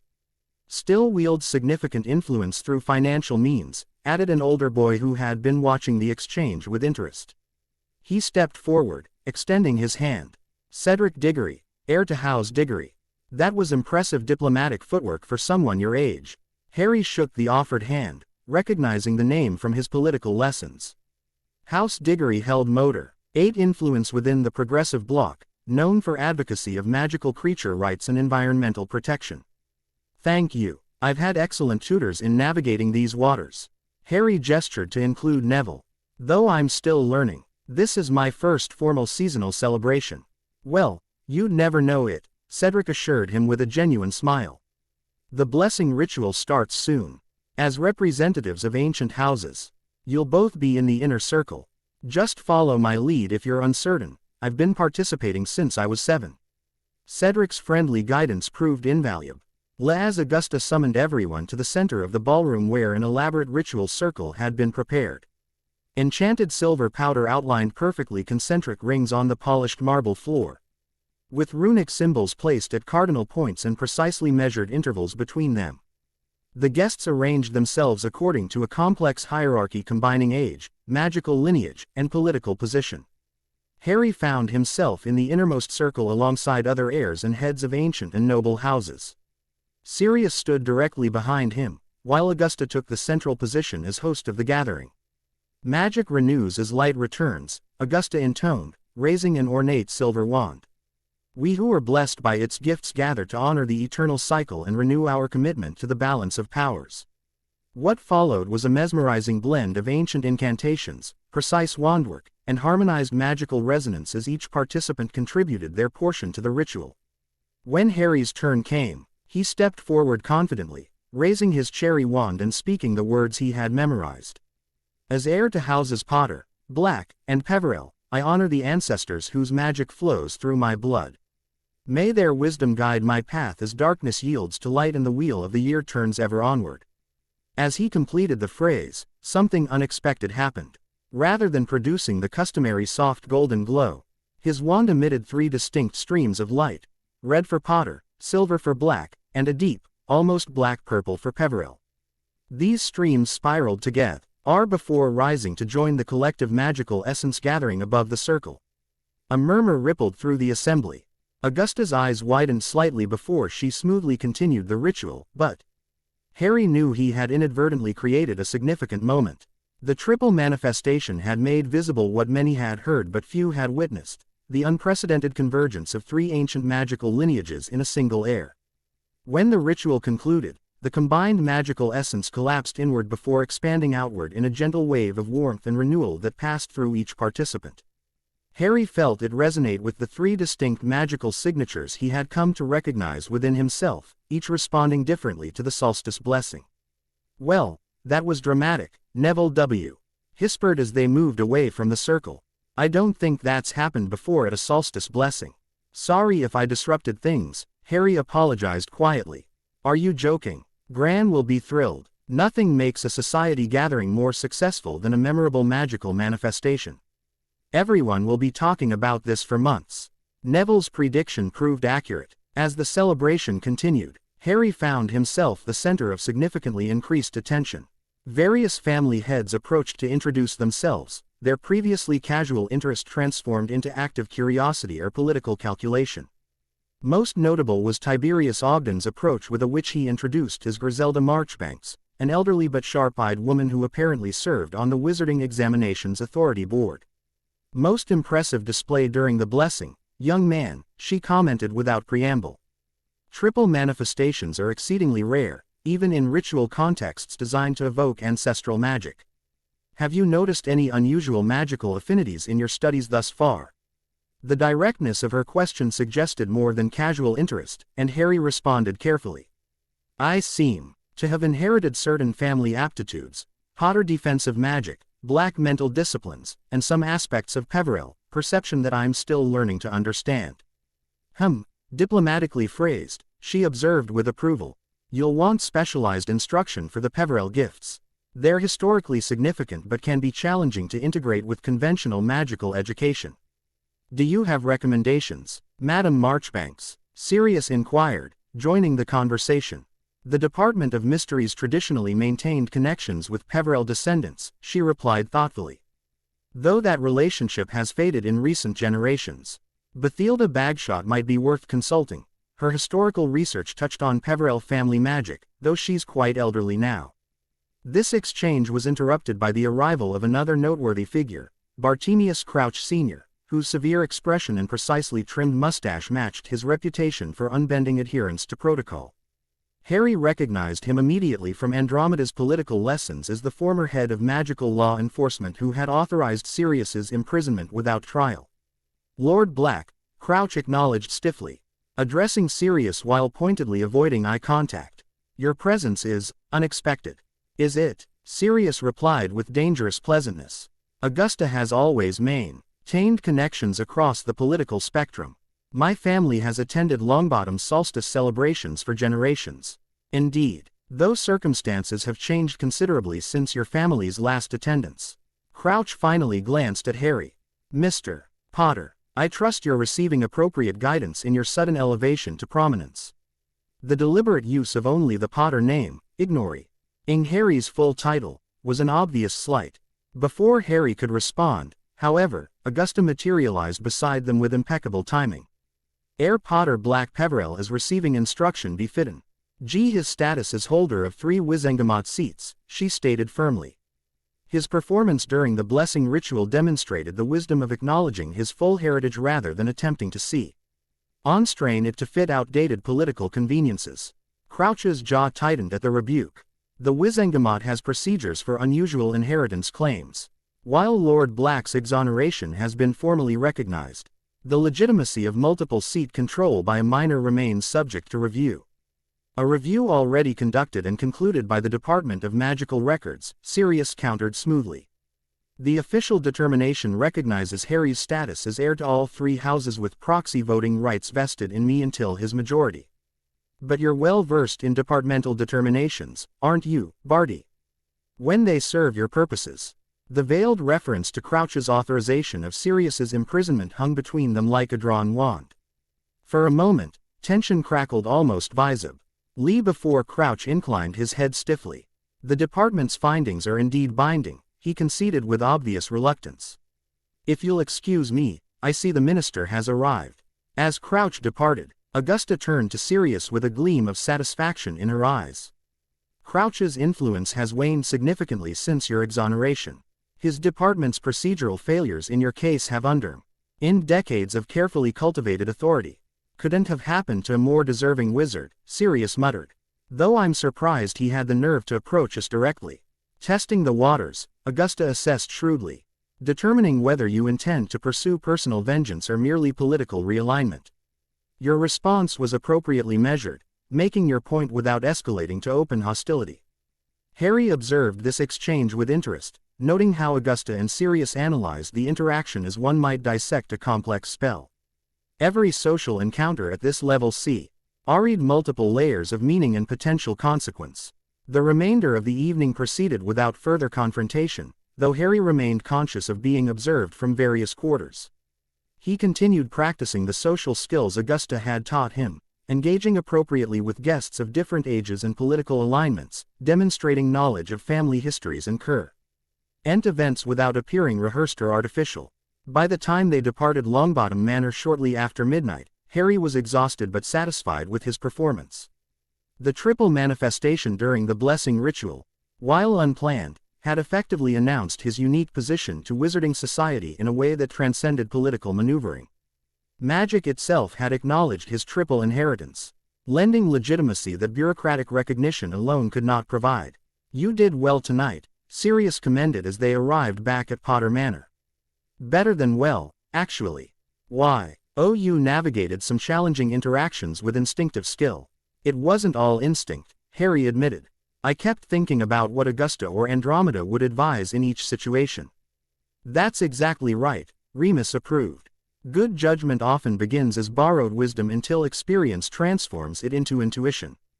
The fact that you're consciously applying their lessons shows maturity beyond your years. In the days following the solstice celebration, the political landscape shifted subtly but significantly. Augusta reported increased interest in alliance discussions from previously neutral families, while Andromeda noted that several traditionalist houses had moderated their public opposition to Sirius's guardianship. The magical manifestation made an impression, she explained during their next political lesson. Traditional families respect ancestral magic above almost all else. Seeing three distinct lineages acknowledge you so visibly has given them pause. This shifting landscape created new opportunities for advancing Harry's education and preparation. Griselda Marchbanks, following up on their solstice conversation, arranged for Harry to access restricted Historica L texts on Peverell family magic from the Examination Authority's private collection, materials not available even in the Hogwarts restricted section. These belong to Percival Peverell, 7 genera. Tyons removed from the three brothers of legend, she explained when delivering the ancient scrolls personally to Potter Manor. They document certain magical techniques unique to the bloodline, particularly regarding perception across the threshold between life and death. These texts proved both fascinating and challenging. Written in archaic magical language with references to concepts rarely discussed in conventional magical education, they required careful study and interpretation. Remus helped Harry decipher the more obscure passages, while Sirius provided context from Black family knowledge of similar magical domains. The Peverells understood death not as an ending but as a transition between states of being, Remus explained as they worked through a particularly dense section. Their magic operated at this threshold, allowing certain forms of perception and interaction impossible through conventional magical approaches. Harry found these concepts resonating with experiences he had already encountered, his dreams of ancestral memories, the strange awareness that occasionally accompanied his occlumency practice, and certain intuitions that arose during magical practice. The texts gave structure and historical context to these experiences, suggesting exercises to develop these abilities deliberately rather than accidentally. January brought another significant development, when Dumbledore followed through on his promise to return James's invisibility cloak. It arrived via special owl delivery, wrapped in simple brown paper with a brief note. Harry, as promised, I return to you your father's cloak. It has been in my safekeeping these past years, during which time I have studied its remarkable properties with great interest. I believe you will find it differs significantly from ordinary invisibility cloaks in both effectiveness and durability. Your father used it primarily for what he termed midnight explorations of Hogwarts, an application I cannot officially endorse as headmaster but must acknowledge seems to be a Potter family tradition. I trust you will find your own worthy uses for this extraordinary heirloom. Should you have questions about its unique properties or history, I remain at your disposal. Yours sincerely, Albus Dumbledore. Harry unwrapped the package reverently, revealing a fluid, silvery gray cloth that seemed to flow like water between his fingers. When he shook it out, it expanded to the size of a standard cloak, shimmering with an otherworldly quality that distinguished it immediately from ordinary fabric. The Hallow, Sirius breathed, watching with undisguised emotion. James treasured this above almost all other possessions. Said it had been in the Potter family for countless generations, passed from father to son. Harry swung the cloak around his shoulders experimentally, gasping as his body immediately disappeared from the neck down. It's perfect, he marveled, examining the invisible portions of himself. No rtion or shimmer like the disillusionment charms we've practiced. True invisibility, Remus confirmed. Most invisibility cloaks fade with time or develop flaws after repeated exposure to spells. Is one has remained perfect for centuries, according to your father. Because it's not just any invisibility cloak, Harry realized. If the tale is true, it was created by death itself, or by Ignotus Peverell using extraordinary magic beyond normal human capability. Sirius nodded thoughtfully, which makes it potentially significant to the prophecy. Power the Dark Lord knows not, could well connect to the Hallows. Especially given your Peverell inheritance. This possibility led to new avenues of research and training. Harry began incorporating the cloak into their defensive practice sessions, learning to move silently while invisible and to transition smoothly between concealment and offensive action. Sirius, drawing on his aura training before Azkaban, taught Harry techniques for Sen. Sorry awareness that compensated for the visual advantage invisibility provided. An invisible opponent still makes sound, still displaces air, still has a magical signature, he explained during one training session. Learning to detect these subtle cues can mean the difference between victory and defeat against opponents using concealment. February brought Harry's first official Wizengamot Con session when Sirius took him to observe a session from the family viewing gallery. Although he would not officially claim his seats until reaching magical majority, this introduction to the legislative body's proceedings formed an important part of his political education. The Wizengamot chamber impressed Harry with its ancient grandeur, a circular room with tiered stone seating arranged around a central speaking floor.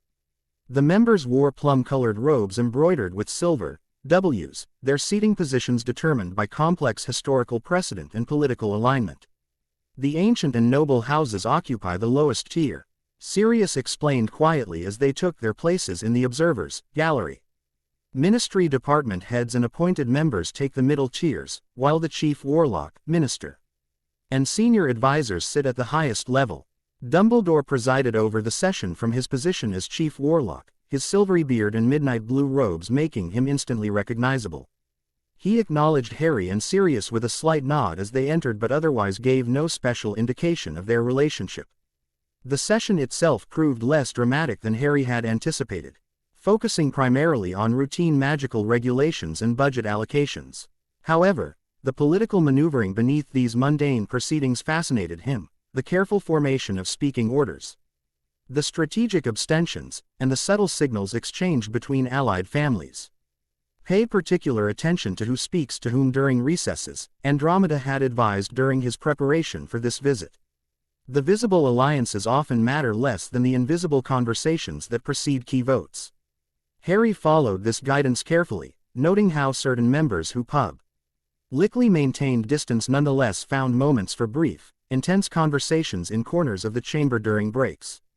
He recognized many faces from Augustus Solstice celebration, now understood why she had insisted he memorize names, family connections, and political histories. During one such recess, Lucius Malfoy approached their position in the gallery, his expression pleasantly neutral despite the calculating assessment in his eyes. Lord Black, heir Potter-Black-Peverell, he greeted them smoothly. How illuminating to see you taking an interest in governance so early. Most heirs find these proceedings tedious until necessity forces their attention.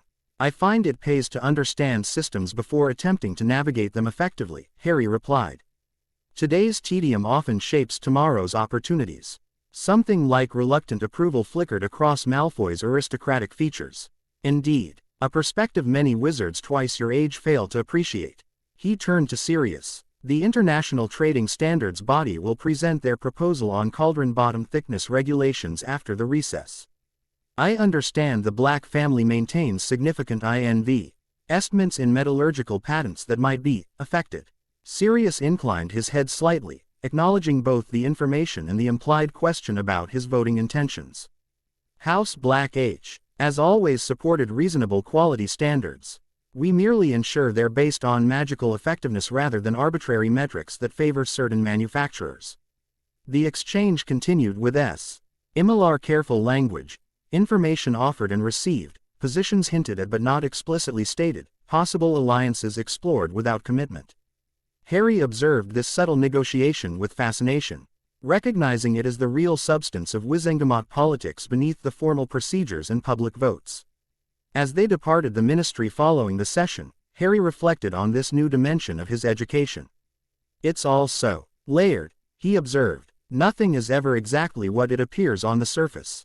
Welcome to wizarding politics, Sirius replied with a wry smile. Where words have multiple meanings, silences speak volumes, and family histories determine present actions more than current circumstances.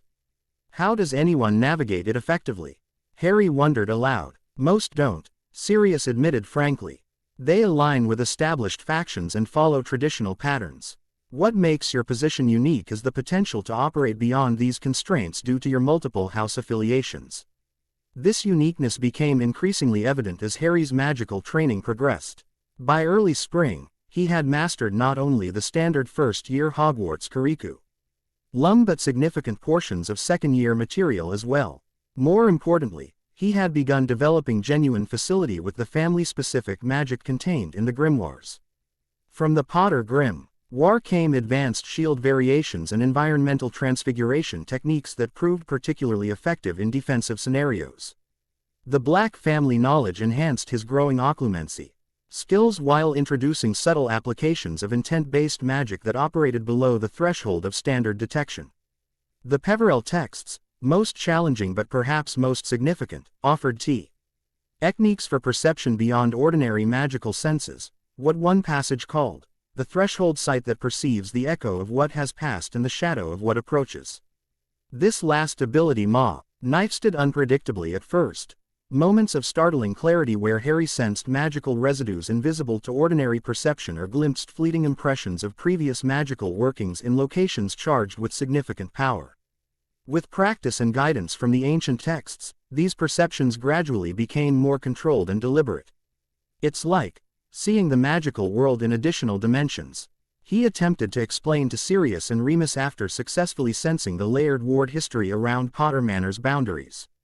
Not just what's currently active, but echoes of what came before and possibilities of what might develop. Sirius nodded thoughtfully. The Black family has legends about Peverell perception.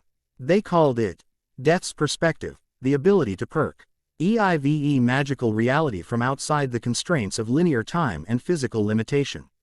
Do you think this connects to the prophecy? Harry asked. To the power he knows not. It seems increasingly likely, Remus acknowledged. Voldemort sought immortality through conventional dark magic, Horcruxes, possession, various life extension rituals. The Peverell approach represents a fundamentally different understanding of the relationship between magic, life, and death. As spring progressed toward summer, Harry's education expanded to include practical political experience beyond mere observation.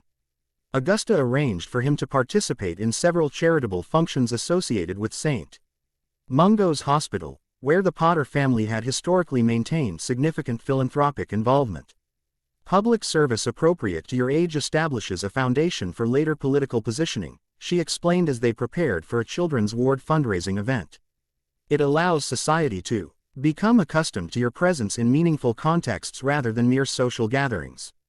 These events proved valuable not only for political development but also for Harry's personal growth. Interacting with young magical patients in the children's ward gave him perspective on his own challenges while developing genuine empathy that transcended political calculation. He found himself particularly drawn to cases involving magical accidents and healing innovation, areas where his mother's research might have contributed had she lived. During one such visit, Harry met a young witch named Aurea Greengrass, younger sister to Daphne whom he had met at previous gatherings. Unlike her poised, politically aware sister, Astoria possessed a direct honesty that Harry found refreshing amid the calculated interactions that increasingly dominated his social experiences. "You're Harry Potter," she stated simply when he visited her ward, where she was recovering from a severe case of magical exhaustion. "My sister says you're changing everything about how the old families interact. Is that true?" Harry smiled at her directness. "I'm not sure I'm changing everything. I'm just trying to find my place in a world that seems to have decided a lot about me before I ever had a chance to decide for myself." She considered this seriously. "That sounds hard. Everyone already thinks they know who I am too." Daphne's little sister. "The Greengrass spare, the one with the family illness. It's exhausting having to either live up to or break free from what people expect." This unexpected moment of understanding formed the basis for a genuine friendship unrelated to political calculations. During subsequent hospital visits, Harry made a point of spending time with Astoria, whose health issues required frequent treatment but whose spirit remained undaunted by her physical limitations. "She has a rare magical condition that affects her core stability," Daphne explained privately during one visit. "The healers haven't found a permanent solution, just management techniques. It's why our parents are so protective of her, and why I'm expected to maintain the family's political position while she focuses on her health." This insight into the personal realities behind political facades deepened Harry's understanding of the complex social world he was entering. Behind every calculated alia, NCE and strategic positioning lay human stories and family concerns that transcended political gamesmanship. As summer approached, bringing Harry's 10th birthday on the horizon, preparations began. His next significant step toward eventual Hogwarts attendance, formal magical assessment by the Wizarding Examinations Authority. Though not required for Hogwarts admission, this evaluation would establish an official record of his current abilities and exempt him from redundant instruction in subjects he had already mastered. Many traditionally educated heirs undergo assessment before Hogwarts, Andromeda explained. It allows appropriate placement without the disruption of midterm adjustments after arrival. The assessment was scheduled for mid-July at Potter Manor, with Griselda Marchbank KS herself serving as primary evaluator alongside specialists in various magical disciplines. Preparing for this comprehensive evaluation occupied much of Harry's time during early summer, reviewing and refining his knowledge across the standard curriculum.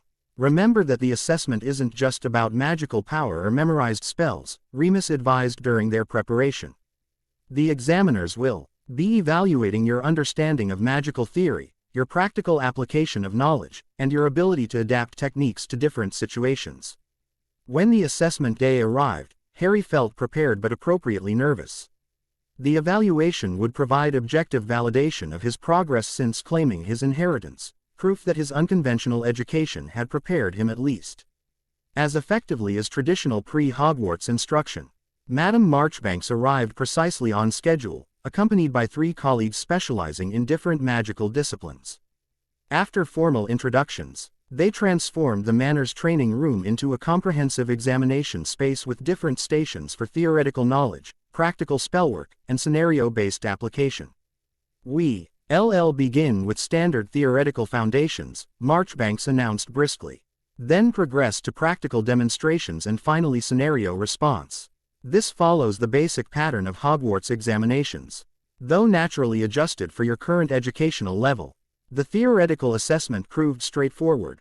Written questions covering magical theory, spell components, historical context, and practical applications. Harry worked through them methodically, drawing on the comprehensive education Remus and Sirius had provided. The practical demonstration section followed, with Harry performing a carefully selected sequence of charms, transfigurations, and defensive spells demonstrating first and second year capabilities. The examiners observed with professional neutrality, though Harry occasionally caught flickers of surprise at his consistent success with spells typically taught to older students. The final section, scenario response, proved most interesting.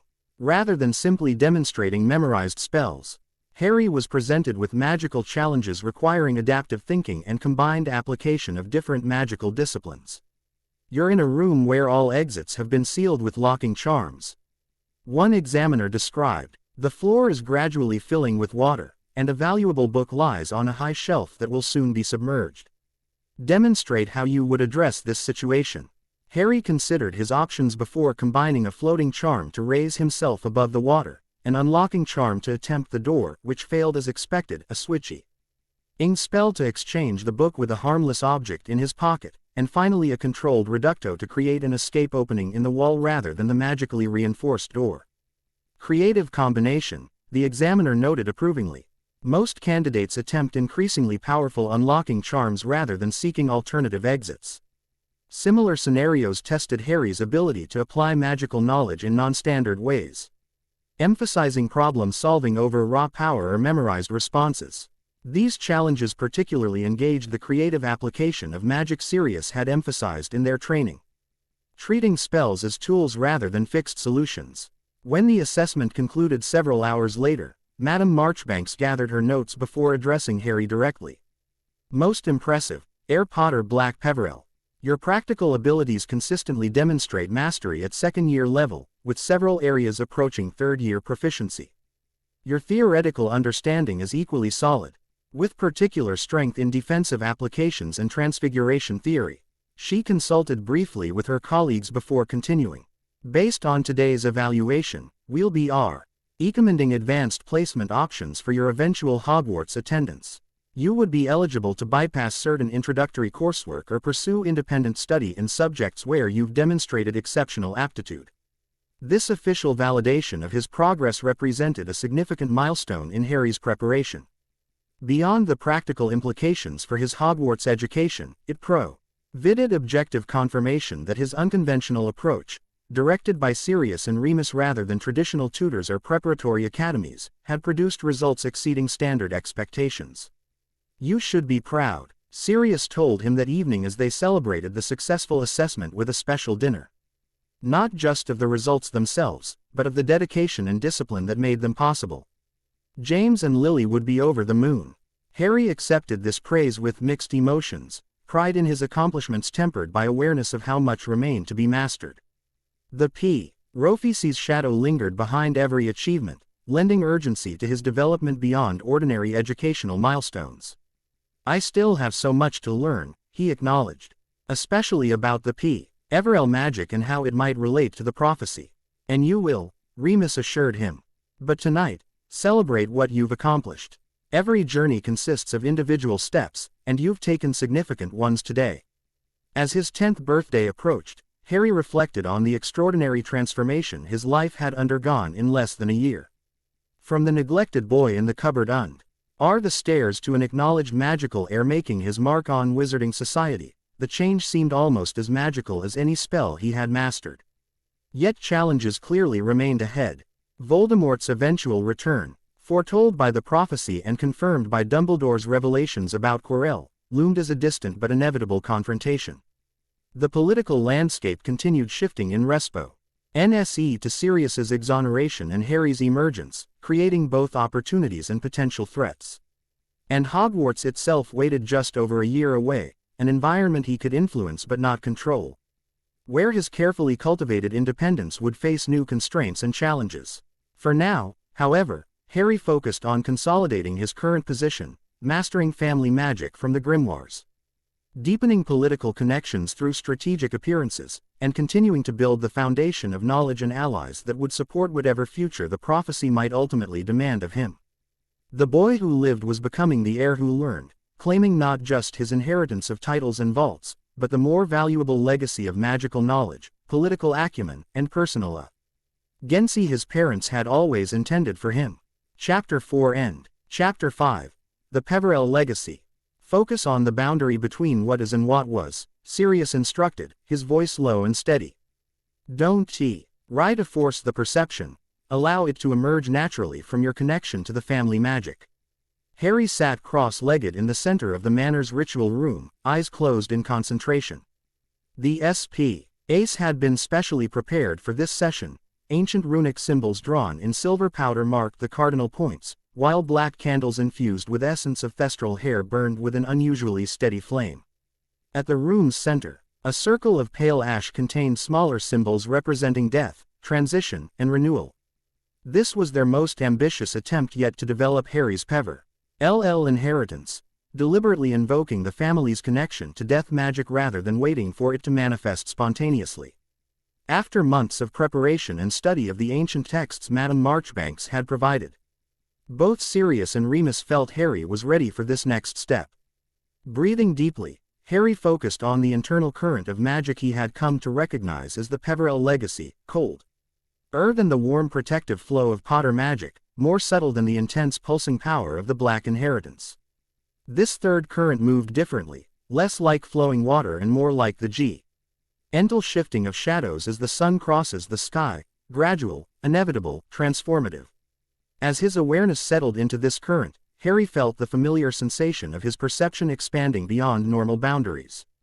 The room around him remained visible in his mind's eye, but now overlaid with ghostly impressions of previous moments, echoes of the space as it had existed in earlier times.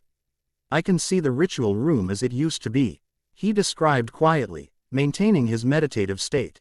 Different configurations of the runic circle, different practitioners, generations of Potters working magic here. "Excellent," Remus murmured from somewhere to his left. "Now try extending your perception beyond the room itself.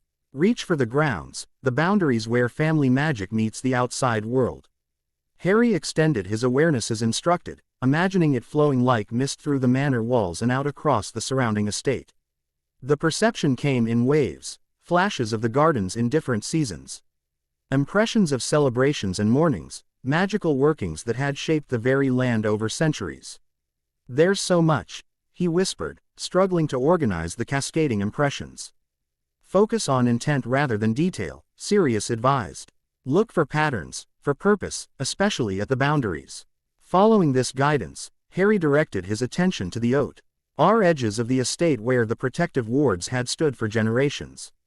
Here, the impressions grew stronger, more structured, layer upon layer of protective magic woven by successive heirs, each adding their unique signature to the complex magical tapestry. Then, unexpectedly, he sensed something different, a disturbance in the otherwise orderly pattern of family magic. Near the northeastern boundary, something foreign had integrated itself into the wards relatively recently, within the past year. There's something at the northeast boundary, he reported, his brow furrowing with concentration. Not original to the wards. Added later, watching. Can you tell what it is? Remus asked, his voice sharpening with concern. Harry pushed his perception deeper, trying to understand the nature of this magical anomaly. It's a monitoring charm of some kind. Sophisticated, nearly invisible to normal detection. It's recording ward activations and visitor signatures. Sirius and Remus exchanged alarmed glances. Who placed it? Sirius demanded. Harry focused intently on the magical signature, comparing it to others he had learned to recognize. Dumbledore, he concluded with certainty. It has his distinctive pattern, layers of purpose concealed beneath apparent simplicity.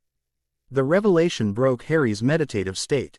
His eyes snapped open, the expanded perception receding as his consciousness returned fully to the ritual room. How is that possible? The goblins cleared all monitoring charms when they reconstructed the wards last year. They cleared what was present then, Sirius replied grimly. This must have been added after their work was completed, perhaps during Dumbledore's visit to return the invisibility cloak. But how? Harry persisted. He never went near He property boundaries during that visit. We kept him in the formal receiving room the entire time. Remus's expression darkened with realization. The cloak itself, it must have been enchanted to establish the monitoring link once brought within the manor wards. Clever, Sirius acknowledged reluctantly.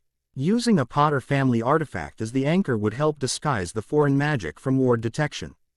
Especially given the cloak's unique properties. Harry felt a surge of anger at this discovery. After all Dumbledore's assurances of respect for Harry's independence, the headmaster had nonetheless installed magical surveillance on Potter property without permission or knowledge. It represented exactly the kind of manipulative control Sirius had warned about. Can we remove it without alerting him? Harry asked, mind already shifting to countermeasures. Better, Sirius replied with a dangerous smile that suddenly emphasized his black family resemblance. We can feed it selective information. With the right approach, we can make Dumbledore believe he's monitoring our activities while actually showing him only what we want him to see. Over the next several days, Sirius and Bill L. Weasley, a professional curse breaker recommended by Andromeda and sworn to secrecy, worked to identify and modify Dumbledore's monitoring charm without deactivating it entirely. The solution proved elegant in its deception. They created a selective filter that allowed routine, expected activities to register normally while redirecting the charm's attention away from anything they wished to keep private. It's actually quite brilliant, Bill explained as they completed the modifications. The filter creates a mild notice me not effect keyed specifically to the monitoring charm's magical signature. Anything we tag with the counter charm simply slides beneath Dumbledore's awareness as his magic observes the property. Will he detect the tampering? Harry asked, impressed by the sophisticated countermeasure but concerned about potential consequences. Bill shook his head, his fang earring swinging gently with the motion. That's the beauty of it. We're not blocking or removing his charm, just selectively directing its attention. It's still functioning exactly as designed, just missing certain details he didn't specifically program it to focus on. This solution addressed the IATE concern while teaching Harry an important lesson about magical security and counterintelligence. More significantly, it demonstrated the practical value of the Peverell perception that had detected the intrusion in the first place, an ability conventional ward analysis had missed entirely. Your threshold sight is developing remarkably, Remus observed after Bill departed. To detect such a subtly integrated charm during your first deliberate attempt at a statewide perception shows exceptional progress. It felt different from our practice sessions, Harry admitted. More natural, like magic was guiding my attention rather than me forcing it to reveal specific information. That's exactly how family magic should function at its best, Sirius confirmed. Not as a tool to be wielded, but as an extension of your own awareness and intent. The Peverell gift seems particularly responsive to genuine need rather than academic exercise. This insight guided their continued exploration of Harry's developing abilities. Rather than structured practice sessions with predetermined goals, they created scenarios with authentic challenges requiring intuitive application of his magical gifts. This approach yielded more consistent results while integrating the Peverell abilities more naturally with his other magical development. As July progressed, preparations intensified for Harry's 10th birthday celebration, an event that would serve multiple purposes beyond the obvious commemoration. In wizarding tradition, a heir's 10th birthday represented an important transition, marking the formal beginning of focused preparation for eventual assumption of family responsibilities. The celebration serves as both personal milestone and public statement, Augusta explained during one of their planning sessions. It declares your readiness to begin the final phase of preparation before Hogwarts while allowing allied families to demonstrate their support through attendance and appropriate gifts. The guest list reflected these political considerations while balancing them against Harry's personal preferences. The Longbottoms would attend, of course, with Neville's friendship now firm. Lee established beyond the initial political connection. The Bones family, represented by Amelia and Susan, signified important ministry alignment. The Greengrasses accepted their invitation, notable because they maintained connections across traditional political divisions. Even the Malfoys would make an appearance, their attendance representing Narcissus' acknowledgement of Harry's Black family connection despite Lucius's lingering reservations. More personally significant was Sirius's arrangement for several of Harry's parents' friends to attend, not just Remus, who now resided permanently at Potter Manor as Harry's tutor, but others who had been part of their circle before that fateful Halloween. Emmeline Vance, Hestia Jones, and Elphias Doge had all accepted invitations, eager to finally meet James and Lily's son in a context free from Dumbledore's controlling influence. Notably absent from the invitation list was Dumbledore himself, a deliberate omission reflecting the growing distance between Harry's household and the Hogwarts headmaster following the discovery of his unauthorized surveillance.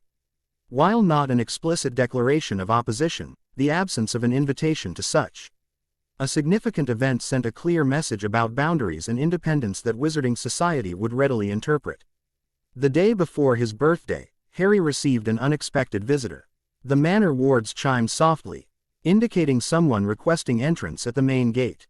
Mimsy appeared moments later to announce, "Miss Luna Lovegood and her father are at the gate, Master Harry. They is sayin', gee, they have delivery for young Master's birthday." Harry exchanged puzzled glances with Sirius and Remus. The Lovegoods hadn't been invited to the celebration, not from any objection to their presence, but simply because Harry had no established connection with their family. Xenophilius Lovegood publishes The Quibbler, Remus explained, noting Harry's confusion. It's an alternative wizarding publication, less politically aligned than The Prophet but considered somewhat eccentric in its coverage. His wife Pandora was a renowned experimental charm worker before her death several years ago, Sirius added. Brilliant witch, if unconventional in her approaches. Their daughter Luna would be about a year younger than you. Curiosity piqued, Harry instructed Mimsy to bring the unexpected visitors to the informal receiving room rather than leaving them at the gate. Minutes later, he found himself facing one of the most unusual pairs he had encountered in Wizarding Society. Xenophilius Lovegood was tall and slightly stooped, with shoulder-length white blonde hair and protuberant blue eyes that seemed to focus slightly past whoever he was addressing. He wore robes of eye-watering yellow, embroidered with what appeared to be tiny silver radishes. Beside him stood his daughter, a small, ethereal girl with the same white blonde hair flowing unbound to her waist, large silvery gray eyes regarding Harry with dreamy directness. Heir Potter-Black-Peverell, Xenophilius greeted him with a surprisingly formal bow. "Thank you for receiving us without prior arrangement. We wouldn't normally intrude." But Luna was most insistent that her gift reach you before the Nargle migration peaks at midnight. Harry blinked at this unusual explanation but recovered quickly. You're both welcome at Potter Manor. This is my godfather, Lord Black, and my tutor, Remus Lupin. After exchanging pleasantries, Luna stepped forward, offering a small package wrapped in iridescent blue paper that seemed to shimmer with its own inner light. Happy birthday, Harry Potter, she said in a soft, musical voice. The dirigible plums indicated you would need this soon, and they're rarely wrong about important transitions. Accepting the package with polite thanks, Harry was surprised by its unexpected weight and the faint magical resonance he detected from within. Should I open it now? He asked, unsure of the proper protocol for this unusual situation. Oh yes, Luna replied serenely. It needs to acclimate to your magic before the alignment of Jupiter and Saturn next week. Otherwise, the Protect 4E harmonics might attune to someone else nearby. With this cryptic explanation hanging in the air, Harry carefully unwrapped the package. Inside lay a pendant, a simple leather cord supporting what appeared to be a perfectly triangular stone of deepest black, with unusual iridescent patterns that seemed to shift when viewed from different angles. Scrying obsidian from the volcanic mirrors beneath Glastonbury Tor, Luna explained as Harry examined it. Daddy and I collected it during last year's equinox tides. It helps one see what others miss, especially things hiding in plain sight or disguised by conventional perception. Harry felt a strange resonance between the stone and his developing Peverell abilities, a subtle magical recognition that transcended the pendant's unusual origins or Luna's esoteric explanation. Thank you, he said sincerely. It's exactly right somehow. Luna smiled, a surprisingly knowing expression for someone so young. The stone called for you specifically. I merely facilitated the introduction. She tilted her head slightly as though listening to something no one else could hear. It will help when the veil begins to flutter, which happens more often than most realize. Sirius and Remus exchanged significant glances at this statement, clearly recognizing potential references to death magic that seemed impossible for a 9-year-old girl to understand without specialized knowledge. Yet Luna's dreamy expression betrayed no awareness of having said anything remarkable. Xenophilius beamed proudly at his daughter. Luna has her mother's gift for recognizing magical affinities. Pandora always said conventional boundaries between magical disciplines existed primarily in wizards' minds rather than in magic itself. A perspective I'm finding increasingly persuasive through my own research, Remus responded diplomatically, studying Luna with new interest. Your daughter seems remarkably perceptive for her age. The conversation continued for another half-hour, ranging from conventional topics like Luna's preparations for eventually attending Hogwarts to more esoteric subjects including Xenophilius's theories about cooperative magic between supposedly distinct magical species. Despite the occasionally bewildering tangents, Harry found himself genuinely enjoying the Lovegoods' company, their perspective refreshingly free from the political calculations that dominated most of his interactions with Wizarding Society. When they finally departed, declining an invitation to the following day's celebration with vague references to observing the solitary gulping Plimpy's mating dance, Harry found himself still holding the obsidian pendant, its weight somehow comforting against his palm. That was unexpected, Sirius remarked once the Lovegoods had gone. Though I'm not entirely surprised Pandora Lovegood's daughter would recognize something about your Peverell abilities. Pandora's research often ventured into similar theoretical territory before her accident. Should I be concerned about the pendant? Harry asked, still feeling the strange resonance between the stone and his own magic. It seems to be responding to me somehow. Remus performed several detection charms before shaking his head. I detect no harmful enchantments or hidden purposes. It appears to be exactly what Luna described, volcanic obsidian with unusual magical properties related to perception. Traditionally such stones were used in certain scrying rituals and protective amulets. The interesting question, Sirius added thoughtfully, is how Luna knew to bring it to you specifically. And why now? The Lovegoods have no known connection to your family lines or political alliances. Harry considered this as he slipped the cord over his head, feeling the triangular stone settle against his chest beneath his robes. She said it called for me. Maybe it's like wands choosing wizards, some magical affinities exist independent of human social structures. A philosophical perspective worthy of Pandora herself, Remus smiled. For now, I suggest keeping it close while we observe any effects it might have on your developing abilities. If Luna is correct about its properties, it could prove valuable to your continuing exploration of the Peverell gifts. The birthday celebration the following day unfolded with the precise balance of formality and genuine warmth that Augusta had orchestrated.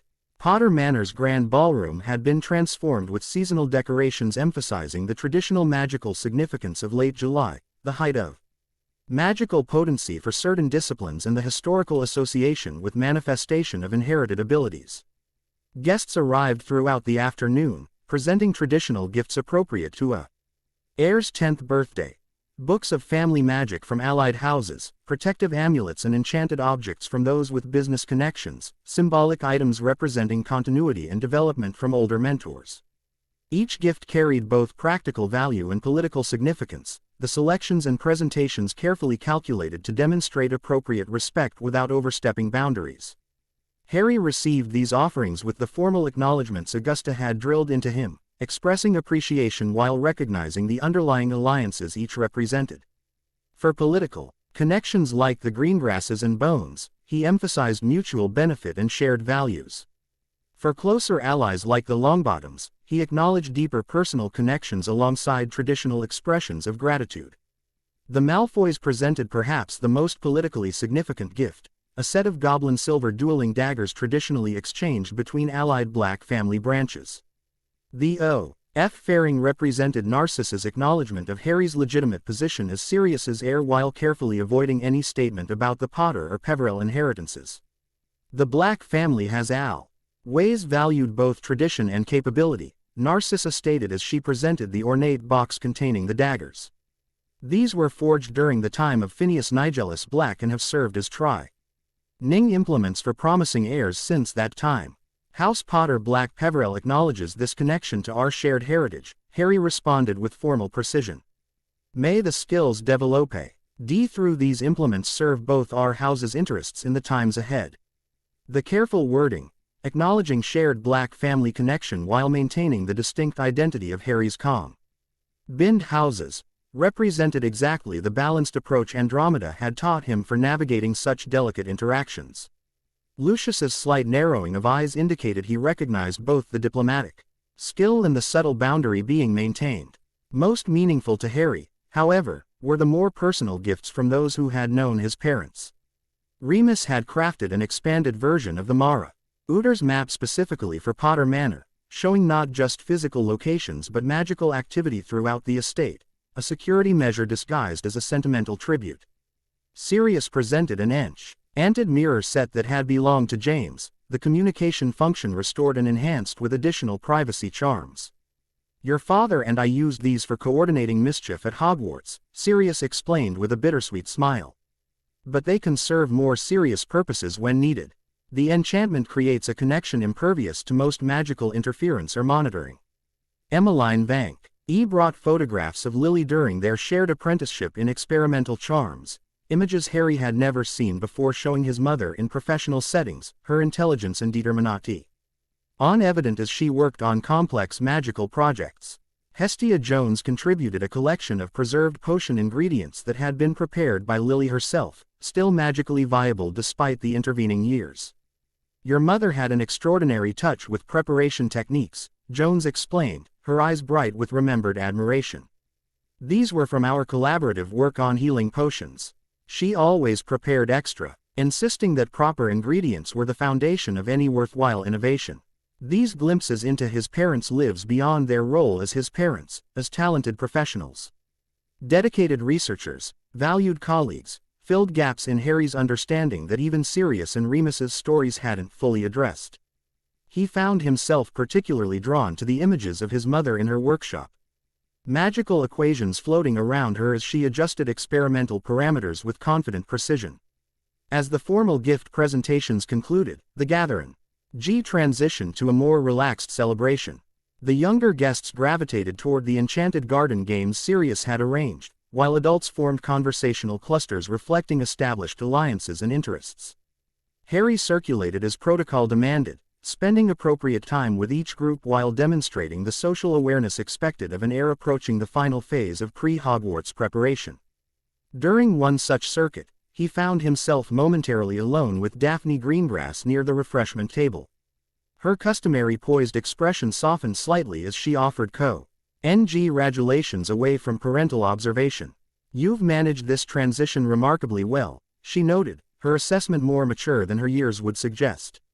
"Most heirs raised in traditional households stumble at least occasionally when first managing their own social presentation. You've had less than a year of proper preparation yet navigate these waters like someone born to them." "Thank you," Harry replied, appreciating her direct approach after hours of carefully layered political conversation.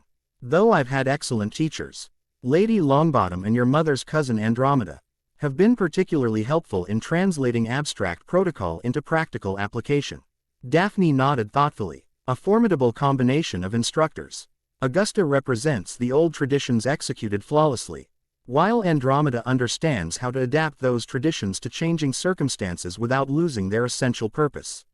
She glanced toward where Narcissa and Lucius were engaged in conversation with Lord Knott. Cousin Narcissa maintains similar adaptation but with different priorities. The observation demonstrated Daphne's own political acumen, acknowledging family concessions across political divisions while subtly positioning her own family's approach as distinct from the Malfoys' more rigid traditionalism. Harry recognized the skillful maneuvering and responded in kind. Different perspectives provide valuable contrast when navigating unfamiliar territory, he acknowledged. "I've found that understanding the reasoning behind various approaches often reveals more common ground than initial positions might suggest." A diplomatic observation, Daphne smiled slightly, though perhaps optimistic given current alignments. "Speaking of which," her voice lowered slightly, "you should know that certain conversations have occurred regarding potential arrangements between our families." Harry maintained his composure despite his surprise at this direct reference to what could only be marriage contract discussions. Such arrangements between prominent families remained common in traditional wizarding society, particularly when political realignment created new alliance opportunities. "I appreciate your candor," he replied carefully. "Has anything formal been proposed?" "Nothing beyond preliminary expressions of interest," Daphne assured him. "Father believes in preserving options while circumstances continue evolving. Mother favors waiting until we're at least at Hogwarts before entertaining specific discussions." She met his gaze directly.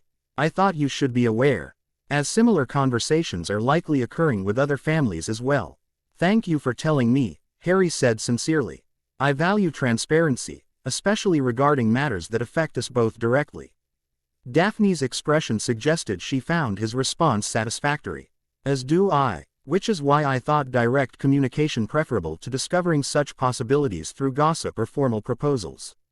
She glanced toward where younger guests were gathering for an announcement. "We should rejoin the others. Your godfather appears to have planned some entertainment." As they moved to join the group, Harry found himself appreciating Daphne's straightforward approach to a potentially awkward subject. While marriage contracts remained far from his immediate concerns at 10 years old, the political realities of his position meant such arrangements would inevitably enter consideration as he approached Hogwarts age. Better to address such possibilities openly than pretend they didn't exist. The remainder of the celebration proceeded without incident, the carefully orchestrated transitions between formal acknowledgments and genuine celebration achieving exactly the balance Augusta had intended. By evening, when the last guests departed with appropriate expressions of esteem and alliance, Harry felt both exhausted and satisfied with how the milestone had been observed. "You carried that off beautifully," Sirius commended as they relaxed in the family sitting room afterward. Every interaction precisely calibrated to the relationship while still maintaining authentic connection where appropriate. Quote, "Indeed," Remus agreed. Augusta was practically glowing with approval by the end, high praise from someone who considers most social events exercises in damage control rather than opportunities for advancement. Harry smiled tiredly, fingering the obsidian pendant that had remained beneath his formal robes throughout the day. Though he hadn't mentioned Luna's unusual gift to the other guests, he had been conscious of its presence, a subtle weight against his chest that somehow felt like a counterbalance to the carefully constructed social persona he had maintained for hours. It was easier than I expected in some ways, he admitted. Once I stopped thinking about each interaction as a separate performance and started seeing the connections between how each conversation related to previous ones, how alliances shaped expectations, it became almost intuitive. That's exactly how it should work, Sirius nodded approvingly. The rules and protocols create a framework, but effective navigation requires recognizing the underlying patterns rather than mechanically following prescriptions. This observation applied equally to Harry's magical development in the weeks following his birthday. The structured exercises and formal techniques remained important foundations, but his most significant progress occurred when theory and practice merged. Into intuitive application, particularly regarding his developing Peverell abilities. The obsidian pendant proved unexpectedly helpful in this integration. As Luna had suggested, the stone seemed to enhance Harry's natural threshold perception, making the boundary between ordinary awareness and deeper magical insight more permeable. When wearing it during practice sessions, he found himself able to sustain the expanded perception longer while requiring less conscious effort to direct its focus. It's not amplifying the ability so much as removing interference, he attempted to explain to Remus. A particularly successful session exploring the manor's magical history through object impressions. Like clearing static from a radio signal rather than increasing its power. Remus nodded thoughtfully. That aligns with traditional understanding of scrying obsidian. It doesn't create new perception but rather filters existing input, allowing naturally occurring patterns to emerge more clearly from background magical noise. This enhanced perception proved particularly valuable as they continued investigating the manor's magical foundations. The property had been in Potter hands for nearly 6 centuries, with each generation adding their own contributions to its protections and enchantments. Through his developing abilities, Harry began mapping these historical layers, not merely academically interesting but practically valuable for understanding the full capabilities available to him as the current heir. The East Wing wards were completely reconstructed during the Grindelwald conflict. He reported during one exploration session, his eyes closed in concentration as he traced magical signatures through the walls. Great-grandfather Fleemont integrated some kind of reflective defense. It's designed to return hostile magic to its caster but only activates against certain dark signatures. Sirius, who had joined them for this session, looked impressed. The Black family Grimoire mentions Fleemont's innovations in defensive warding. Apparently, he developed techniques for magical signature recognition decades before they became standard in high-security applications. He Ministry's current identification wards are based on principles he pioneered. This historical context enhanced Harry's connection to his family legacy while providing practical knowledge about protections available to him. Similar explorations throughout the estate gradually built a comprehensive understanding of Potter Manor's magical resources, knowledge that would prove valuable far sooner than any of them anticipated. The catalyst arrived on a warm August morning in the form of an unexpected letter delivered by an unfamiliar owl. The envelope bore no external markings except Harry's name written in elegant, precise script. When Remus performed standard detection charms before allowing Harry to handle it, his expression grew increasingly concerned. "This has been charmed with extraordinary privacy protections," he reported, lowering his wand. "Multiple layers of security ensuring only you can read the contents, with what appears to be a self-destruction sequence if anyone else attempts to breach them." He handed it over cautiously. No obvious harmful intent detected, but extreme caution would be advisable. Harry examined the envelope with both normal and threshold perception, noting the intricate layering of protective magic surrounding it. The spellwork appeared precise and professional, security rather than harm being its primary purpose. After careful consideration, he broke the unmarked seal. Inside was a single sheet of parchment containing a brief message. "Heir Potter-Black-Peverell. Information has come to my attention regarding a matter of grave concern to both your houses and mine. Ancient artifacts connected to your Peverell inheritance face imminent threat from one whose understanding is incomplete but ambition unlimited. If you wish to discuss this matter further, come alone to the enclosed coordinates at precisely midnight 3 days hence. Wear the stone recently gifted to you, it will confirm your identity to me while protecting certain information from unwanted perception. This communication will dissolve upon your finishing reading it. Tell no one of its specific contents if you value discretion in sensitive matters. An interested party with common cause. As promised, the parchment began dissolving into fine ash the moment Harry reached the final line, leaving only a small slip containing geographical coordinates unaffected by the disintegration. What did it say? Sirius asked sharply, noting Harry's expression. Harry hesitated, weighing his response against the letter's warning about discretion.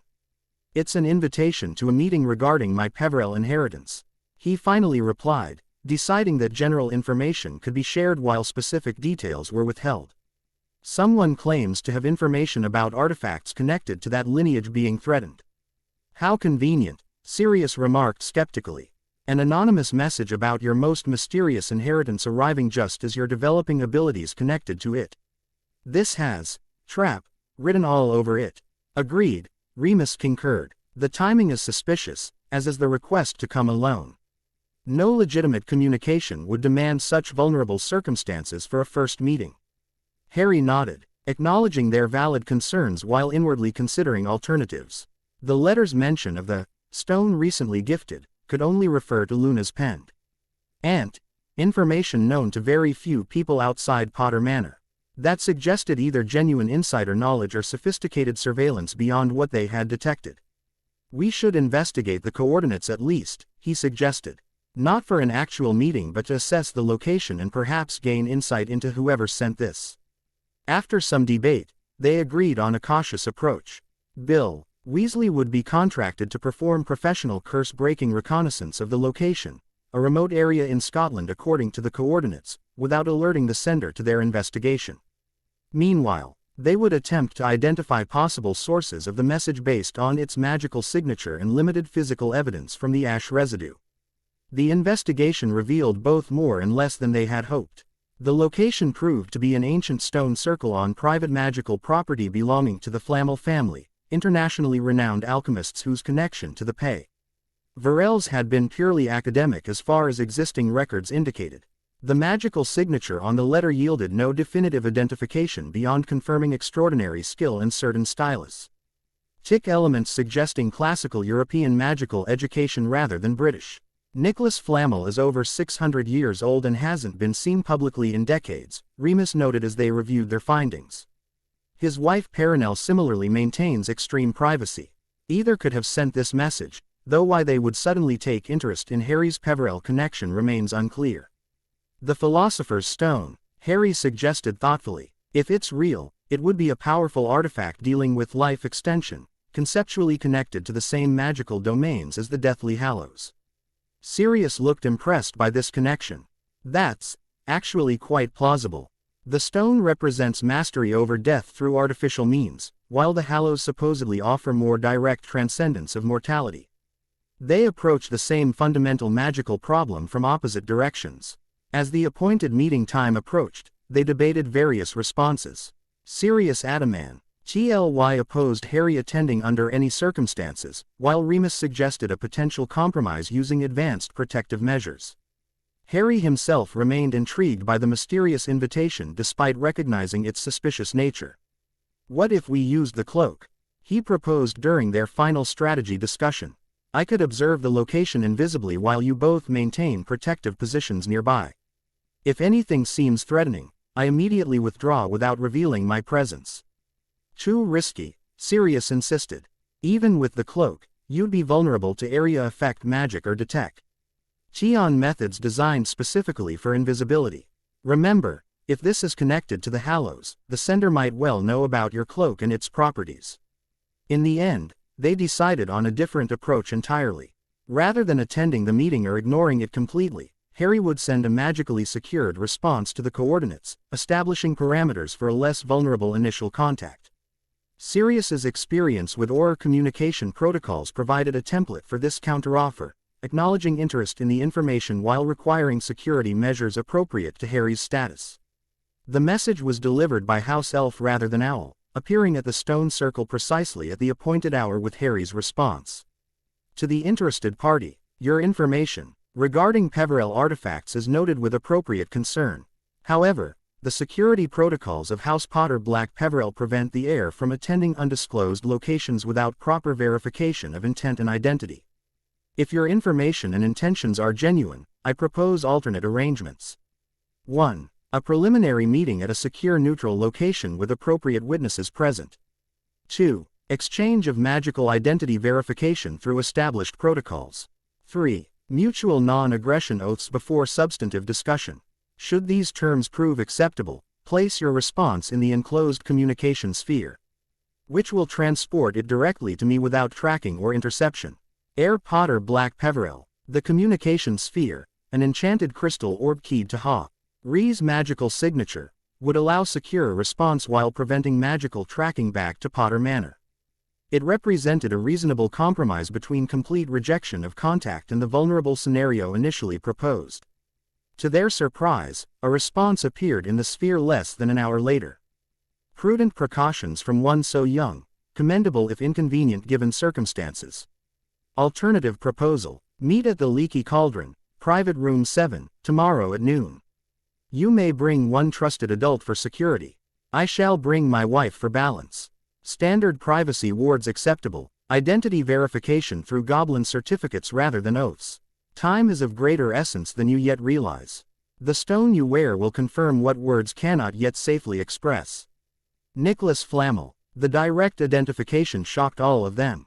Nicholas Flamel, legendary alchemist, creator of the only known Philosopher's Stone, and the oldest known living wizard, had not only contacted Harry personally but now proposed a meeting in London regarding Peverell artifacts. This changes everything, Remus breathed, staring at the signature.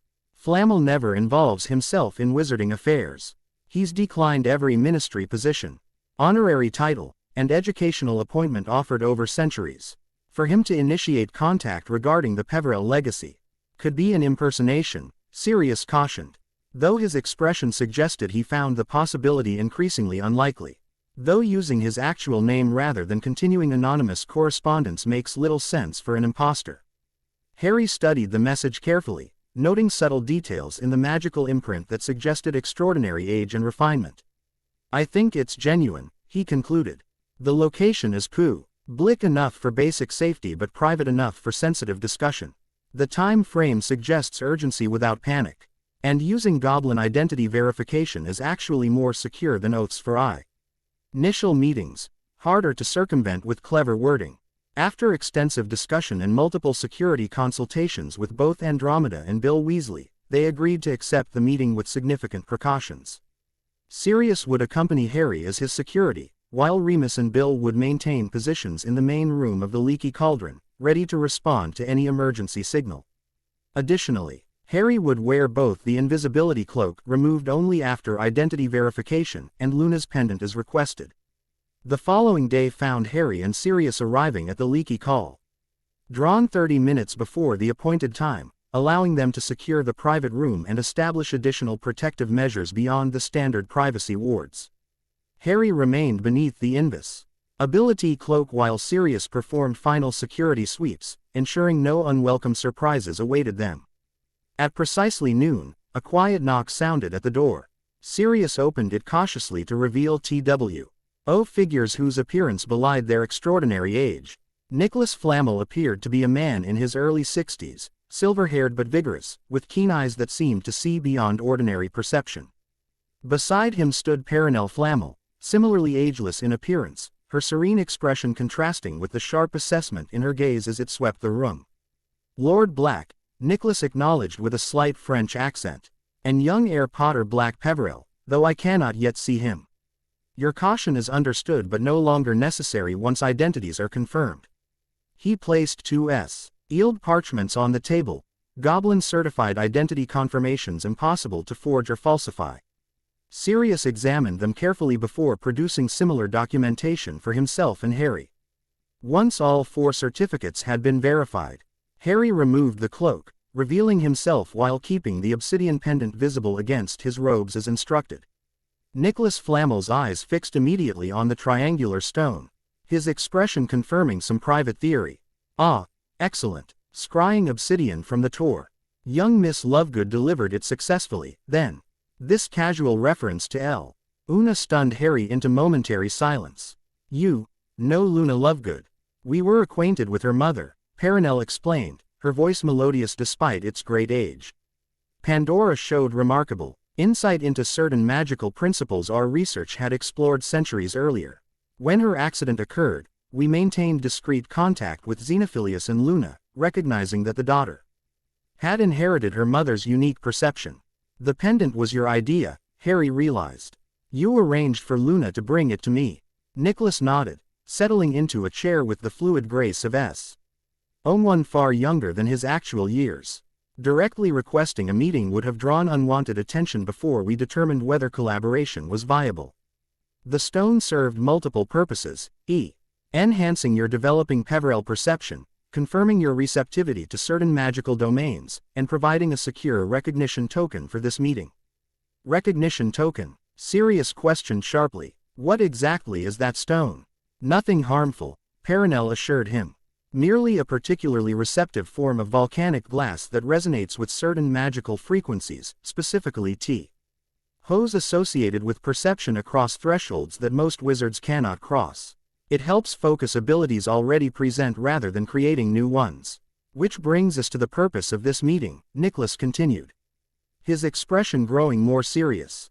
Young heir, what do you know of the Deathly Hallows beyond childhood tales? Harry considered his response carefully, unsure how much to reveal about his dreams, developing abilities, and research. After a moment's reflection, he decided that limited honesty would serve better than excessive caution given the Flamel's apparent knowledge. I know they're real artifacts connected to my Peverell ancestors, he replied. I possess one, the invisibility cloak passed through the Potter line. The others are the Elder Wand and the Resurrection Stone, each with unique properties related to death magic. Nicholas nodded approvingly, succinct and accurate. What's less commonly known is that the Hallows function both individually and as a connected set. Each holds significant power alone, but together they create possibilities beyond their separate functions, possibilities few have understood since their creation. You believe someone is attempting to gather all three, Harry deduced. Is that the threat you mentioned? Yes and no, Nicholas replied cryptically. The immediate concern involves just one Hallow, the Resurrection Stone, which has remained lost for generations. Recent magical disturbances suggest it has been located and is being prepared for use by someone with incomplete understanding of its true nature. Use how? Sirius pressed. And why would this specifically concern Harry rather than any Peverell descendant or Hallows researcher? Perenelle answered this question, her calm voice belying the gravity of her words.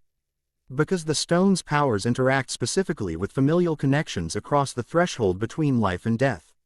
As both Peverell heir and the subject of a life and death magical exchange with Voldemort, Harry occupies a unique magical position regarding such operations. A chill ran through Harry at this assessment. You're saying someone could use the stone to affect me specifically? To what end? Not you directly, Nicholas clarified, but potentially to access magical residues connected to your survival as an infant, residues that might provide certain insights regarding immortality techniques Voldemort explored before his fall. The implications hung heavily in the suddenly still air. Sirius leaned forward, his expression darkening. You believe someone is trying to help Voldemort return using the Resurrection Stone and Harry's magical connection to him. It is one possibility we cannot dismiss, Nicholas acknowledged. Though our information remains incomplete regarding specific intentions. What we know with certainty is that magical probings have occurred at sites connected to Peverell history, subtle but distinctive disturbances suggesting someone with considerable knowledge is systematically exploring avenues toward finding and activating the stone. Why come to Harry rather than the Ministry or Dumbledore? Sirius challenged. Surely more experienced wizards would be better positioned to address such threats. A flicker of something like amusement crossed Nicholas's ancient features. The Ministry's understanding of death magic remains rudimentary at best. Their approach hampered by bureaucratic limitations and fear of political consequences. As for Albus, he paused delicately. Let us say that his history with the Hallows creates certain complications regarding his objectivity in this matter. Harry's perception sharpened at this statement, the pendant against his chest growing noticeably warmer. Dumbledore has been searching for the Hallows, he stated with sudden certainty. That's why he borrowed my father's cloak, he recognized it as one of them. Nicholas studied Harry with renewed interest. Your threshold sight develops remarkably quickly. Yes, Albus has maintained interest in the Hallows since his youth, though his motives have evolved over time. He currently possesses the Elder Wand, having won it from Grindelwald during their famous duel in 1945. This revelation shocked both Harry and Sirius. Dumbledore, the supposedly benevolent chief warlock and headmaster, had been secretly pursuing the Deathly Hallows while simultaneously positioning himself as Harry's magical guardian. The implications for his trustworthiness and true agenda were staggering. Does Dumbledore know the stone has been located? Harry asked, mind racing with potential connections. We believe not, Perenelle replied. His attention has been focused elsewhere in recent years, particularly on certain protective measures at Hogwarts and monitoring various sites connected to Voldemort's past. The disturbances we detected were subtle enough to escape notice from anyone not specifically attuned to Peverell magical signatures. Which brings us to why we contacted you specifically, Nicholas continued. As Peverell heir with developing threshold sight, you possess unique capabilities for tracking and potentially neutralizing improper use of the stone. With appropriate guidance and preparation, you could perceive connections invisible to others, including Albus despite his considerable general magical power. The conversation continued for nearly 2 hours as the Flamels shared detailed information about the Resurrection Stone's known properties and historical uses, interspersed with practical suggestions for enhancing Harry's developing abilities to track its magical signature. Throughout, Harry found his initial skepticism giving way to cautious acceptance of their expertise and apparent sincerity. We propose a limited collaboration, Nicholas concluded as their discussion reached its final phase. We can provide historical context and theoretical frameworks for understanding the Hallows' interconnected properties. You, with your inherited connections and developing abilities, may perceive current activities invisible to our more conventional magical approaches.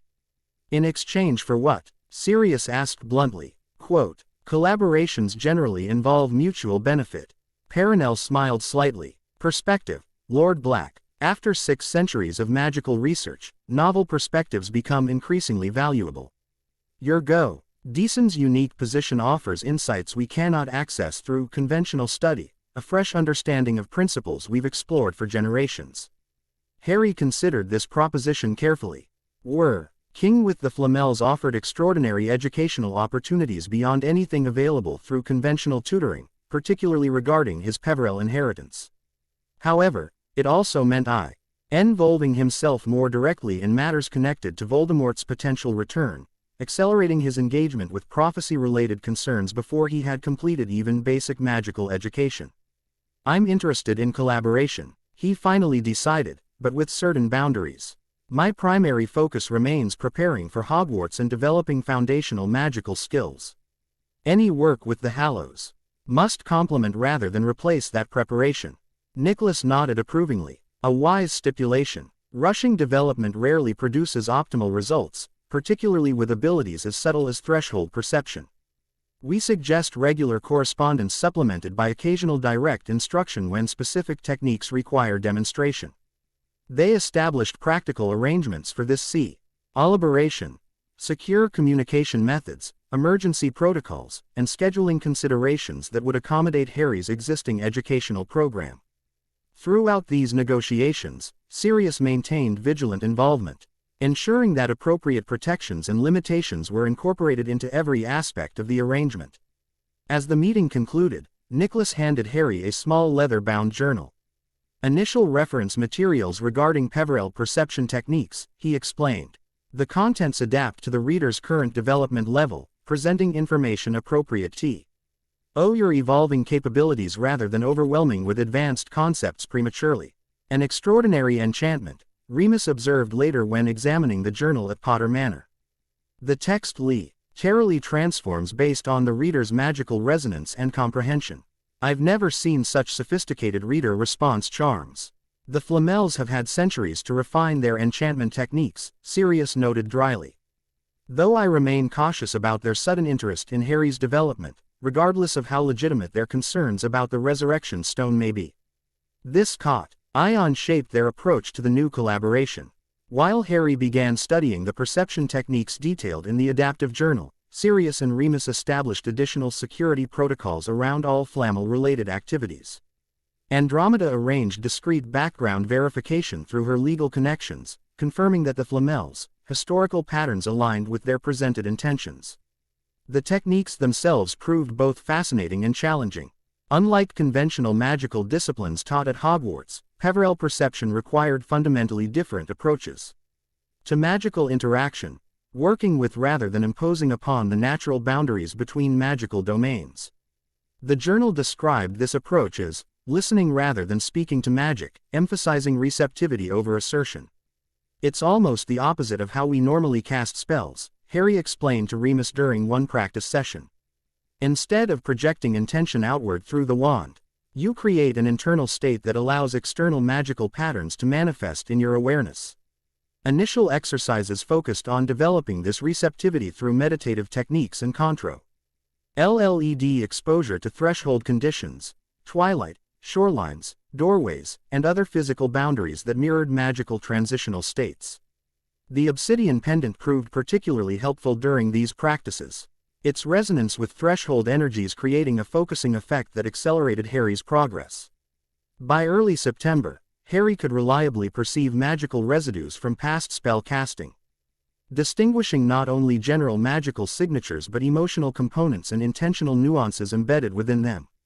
This ability proved immediately practical for security purposes, allowing him to detect and analyze magical intrusions around Potter Manor with unprecedented detail.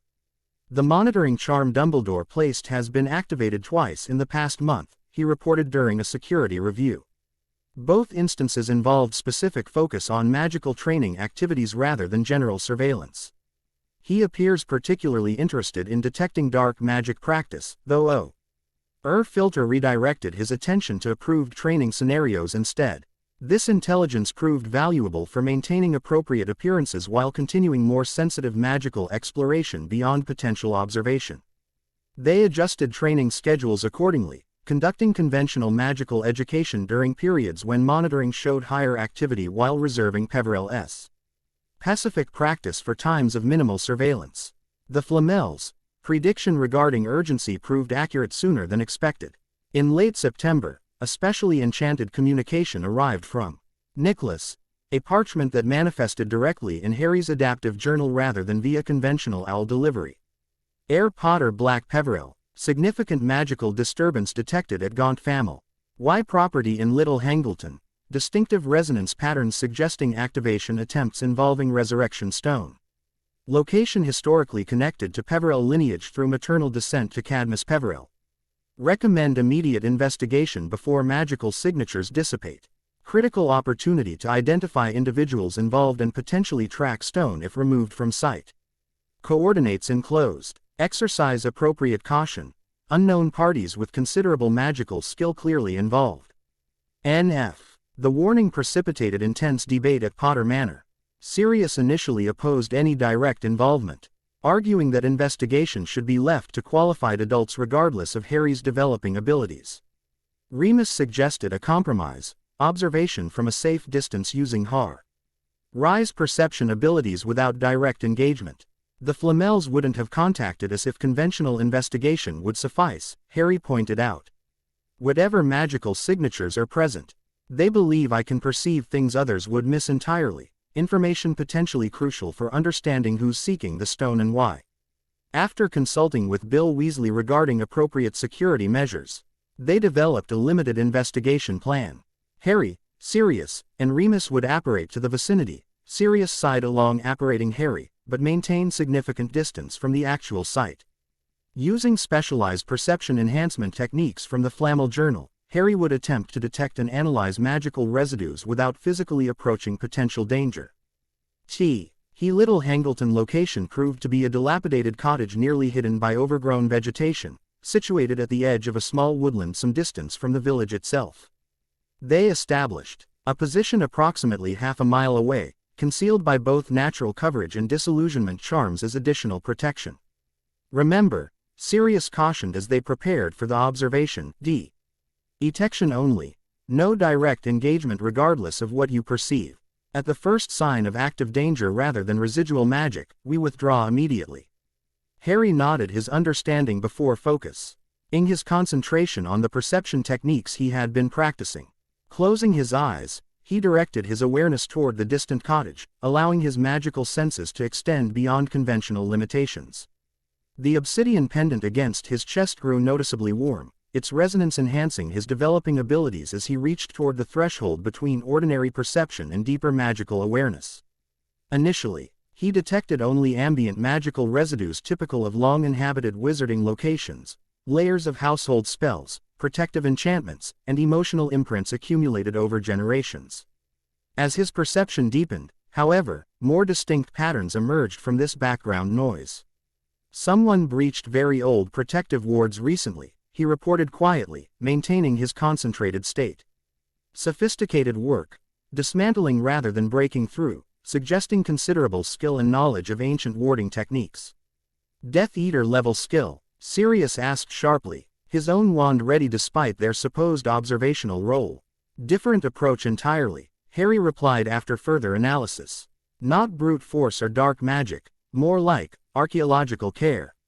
As if preserving the magical structures for study while creating access. As his perception continued extending into the site, Harry detected a magical disturbance that differed fundamentally from the other residues, a cold, resonant pulse that seemed to echo between worlds rather than existing fully in either. The sensation triggered an immediate recognition through his Peverell inheritance, a magical signature that felt simultaneously familiar and profoundly alien. The stone was there, he stated with absolute certainty. Recently activated, though not in the standard way legends describe. The user wasn't attempting to recall specific spirits but rather, testing boundaries. Examining limitations. The intent feels experimental rather than practical. Can you detect who performed the magic? Remus inquired, taking notes on Harry's observations while maintaining his own vigilance against potential threats. Harry focused more intently, searching for identifying characteristics within the magical residues. Two distinct magical signatures present during the activation. One feels academically precise, methodical, controlled, almost clinically detached from the magic being performed. The other, he frowned in concentration. The other feels wrong somehow. Fragmented, unstable, like multiple magical patterns forced into unnatural alignment. This assessment triggered immediate concern from both adults. Could it be possession? Sirius suggested grimly, one consciousness imposing itself on another's magic. Possibly, Harry acknowledged, or something similarly unnatural. The fragmented signature contains elements that feel not fully human, as if parts were drawn from other magical sources or entities. They continued the observation for nearly an hour, Harry gradually building a more comprehensive understanding of the magical activities that had occurred at the site. The stone had apparently been removed after testing, with distinct magical trails leading away before disappearing at what was likely an apparition point. No immediate danger remained at the location itself, though the lingering disturbance in the magical fabric surrounding the cottage suggested significant forces had been manipulated there. Upon returning to Potter Manor, they immediately contacted the Flamels with their findings. Nicholas's response arrived promptly. Is normally measured tone replaced by evident concern. Your observations confirm our worst fears. The experimental approach to stone activation suggests scholarly knowledge combined with practical intent beyond academic interest. The fragmented signature matches certain disturbing patterns we've observed at other locations connected to Voldemort's history. Most concerning is the timing, activity accelerating as Hogwarts term begins, suggesting possible connection to planned operations centered around the school. Given Dumbledore's possession of the Elder Wand and your own connection to the cloak, convergence of Hallow-related activities near multiple pieces cannot be coincidental. Recommend immediate enhancement of personal security protocols and acceleration of certain defensive training we had planned to introduce gradually. We'll arrange secure direct meeting within fortnight to provide necessary instruction personally. This warning dramatically shifted priorities at Potter Manor. While maintaining Harry's core educational program, they integrated enhanced security measures into every aspect of daily activities. Sirius activated additional layers of ancestral Black family protectee-ons around the property, darker magic than they would normally employ but justified by the potential threat level. Remus accelerated Harry's defensive training, focusing particularly on detection and escape techniques rather than direct combat given his still developing magical capabilities. Most significantly, they began seriously considering implications for Harry's eventual Hogwarts attendance. Though still nearly a year away, the school now represented a potentially problematic convergence point, a location where Harry, the Elder Wand, and whatever plans involved the Resurrection Stone might intersect under circumstances they couldn't fully control. We could consider alternative educational arrangements, Sirius suggested during one strategy session. Bobatons or even private tutoring. G through L level would provide more controlled security environments, but potentially isolate Harry from important social and political connections, Andromeda countered. Hogwarts isn't merely educational, it's where generational alliances form and future political landscapes take shape. Withdrawing completely carries significant long-term costs for his position in wizarding society. Harry listened to these discussions with mixed emotions. While the emerging threats connected to his Peverell inheritance and the prophecy created legitimate security concerns, he had grown increasingly invested in the idea of attending Hogwarts, not just for political reasons but for the genuine educational and social experiences it represented. "I still want to attend," he finally stated during one particularly intense debate. "But with enhanced preparation and appropriate precautions. The prophecy suggests confrontation with Voldemort is inevitable regardless of where I am. Better to face it with Hogwarts resources and potential allies than in isolation, however secure." This decision shaped their approach moving forward. Rather than avoiding predicted convergence points, they would prepare specifically for navigating them from positions of maximum knowledge and readiness. The Flamels' collaboration took on new significance in this context, providing crucial historical understanding of the Hallow's interconnected properties that might prove vital for whatever confrontation lay ahead. The promised direct meeting with Nicholas and Perenelle occurred in early October at a magically secured property the ancient couple maintained in northern Scotland. Unlike their previous encounter at the Leaky Cauldron, this location allowed for practical magical instruction without ministry detection or unwanted observation.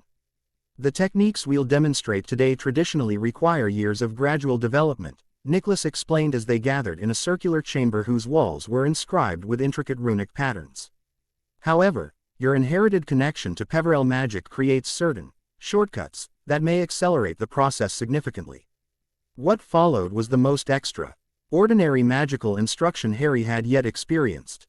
Rather than teaching specific spells or wand movements, the Flamels guided him through exercises in magical perception and interaction that operated on fundamentally different principles than conventional wizarding approaches. Using the obsidian pendant as a focusing tool, they helped him develop what Nicholas termed resonant awareness of eth magic, the ability to perceive and potentially influence magical operations involving transitions between life and death states.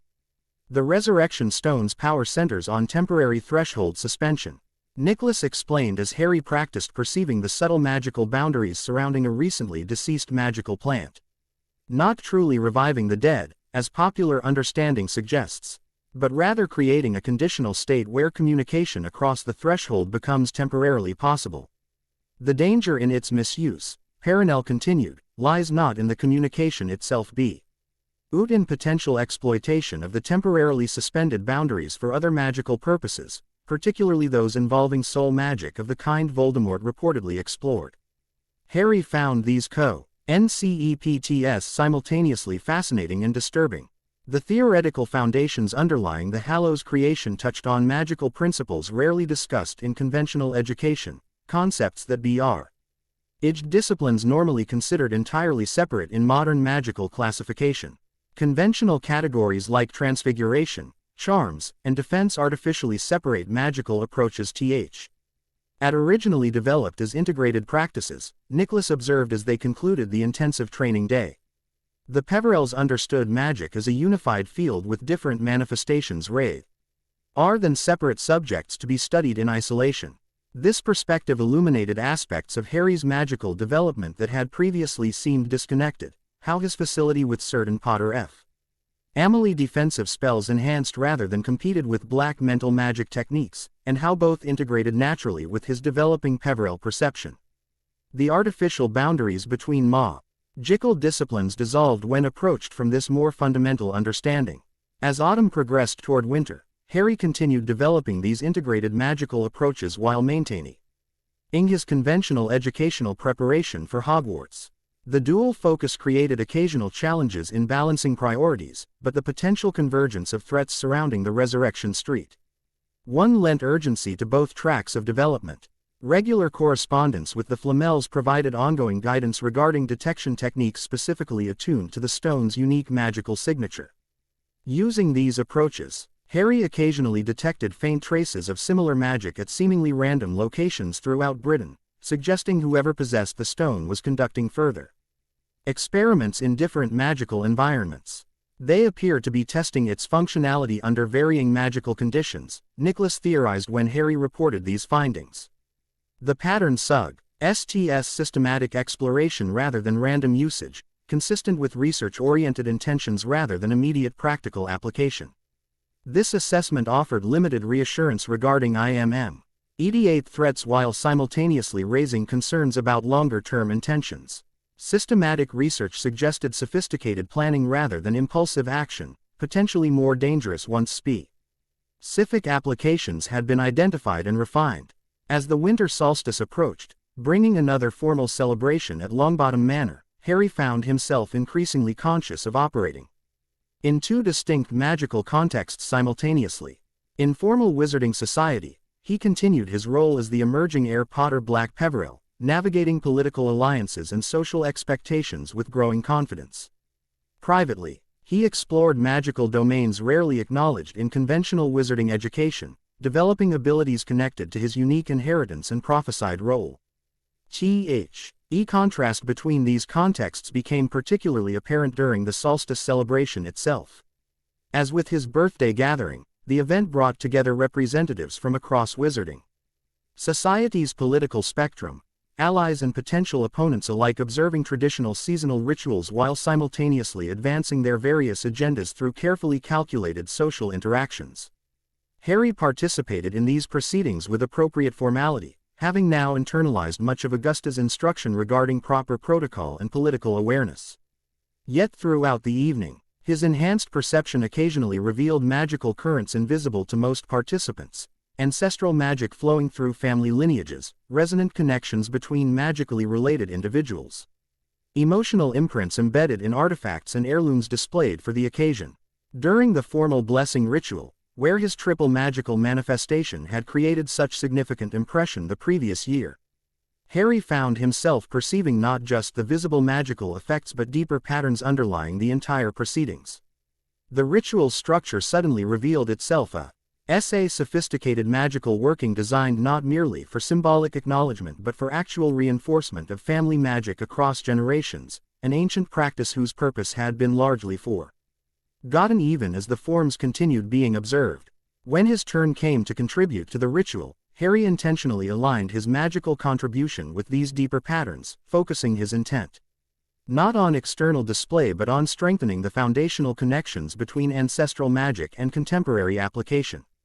To outside observers, his participation appeared appropriately formal if somewhat understated compared to the previous year's dramatic manifestation.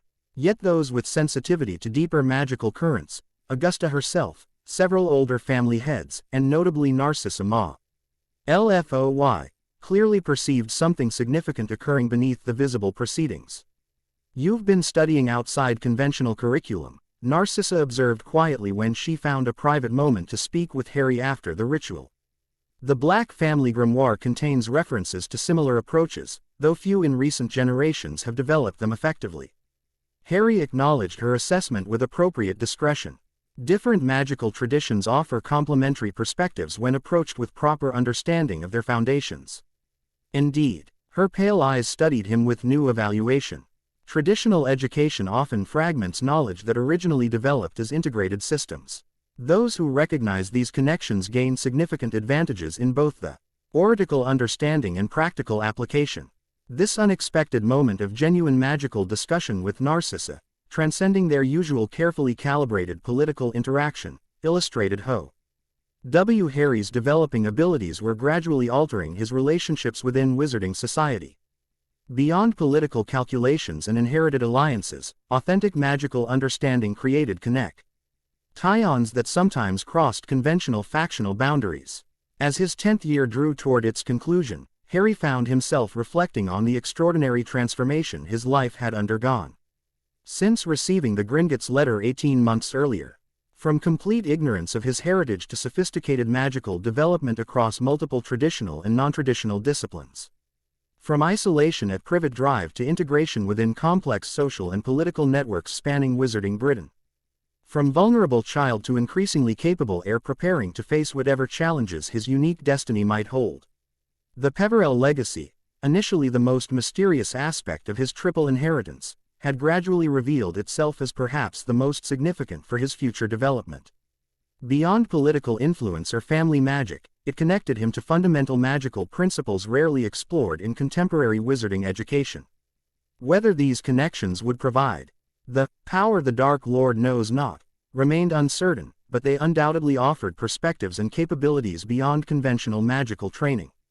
As Hogwarts approached on the horizon, still months away but increasingly present in planning and preparation, Harry found himself neither dreading nor eagerly anticipating the prophesied confrontation it might eventually bring. Instead, he focused on continuing his development across all domains of magical understanding, conventional and unconventional alike, building foundations that would serve whatever challenges lay ahead. The boy who lived was becoming the heir who understood, claiming not just titles and vaults but the deeper magical legacies that transcended simplified categories and artificial limitations. Whatever intentions surrounded the Resurrection Stone's activation, whatever plans Dumbledore might harbor regarding the Elder Wand, whatever eventual confrontation the prophecy foretold, Harry would meet them not as passive subject but as active participant, heir to 3 ancient houses and increasingly master of his own magical destiny. Chapter 5 End. Chapter 6. Lord of 3 Houses. Take your stance, Sirius instructed, his wand raised and ready. Remember, intent shapes outcome more than precise wording or movement. Feel the shield forming before you speak the incantation. Harry centered himself, feet positioned at shoulder width. His cherry wand held in a relaxed but ready grip. He visualized protective energy gathering around him, not just as a flat barrier but as a 3-dimensional sphere of layered defenses, each responding differently to various magical threats. Protega Trepartum, he called out, focusing his intent through the unique wand that had chosen him nearly 2 years ago. The shield that manifested was unlike standard protective charms taught at Hogwarts. 3 distinct magical layers formed simultaneously, a golden-red outer barrier drawn from Potter family magic specialized in deflecting offensive spells. A silver-black middle layer incorporating black family enhancements for absorbing and neutralizing darker curses, and an innermost barrier of deep purple that carried the Peverell res. Onance designed to stabilize the entire construct through balanced magical distribution. Sirius's testing spell, a moderately powerful stunner, struck the outermost layer and dissipated completely, its energy absorbed and redistributed throughout the shield without diminishing its overall integrity. Excellent, Sirius approved, lowering his wand. The integration between family magics is nearly seamless now. No visible fluctuations or energy leakage at the intersection points. Remus, observing from the side of the training room, nodded in agreement. The efficiency has improved dramatically as well. The magical output to result ratio is approaching optimal levels, which means less core drain during sustained defense. Harry maintained the shield for several additional moments, feeling the balanced flow of 3 distinct magical currents working in harmony rather than competition. When he finally released the charm, he did so with controlled deactivation rather than simply dropping the magical construct, another refinement developed through months of dedicated practice. That's enough shield work for today, Sirius decided, checking the enchanted training schedule hanging on the wall. We should move on to the concealment sequences while your core is still fresh enough for precise control. The training session continued for another hour, moving methodically through their established curriculum of advanced defensive magic. At nearly 11 years old, Harry had developed a magical repertoire that combined standard pre-Hogwarts education with specialized family techniques drawn from all 3 of his inherited traditions. The result was a uniquely integrated approach that often achieved exceptional results through unconventional combinations. As they concluded the day's practical work, Remus consulted a different schedule, this one tracking Harry's comprehensive preparation for his rapidly approaching Hogwarts attendance. "We've completed nearly 90% of our planned defensive curriculum," he noted with satisfaction. "Your practical skills now consistently test at third-year level, with theoretical understanding approaching fourth year in several key areas. Transfiguration and charms show similar advancement, though potions remains closer to standard first-year expectations despite Andromeda's excellent instruction. Potions requires physical maturity that magic alone can't accelerate," Sirius reminded them. "Hand steadiness, ingredient sensitivity, and certain aspects of magical perception develop according to biological timetables regardless of academic understanding." Harry nodded, having accepted this limitation months earlier when his theoretical knowledge of potion making had advanced more rapidly than his practical execution abilities. Spellwork where intent and magical strength could sometimes compensate for physical immaturity, potion making demanded precise physical control that simply required time and development. "The important thing is that you'll enter Hogwarts with a solid foundation across all core subjects," Remus continued. "Not just academically prepared but equipped with family magical traditions that most students never encountered during formal education." This comprehensive preparation had been their focus throughout Harry's 11th year, ensuring he would begin Hogwarts not merely as a celebrity known for surviving Voldemort's attack, but as a capable young wizard firmly grounded in his multiple family traditions. Augusta Longbottom's cultural and political instruction, Andromeda's legal and historical education, and the Flamel's occasional guidance regarding his Peverell inheritance had complemented Sirius and Remus's core magical teaching to create an educational program far beyond standard pre-Hogwarts preparation. "Speaking of Hogwarts," Sirius remarked as they moved from the training room toward the Manor's family dining room for lunch, "your letter should arrive any day now. The school records magically update for eligible students turning 11 by the enrollment deadline." Harry nodded, his expression reflecting the mixed emotions surrounding this milestone. While Hogwarts represented an important next step in both his magical education and social integration within Wizarding Society, it also meant transitioning away from the carefully controlled environment they had established at Potter Manor. The school's history with Voldemort-related incidents, including the Quirrell possession Dumbledore had mentioned during their Department of Mysteries meeting, created legitimate security considerations beyond normal educational concerns. "We've prepared extensively for this transition," Remus reminded him gently, noting Harry's momentary introspection. "The communication mirrors will provide secure contact whenever needed, and the specialized trunk compartments will ensure access to family grimoires and practice space beyond standard dormitory accommodations." These practical preparations had been supplemented by strategic political positioning throughout the preceding months. Augusta had arranged appropriate introductions to families with children attending Hogwarts across all four houses, ensuring Harry would have established connections regardless of where the sorting placed him. Andromeda had navigated delicate negotiations with the Hogwarts Board of Governors, urging reasonable accommodations regarding Harry's unique security needs without creating unnecessary conflict with Dumbledore's authority as headmaster. Most importantly, their ongoing monitoring had detected no further significant activities regarding the Resurrection Stone since the previous autumn's disturbances. While this provided no guarantee against future complications, it suggested that immediate threats had either receded or entered a planning phase rather than active implementation. "Preparation addresses possibilities, not certainties," Sirius reminded him as they settled at the lunch table. "We've done everything reasonable to ensure you'll be equipped for whatever situations arise at Hogwarts. Beyond that, we trust your judgment and abilities to navigate unexpected developments." This vote of confidence meant more to Harry than elaborate security arrangements. Throughout his accelerated preparation for assuming his place in Wizarding Society, Sirius and Remus had balanced protection with empowerment, providing guidance and support while encouraging independent decision-making appropriate to his growing capabilities. Their lunch was interrupted by Mimsy's appearance, her ears quivering with excitement as she announced, "Master Harry's Hogwarts letter has arrived.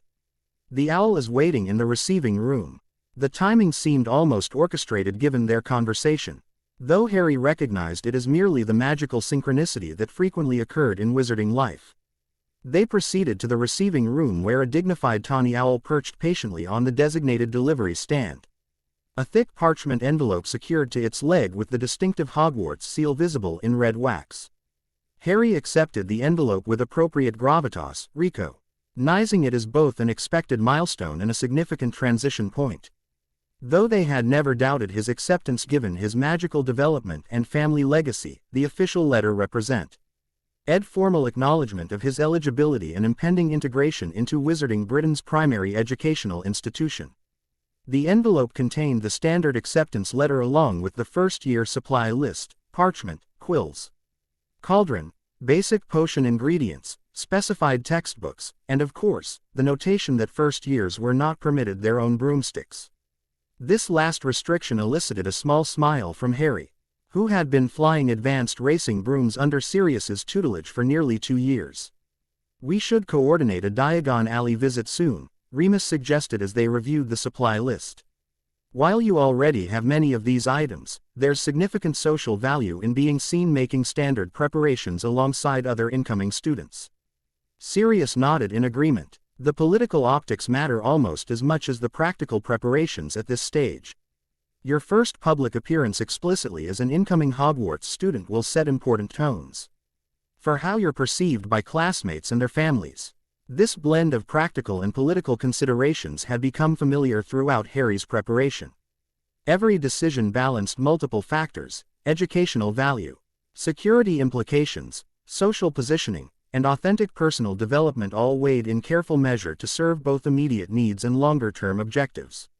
They set Chiled on a Diagon Alley visit for the following week, timing it to coincide with the expected shopping period for many wizarding families. Augusta would coordinate with the Longbottoms to ensure Neville's shopping occurred simultaneously, providing natural opportunity for visible interaction between allied families. Andromeda arranged discreet security enhancements with both Gringotts and certain Rusted shopkeepers to ensure appropriate protection without creating obvious special treatment that might antagonize other families. The day before their planned excursion, an unexpected letter arrived. From Nicholas Flamel, the first direct communication from the ancient alchemist in several months. Heir Potter-Black-Peverell. Recent magical disturbances near Hogwarts suggest renewed activity possibly connected to previous concerns. While not directly threatening at present, the timing relative to your impending attendance warrants heightened awareness. Of particular note, Albus has removed coin protections from Gringotts to Hogwarts for what he terms additional security measures.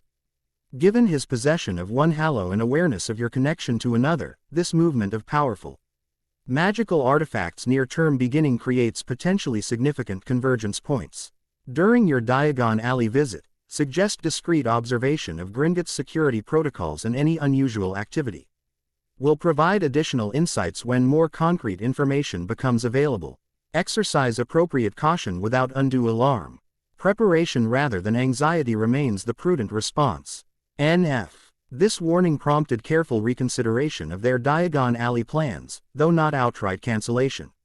Additional security measures were incorporated, and their itinerary adjusted to include casual observation of Gringotts public areas while conducting legitimate banking business. Most importantly, Harry would wear the obsidian pendant Luna had delivered, enhancing his Peverell perception abilities to potentially detect magical signatures related to whatever Dumbledore had transferred from the bank to Hogwarts. The actual Diagon Alley excursion proved both productive and informative. Their timing coincided perfectly with peak shopping season for incoming Hogwarts students, creating natural opportunities for Harry to interact with future classmates across multiple social circles. Neville's presence provided comfortable familiarity during these exchanges, his own confidence having grown significantly during their shared lessons over the preceding 2 years.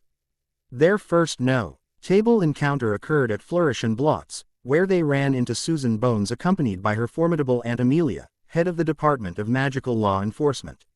The meeting had been loosely prearranged through Augusta's social coordination, though maintained appropriate appearance of casual coincidence. Susan greeted him with genuine warmth, their acquaintance having developed Ed through multiple social gatherings over the past 2 years.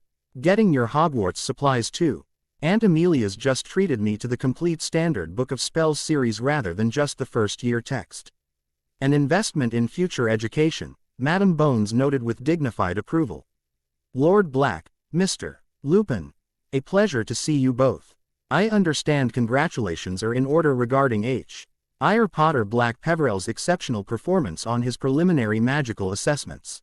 This reference to Harry's advanced testing results, information not publicly announced but shared appropriate. Ely with key allies, demonstrated both Amelia's political awareness and her support for his educational development beyond ministry standardization. The subtle public acknowledgement reinforced their allegiance while establishing positive framing for Harry's academic capabilities among observing shoppers. Similar strategically valuable encounters occurred throughout their shopping excursion. At Madame Malkin's, they met the Pottle twins and their parents, a prominent Anglo-Indian family with international magical connections. At the apothecary, they encountered the Abbott family, whose centrist political alignment made them valuable neutral connections in wizarding political circles. Even less planned interactions, such as briefly crossing paths with the Weasley family outside quality Quidditch supplies, provided useful introductions to various segments of wizarding society Harry would soon encounter at Hogwarts. Not all encounters proved equally positive, however. At Flourish and Blotts, the Y also encountered Draco Malfoy accompanied by his father Lucius, creating a moment of political tension despite Narcissus' established acknowledgement of Harry's Black family connection. Heir Potter-Black-Peverell, Lucius greeted him with cold formality. I see you're preparing for Hogwarts. One hopes the standards haven't fallen so dramatically that even preliminary education proves redundant for incoming students. The veiled reference to Harry's advanced magical training exemplified the careful balance Lucius maintained, acknowledging Harry's position while subtly questioning his preferential treatment. Sirius responded with equally measured political precision. Hogwarts has always accommodated students across the full spectrum of preparedness, he observed pleasantly. From those requiring remedial attention to those benefiting from traditional family instruction prior to attendance. The true measure lies in how effectively each student builds upon whatever foundation they bring to the experience. This exchange, though brief and superficially civil, carried significant undercurrents regarding ongoing political tensions surrounding Harry's unique position. Lucius represented traditionalist factions uncomfortable with Harry's unprecedented combination of inheritances and his godfather's progressive influence, while simultaneously navigating his wife's familial connection to the Black lineage Harry now represented. The most informative aspect of their excursion, however, came during their visit to Gringotts. While conducting legitimate banking business regarding Harry's trust vault access during the school year, he maintained subtle awareness of his Peverell perception abilities, enhanced by the obsidian pendant worn beneath his robes. This heightened awareness detected unusual magical currents throughout the bank, residual signatures suggesting recent movement of powerfully enchanted objects through areas normally reserved for highest security transactions. Anything significant was definitely removed from deep security recently, Harry reported quietly as they departed the bank. The magical residue feels old. Very old and complex. Multiple layers of enchantment with preservation charms unlike modern casting patterns. This observation aligned with Flamel's warning about Dumbledore transferring protections from Gringotts to Hogwarts. Whatever the headmaster had moved, it carried sufficient magical significance to leave detectable traces even to Harry's still developing Peverell perception.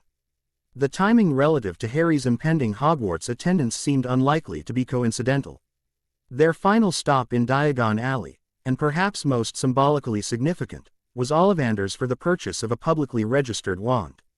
Though Harry had been using his custom wand crafted by Garrick Ollivander for nearly 2 years, political considerations made acquiring an officially registered wand important for his Hogwarts attendance.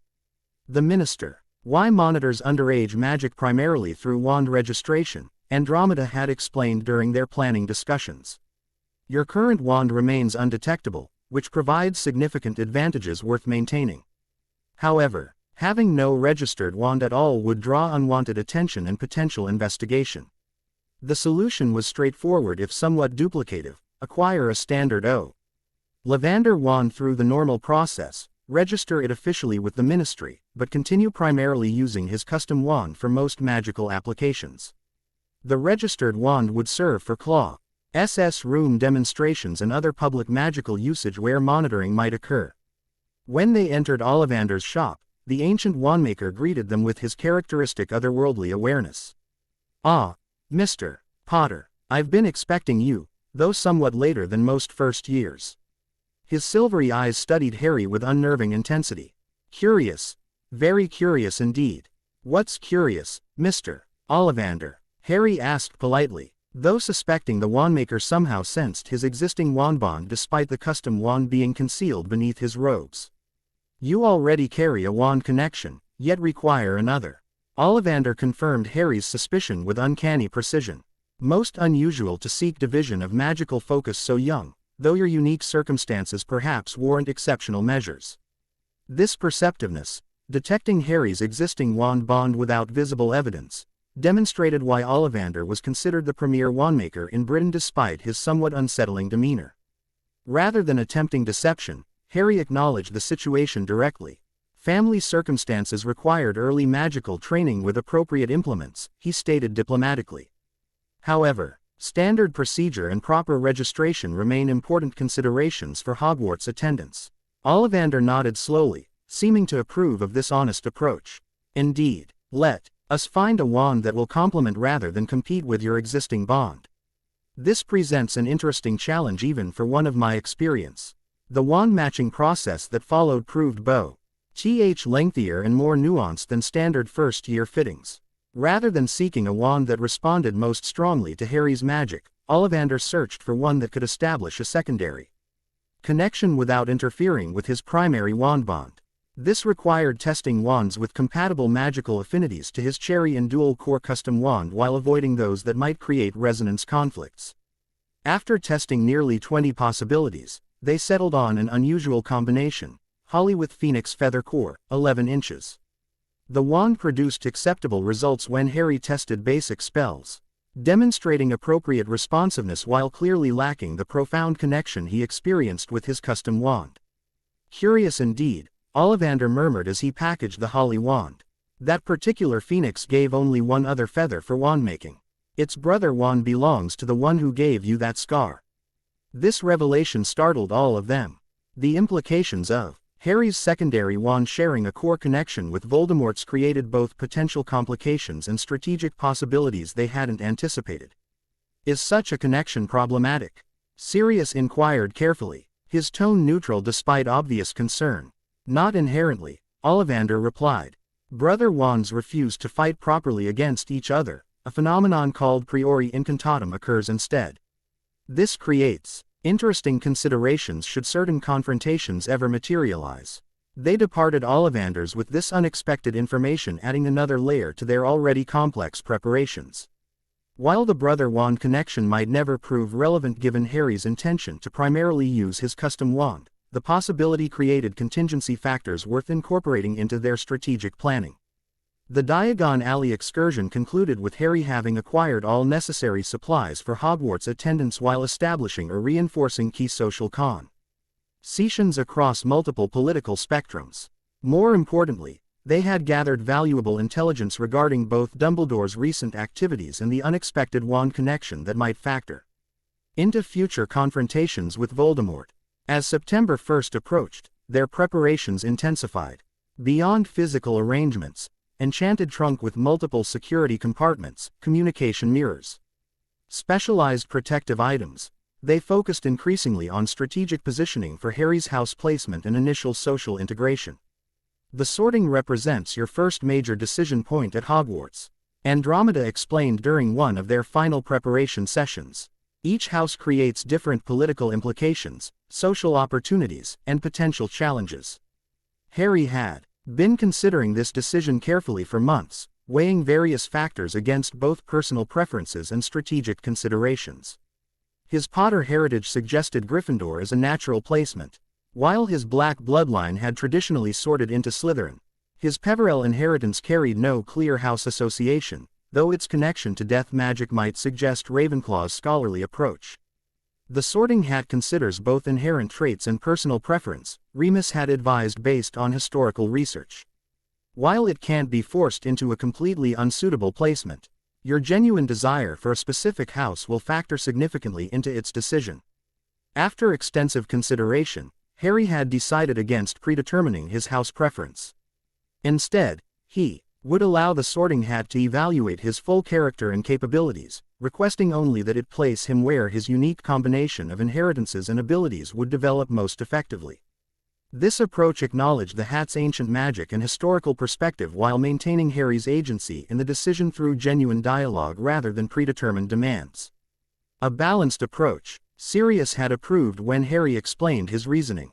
It demonstrates both respect for tradition and independent judgment, qualities that will serve you well regardless of which house ultimately becomes your Hogwarts home.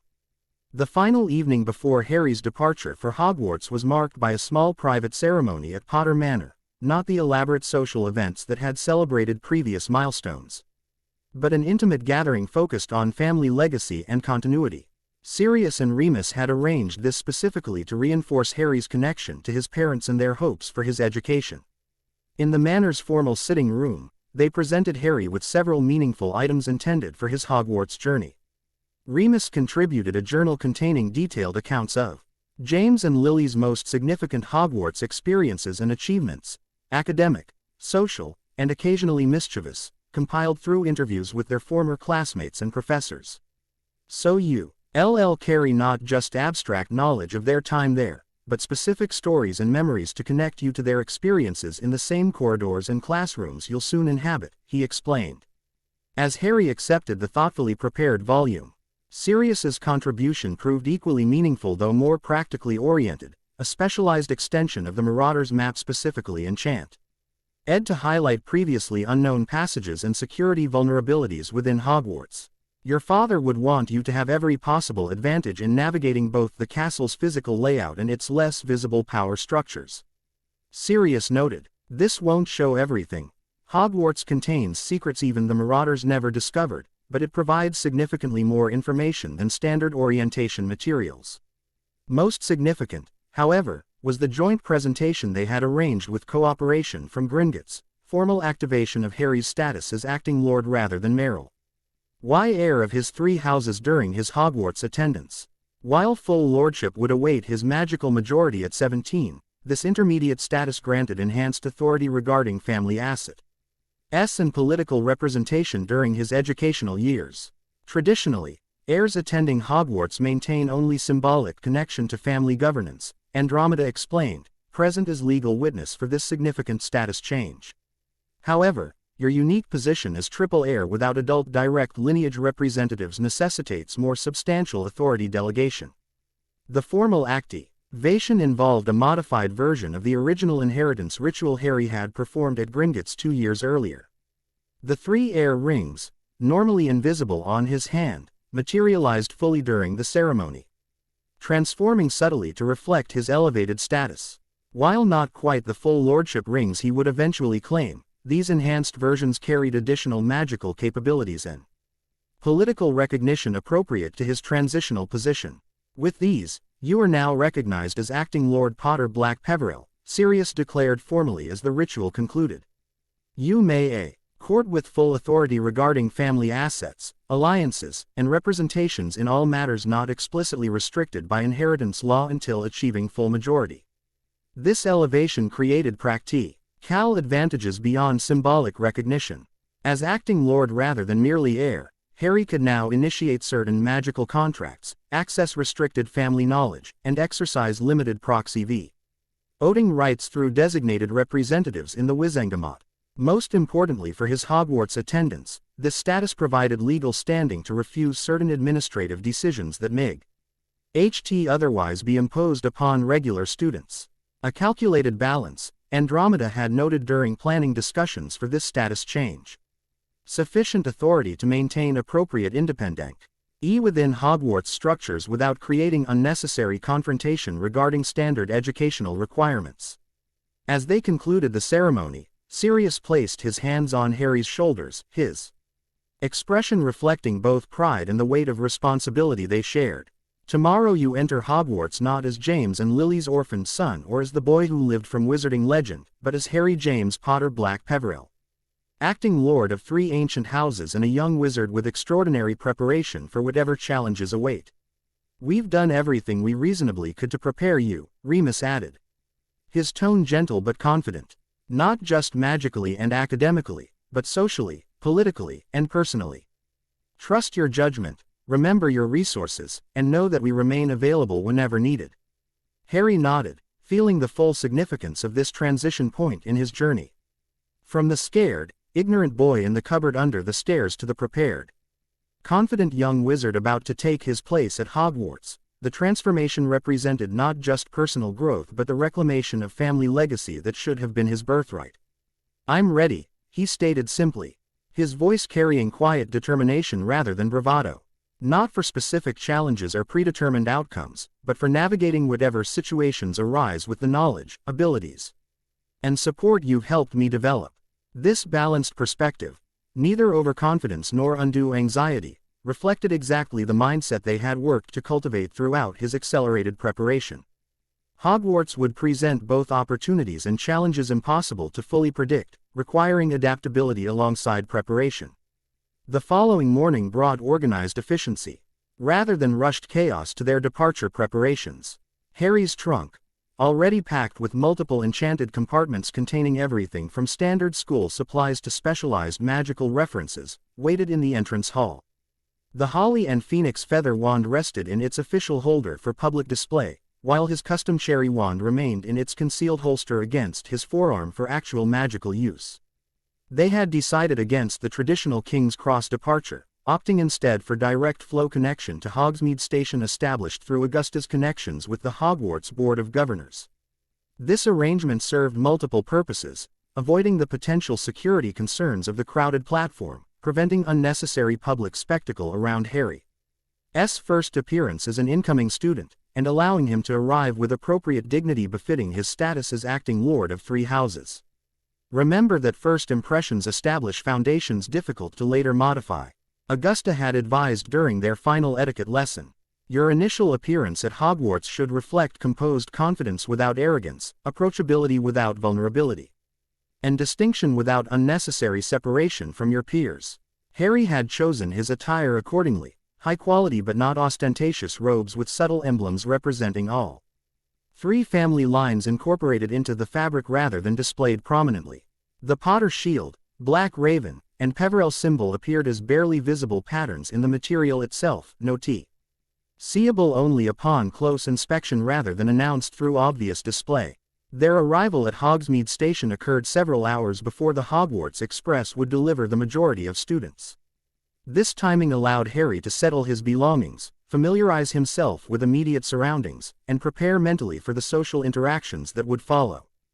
Hagrid, Hogwarts groundskeeper, met them at the station with friendly enthusiasm partially restrained by obvious instructions regarding proper protocol. Lord Potter-Black-Peverell, the half-giant greeted Harry with surprising formality despite his rustic appearance. Professor Dumbledore asked me ter welcome ye specially. Known er parents, I did, fine people, both of 'em. Proud they'd be, seein' ye now. This person, Al connection to James and Lily created immediate rapport beyond official welcomes. Harry responded with genuine appreciation, establishing positive interaction while maintaining appropriate dignity. Sirius and Remus similarly engaged Hagrid with friendly recognition, having known him during their own Hogwarts years and subsequent Order of Phoenix activities. Hagrid escorted them to the Tradition L boats that would carry first years across the lake for their initial view of Hogwarts Castle. Though the official crossing would occur that evening with all incoming students, this private advance journey provided Harry's first glimpse of the historic institution that would shape the next phase of his education and development. As they rounded the bend in the lake, Hogwarts Castle appeared in magnificent splendor against the late summer sky, towers and turrets rising majestically above the surrounding landscape, ancient stone seemingly imbued with the magical history it had witnessed over centuries. Even prepared as he was for this moment, Harry felt genuine wonder at the sight, understanding viscerally why generations of magical children had gasped at their first view of this extraordinary place. Magnificent, isn't it? Remus remarked softly, his own expression reflecting fond memories of his Hogwarts years. "No matter how many times you see it, that first view across the lake always carries special magic." Sirius nodded in agreement, momentarily silent as he absorbed the vista that represented both his escape from a difficult family situation and the beginning of brotherhood with James Potter. For him, Hogwarts held particularly complex emotional associations, freedom, friendship, and formative experiences that had shaped his entire life trajectory. Upon reaching the castle itself, they were greeted by Professor McGonagall, whose formal demeanor carried genuine warmth beneath professional composure. Her relationship with Harry had developed through multiple interactions over the preceding years, creating foundation for respectful collaboration beyond standard teacher-student dynamics. "Lord Potter-Black-Peverell," she acknowledged with precise protocol. "Hogwarts welcomes you. The headmaster extends his greetings and looks forward to speaking with you after this evening's sorting ceremony." This formal notification of Dumbledore's intended meeting represented both courtesy and strategic positioning, acknowledging Harry's status while establishing the headmaster's authority within educational context. They had anticipated and prepared for this first direct interaction, recognizing its importance for establishing operational parameters throughout Harry's Hogwarts attendance. McGonagall escorted them to temporary accommodations where Harry could settle before that evening's arrival of the main student body. Sirius and Remus would remain until after the sorting ceremony, their presence approved by the Board of Governors as appropriate support for enacting Lord's first formal integration into Hogwarts structures. "Remember that balance remains crucial during these initial interactions," Sirius advised as they arranged Harry's belongings in the temporary quarters. "Dumbledore deserves appropriate respect as headmaster while you maintain dignified independence as acting Lord of Three Houses. Neither unnecessary confrontation nor unwarranted deference serves your interests or responsibilities." The hours before the main student arrival allowed Harry to begin mapping the castle's layout beyond what the Marauders' map revealed. With Remus's guidance, he explored key locations relevant to first-year activities: the Great Hall, primary classrooms, library, and hospital wing. This advanced familiarity would eliminate navigational uncertainty during initial days when most new students struggled with the castle's complex layout. Throughout this exploration, Harry maintained subtle awareness of his Peverell perception, seeking traces of whatever powerful magical artifact Dumbledore had recently transferred from Gringotts to Hogwarts. On the third-floor corridor, he detected distinct magical signatures suggesting powerful protective enchantments. Recently established layers of defensive magic far beyond standard classroom security. "Something significant is definitely secured there," he reported quietly to Sirius and Remus as they moved away from the area. "Multiple protective layers with different magical approaches, standard defensive charms, transfigured obstacles, and what feels like creature-based security. Curious timing for such extensive protections," Remus observed thoughtfully, "particularly given Flamel's warning about transfers from Gringotts coinciding with your Hogwarts attendance." "We'll maintain awareness without direct investigation for now," Sirius decided pragmatically. Whatever Dumbledore has secured there clearly carries significance, but immediate interaction creates unnecessary complications during your initial establishment at Hogwarts. This balanced approach, remaining informed without precipitous action, reflected the strategic patience they had cultivated throughout Harry's preparation. Understanding potential convergence points related to prophecy and Hallows remained important, but navigating them effectively required establishing strong foundational position within Hogwarts rather than immediate confrontation. As evening approached, they returned to Harry's temporary quarters to prepare for the arrival of the Hogwarts Express and subsequent sorting ceremony.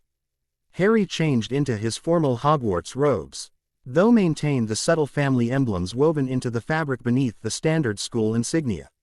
The invisibility cloak remained secured in his trunk's most protected compartment, while the obsidian pendant stayed beneath his robes, its subtle weight a reminder of developing abilities beyond standard magical education. "Trust your preparation and your judgment," Sirius advised as they heard distant sounds indicating student arrival. "The foundations we've established over the past years provide framework for navigating whatever situations emerge, expected or unexpected." When Professor McGonagall arrived to escort Harry to join the other first years, Sirius and Remus offered final encouragement before moving to their designated observation position for the sorting ceremony. This separation marked Harry's first independent navigation of Hogwarts' social structures, a meaningful transition from preparation to application. McGonagall led him through side passages to intercept the incoming first years before their entrance to the Great Hall. His arrival among the group created immediate ripples of whispered recognition, the boy who lived finally appearing at Hogwarts. After years of speculation about his whereabouts and activities. Harry handled this attention with practiced composure, acknowledging greetings from those he had previously met through arranged introductions while offering polite responses to others without encouraging excessive focus on his celebrity status. Neville's presence provided welcome familiarity, their established friendship offering natural social anchor amidst new interactions. Nervous about the sorting, Neville asked quietly as they waited for entrance to the Great Hall. Curious more than nervous, Harry replied honestly. ACH House offers different opportunities and challenges. I'm interested to see where the HAD determines I'll develop most effectively. This balanced perspective contrasted visibly with many first years' anxiety regarding house placement. Some, like Ronald Weasley, vocally proclaimed house preferences based primarily on family tradition.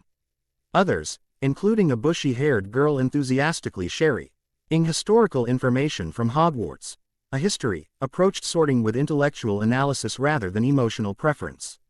Harry's composed interest without predetermined demands reflected both his extensive preparation and genuine openness to the magical assessment process. When McGonagall finally led them into the Great Hall, Harry experienced the magnificent space from student perspective for the first time. Thousands of floating candles illuminated the vast chamber beneath an enchanted ceiling showing the night sky outside. 4 long house tables filled with older students watched the incoming first years with varying expressions of interest, amusement, or bored indifference. At the head table, Hogwarts professors observed the procession, with Dumbledore centered in the headmaster's ornate chair. Harry noted the headmaster's careful neutrality when their eyes briefly met, neither the grandfatherly warmth Dumbledore often projected in public appearances nor the calculating assessment revealed during their Department of Mysteries encounter. This measured expression suggested Dumbledore remained uncertain regarding their future dynamic, particularly given Harry's elevated status as acting lord rather than merely incoming student. The sorting ceremony began with McGonagall's explanation of the process and introduction of the ancient sorting hat, whose appearance belied the sophisticated magical assessment capabilities it contained. As students were called alphabetically to be sorted, Harry observed patterns in the hat's decisions, some nearly instantaneous while others involved extended deliberation suggesting complex personality factors or competing house affinities.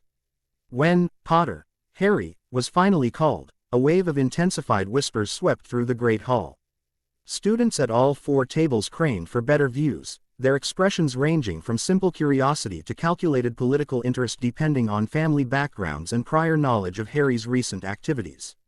Harry approached the sorting stool with measured confidence, his posture and movement reflecting the dignity Augusta had instilled without projecting unnecessary superiority. As McGonagall placed the ancient hat upon his head, he maintained the open receptivity they had discussed, neither demanding specific placement nor rejecting potential options before evaluation. Fascinating, a voice murmured within his mind as the hat established magical connection. I have sorted many students over centuries, but few with such complex magical heritage actively manifesting. 3 distinct bloodlines with 3 distinct magical signatures, all integrated rather than competing within a single heir. Most unusual indeed. I seek the house where these integrated abilities will develop most effectively. Harry responded mentally, engaging in genuine dialogue rather than presenting predetermined demands. A worthy approach, the hat acknowledged approvingly. Many students arrive with fixed notions before I've assessed their true potential. Let me examine more deeply. Harry felt the hat's magic delving further into his abilities, experiences, and character, not merely surface traits but fundamental aspects of his magical nature and personal development. Courage in abundance. Certainly, Gryffindor would welcome such qualities. Yet equally impressive intellect and desire for knowledge beyond conventional boundaries, Ravenclaw would nurture such exploration. Loyalty to those who've earned your trust alongside willingness to work diligently toward long-term goals. Hufflepuff would value these traits highly. And ambition tempered by principle alongside understanding of subtle power dynamics, Slytherin would help refine these aptitudes. The hats extended. Deliberation created growing murmurs throughout the Great Hall as students observed what appeared developing into a rare hat stall, when sorting exceeded 5 minutes due to particularly complex evaluation. Harry remained calmly engaged in the assessment, recognizing its significance beyond mere house assignment. Your integrated inheritances have created unusual balance among typically competing traits. The hat continued thoughtfully. The Potter courage and principled action. The Black strategic thinking and magical intensity. The Peverell perception beyond conventional boundaries. ACH would traditionally suggest different houses, yet you've developed them as complementary rather than conflicting aspects.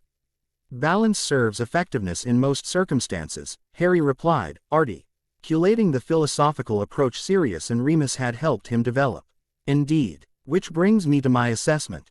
You would succeed in any house, developing different aspects more prominently depending on environment. However, for one with your unique balance of inheritances and abilities, the house that will best serve your complete development is Slytherin. The hat announced aloud to the Great Hall, ending what had become the longest sorting deliberation in recent Hogwarts history. A moment of stunned silence followed this pronouncement before reactions cascaded through the hall. The Slytherin table erupted in triumphant applause, clearly recognizing the political significance of claiming the boy who lived for their house. Other tables displayed varying disappointment, particularly Gryffindor, where the Weasley twins dramatically clutched their hearts in exaggerated dismay. At the head table, Professors' reactions proved equally revealing.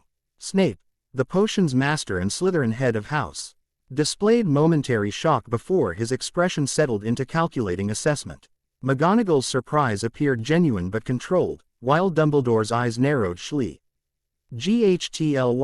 The only visible indication that Harry's placement had not aligned with his expectations.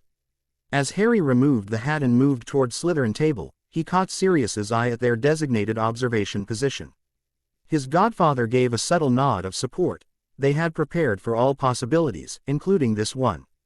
While Harry's Potter heritage had suggested Gryffindor as most likely placement, his Black bloodline and developing political acumen made Slytherin entirely reasonable despite its historical association with darker magical traditions. The Slytherin table rearranged itself as Harry approached, creating space among the first years while older students leaned forward with obvious interest. He recognized several faces from Augusta's strategic introductions. Daphne Greengrass M. maintained composed acknowledgement while Theodore Nott displayed cautious assessment. Draco Malfoy's expression showed particularly complex calculation, his family's conflicted relationship with Harry's multiple inheritances creating political complications beyond simple house loyalty. Welcome to Slytherin, Potter, an older student with a prefect badge greeted him formally. I'm Adrian Pusey. Our house values ambition, cunning, and resourcefulness, qualities you clearly possess given your recent activities in Wizarding Society. Harry acknowledged this welcome with appropriate courtesy, recognizing it as both genuine house protocol and political positioning. Slytherin house dynamics operated through careful balance of traditional hierarchies, family connections, and demonstrated magical capability, a social environment his extensive preparation had thoroughly addressed. As the sorting continued with remaining students, conversations at Slytherin table revealed immediate political relief. Meant in response to Harry's unexpected placement. Traditional power structures centered around old pureblood families now required adjustment to accommodate the boy who lived's presence, particularly given his known association with Sirius Black, whose progressive policies contrasted with traditional Slytherin political alignment. Potter-Black-Peverell now, isn't it? Commented an older girl Harry recognized as Gemma Farley. Another prefect. 3 ancient houses represented in Slytherin creates interesting considerations for house dynamics. Indeed, Harry acknowledged, neither flaunting high's status nor diminishing its significance. Though house unity presumably transcends individual family affiliations within Hogwarts context. This diplomatic response earned approving nods from Severa. Older students while establishing his awareness of Slytherin's complex internal politics. By acknowledging house unity while subtly referencing his multi-house status, Harry positioned himself neither as disruptive outsider nor as automatic conformist to existing power structures. When sorting concluded with Blaise Zabini also joining Slytherin, Dumbledore rose for traditional welcoming remarks. His speech maintained standard headmaster protocol: house points, forbidden forest restrictions, banned objects, with one notable addition regarding the third-floor corridor Harry had explored earlier. The third-floor corridor on the right-hand side is out of bounds to everyone who does not wish to die a very painful death, Dumbledore announced with inappropriate cheerfulness given the content. This dramatic warning, delivered without further explanation, created immediate whispered speculation throughout the hall. Harry noted the obvious connection to the powerful protective enchantments he had detected earlier. Whatever valuable object Dumbledore had transferred from Gringotts now resided behind those protections, apparently with sufficient danger to warrant such extreme public warning.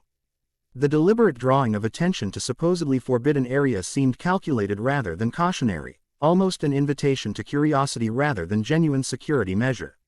Following the feast, Slytherin prefects led first years toward their dormitories in the dungeons. Before departing the Great Hall, Harry had brief opportunity to exchange farewell with Sirius and Remus, who would return to Potter Manor now that the sorting had concluded. Their parting carried in spoken understanding. Communication would continue through enchanted mirrors, with in-person meetings arranged as circumstances warranted. The Slytherin common room revealed elegant sophistication beneath Hogwarts, greenish light filtering through underwater windows overlooking the lake, carved stone pillars supporting vaulted ceilings, and leather furniture arranged for both social interaction and private conversation.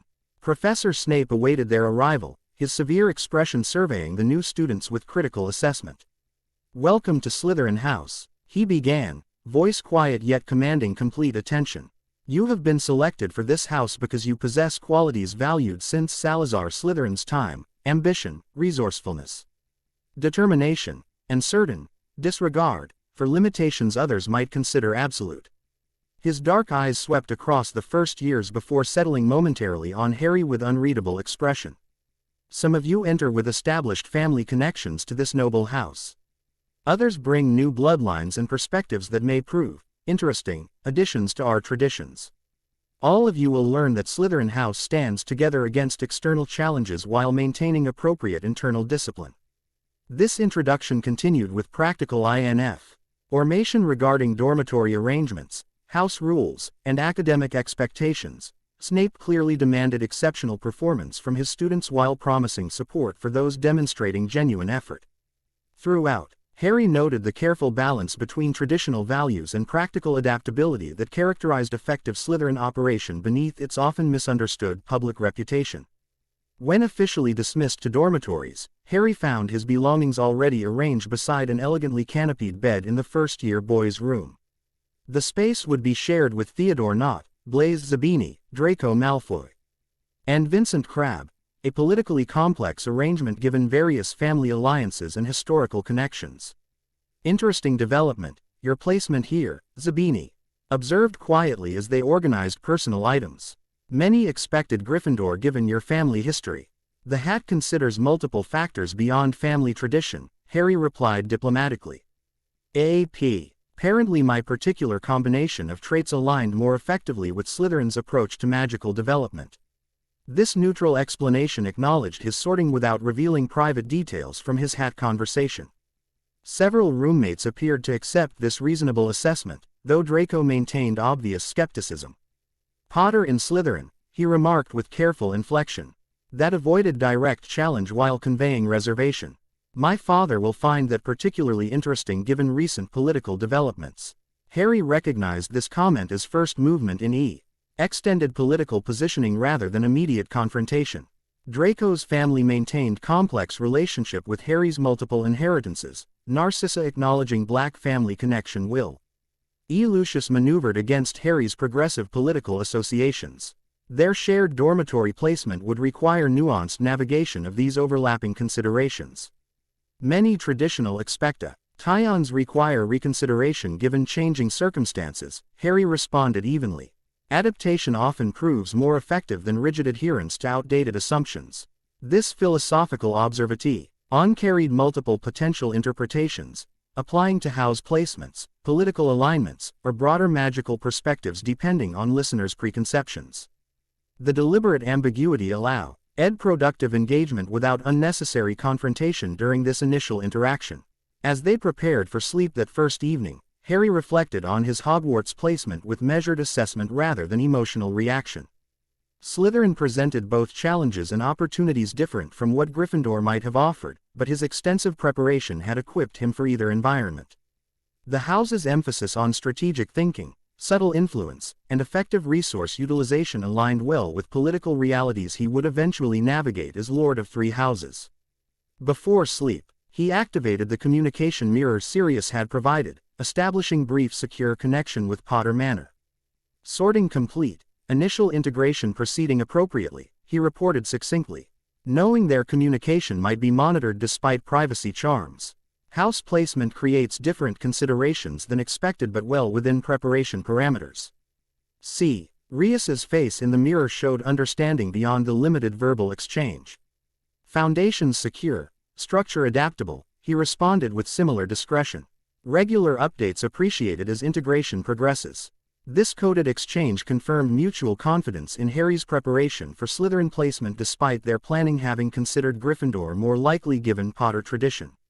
The extensive political, social, and magical training they had established served any house environment, requiring adjustment rather than fundamental reconfiguration.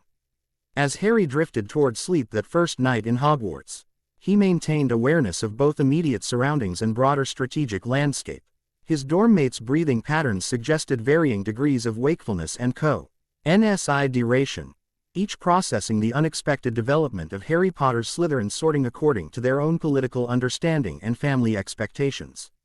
Beyond the dormitory, Hogwarts itself hummed with ancient magic, layers of enchantment and protection built over centuries of magical education and occasional conflict. Somewhere within that complex magical environment resided whatever powerful object Dumbledore had transferred from Gringotts behind extensive protective measures.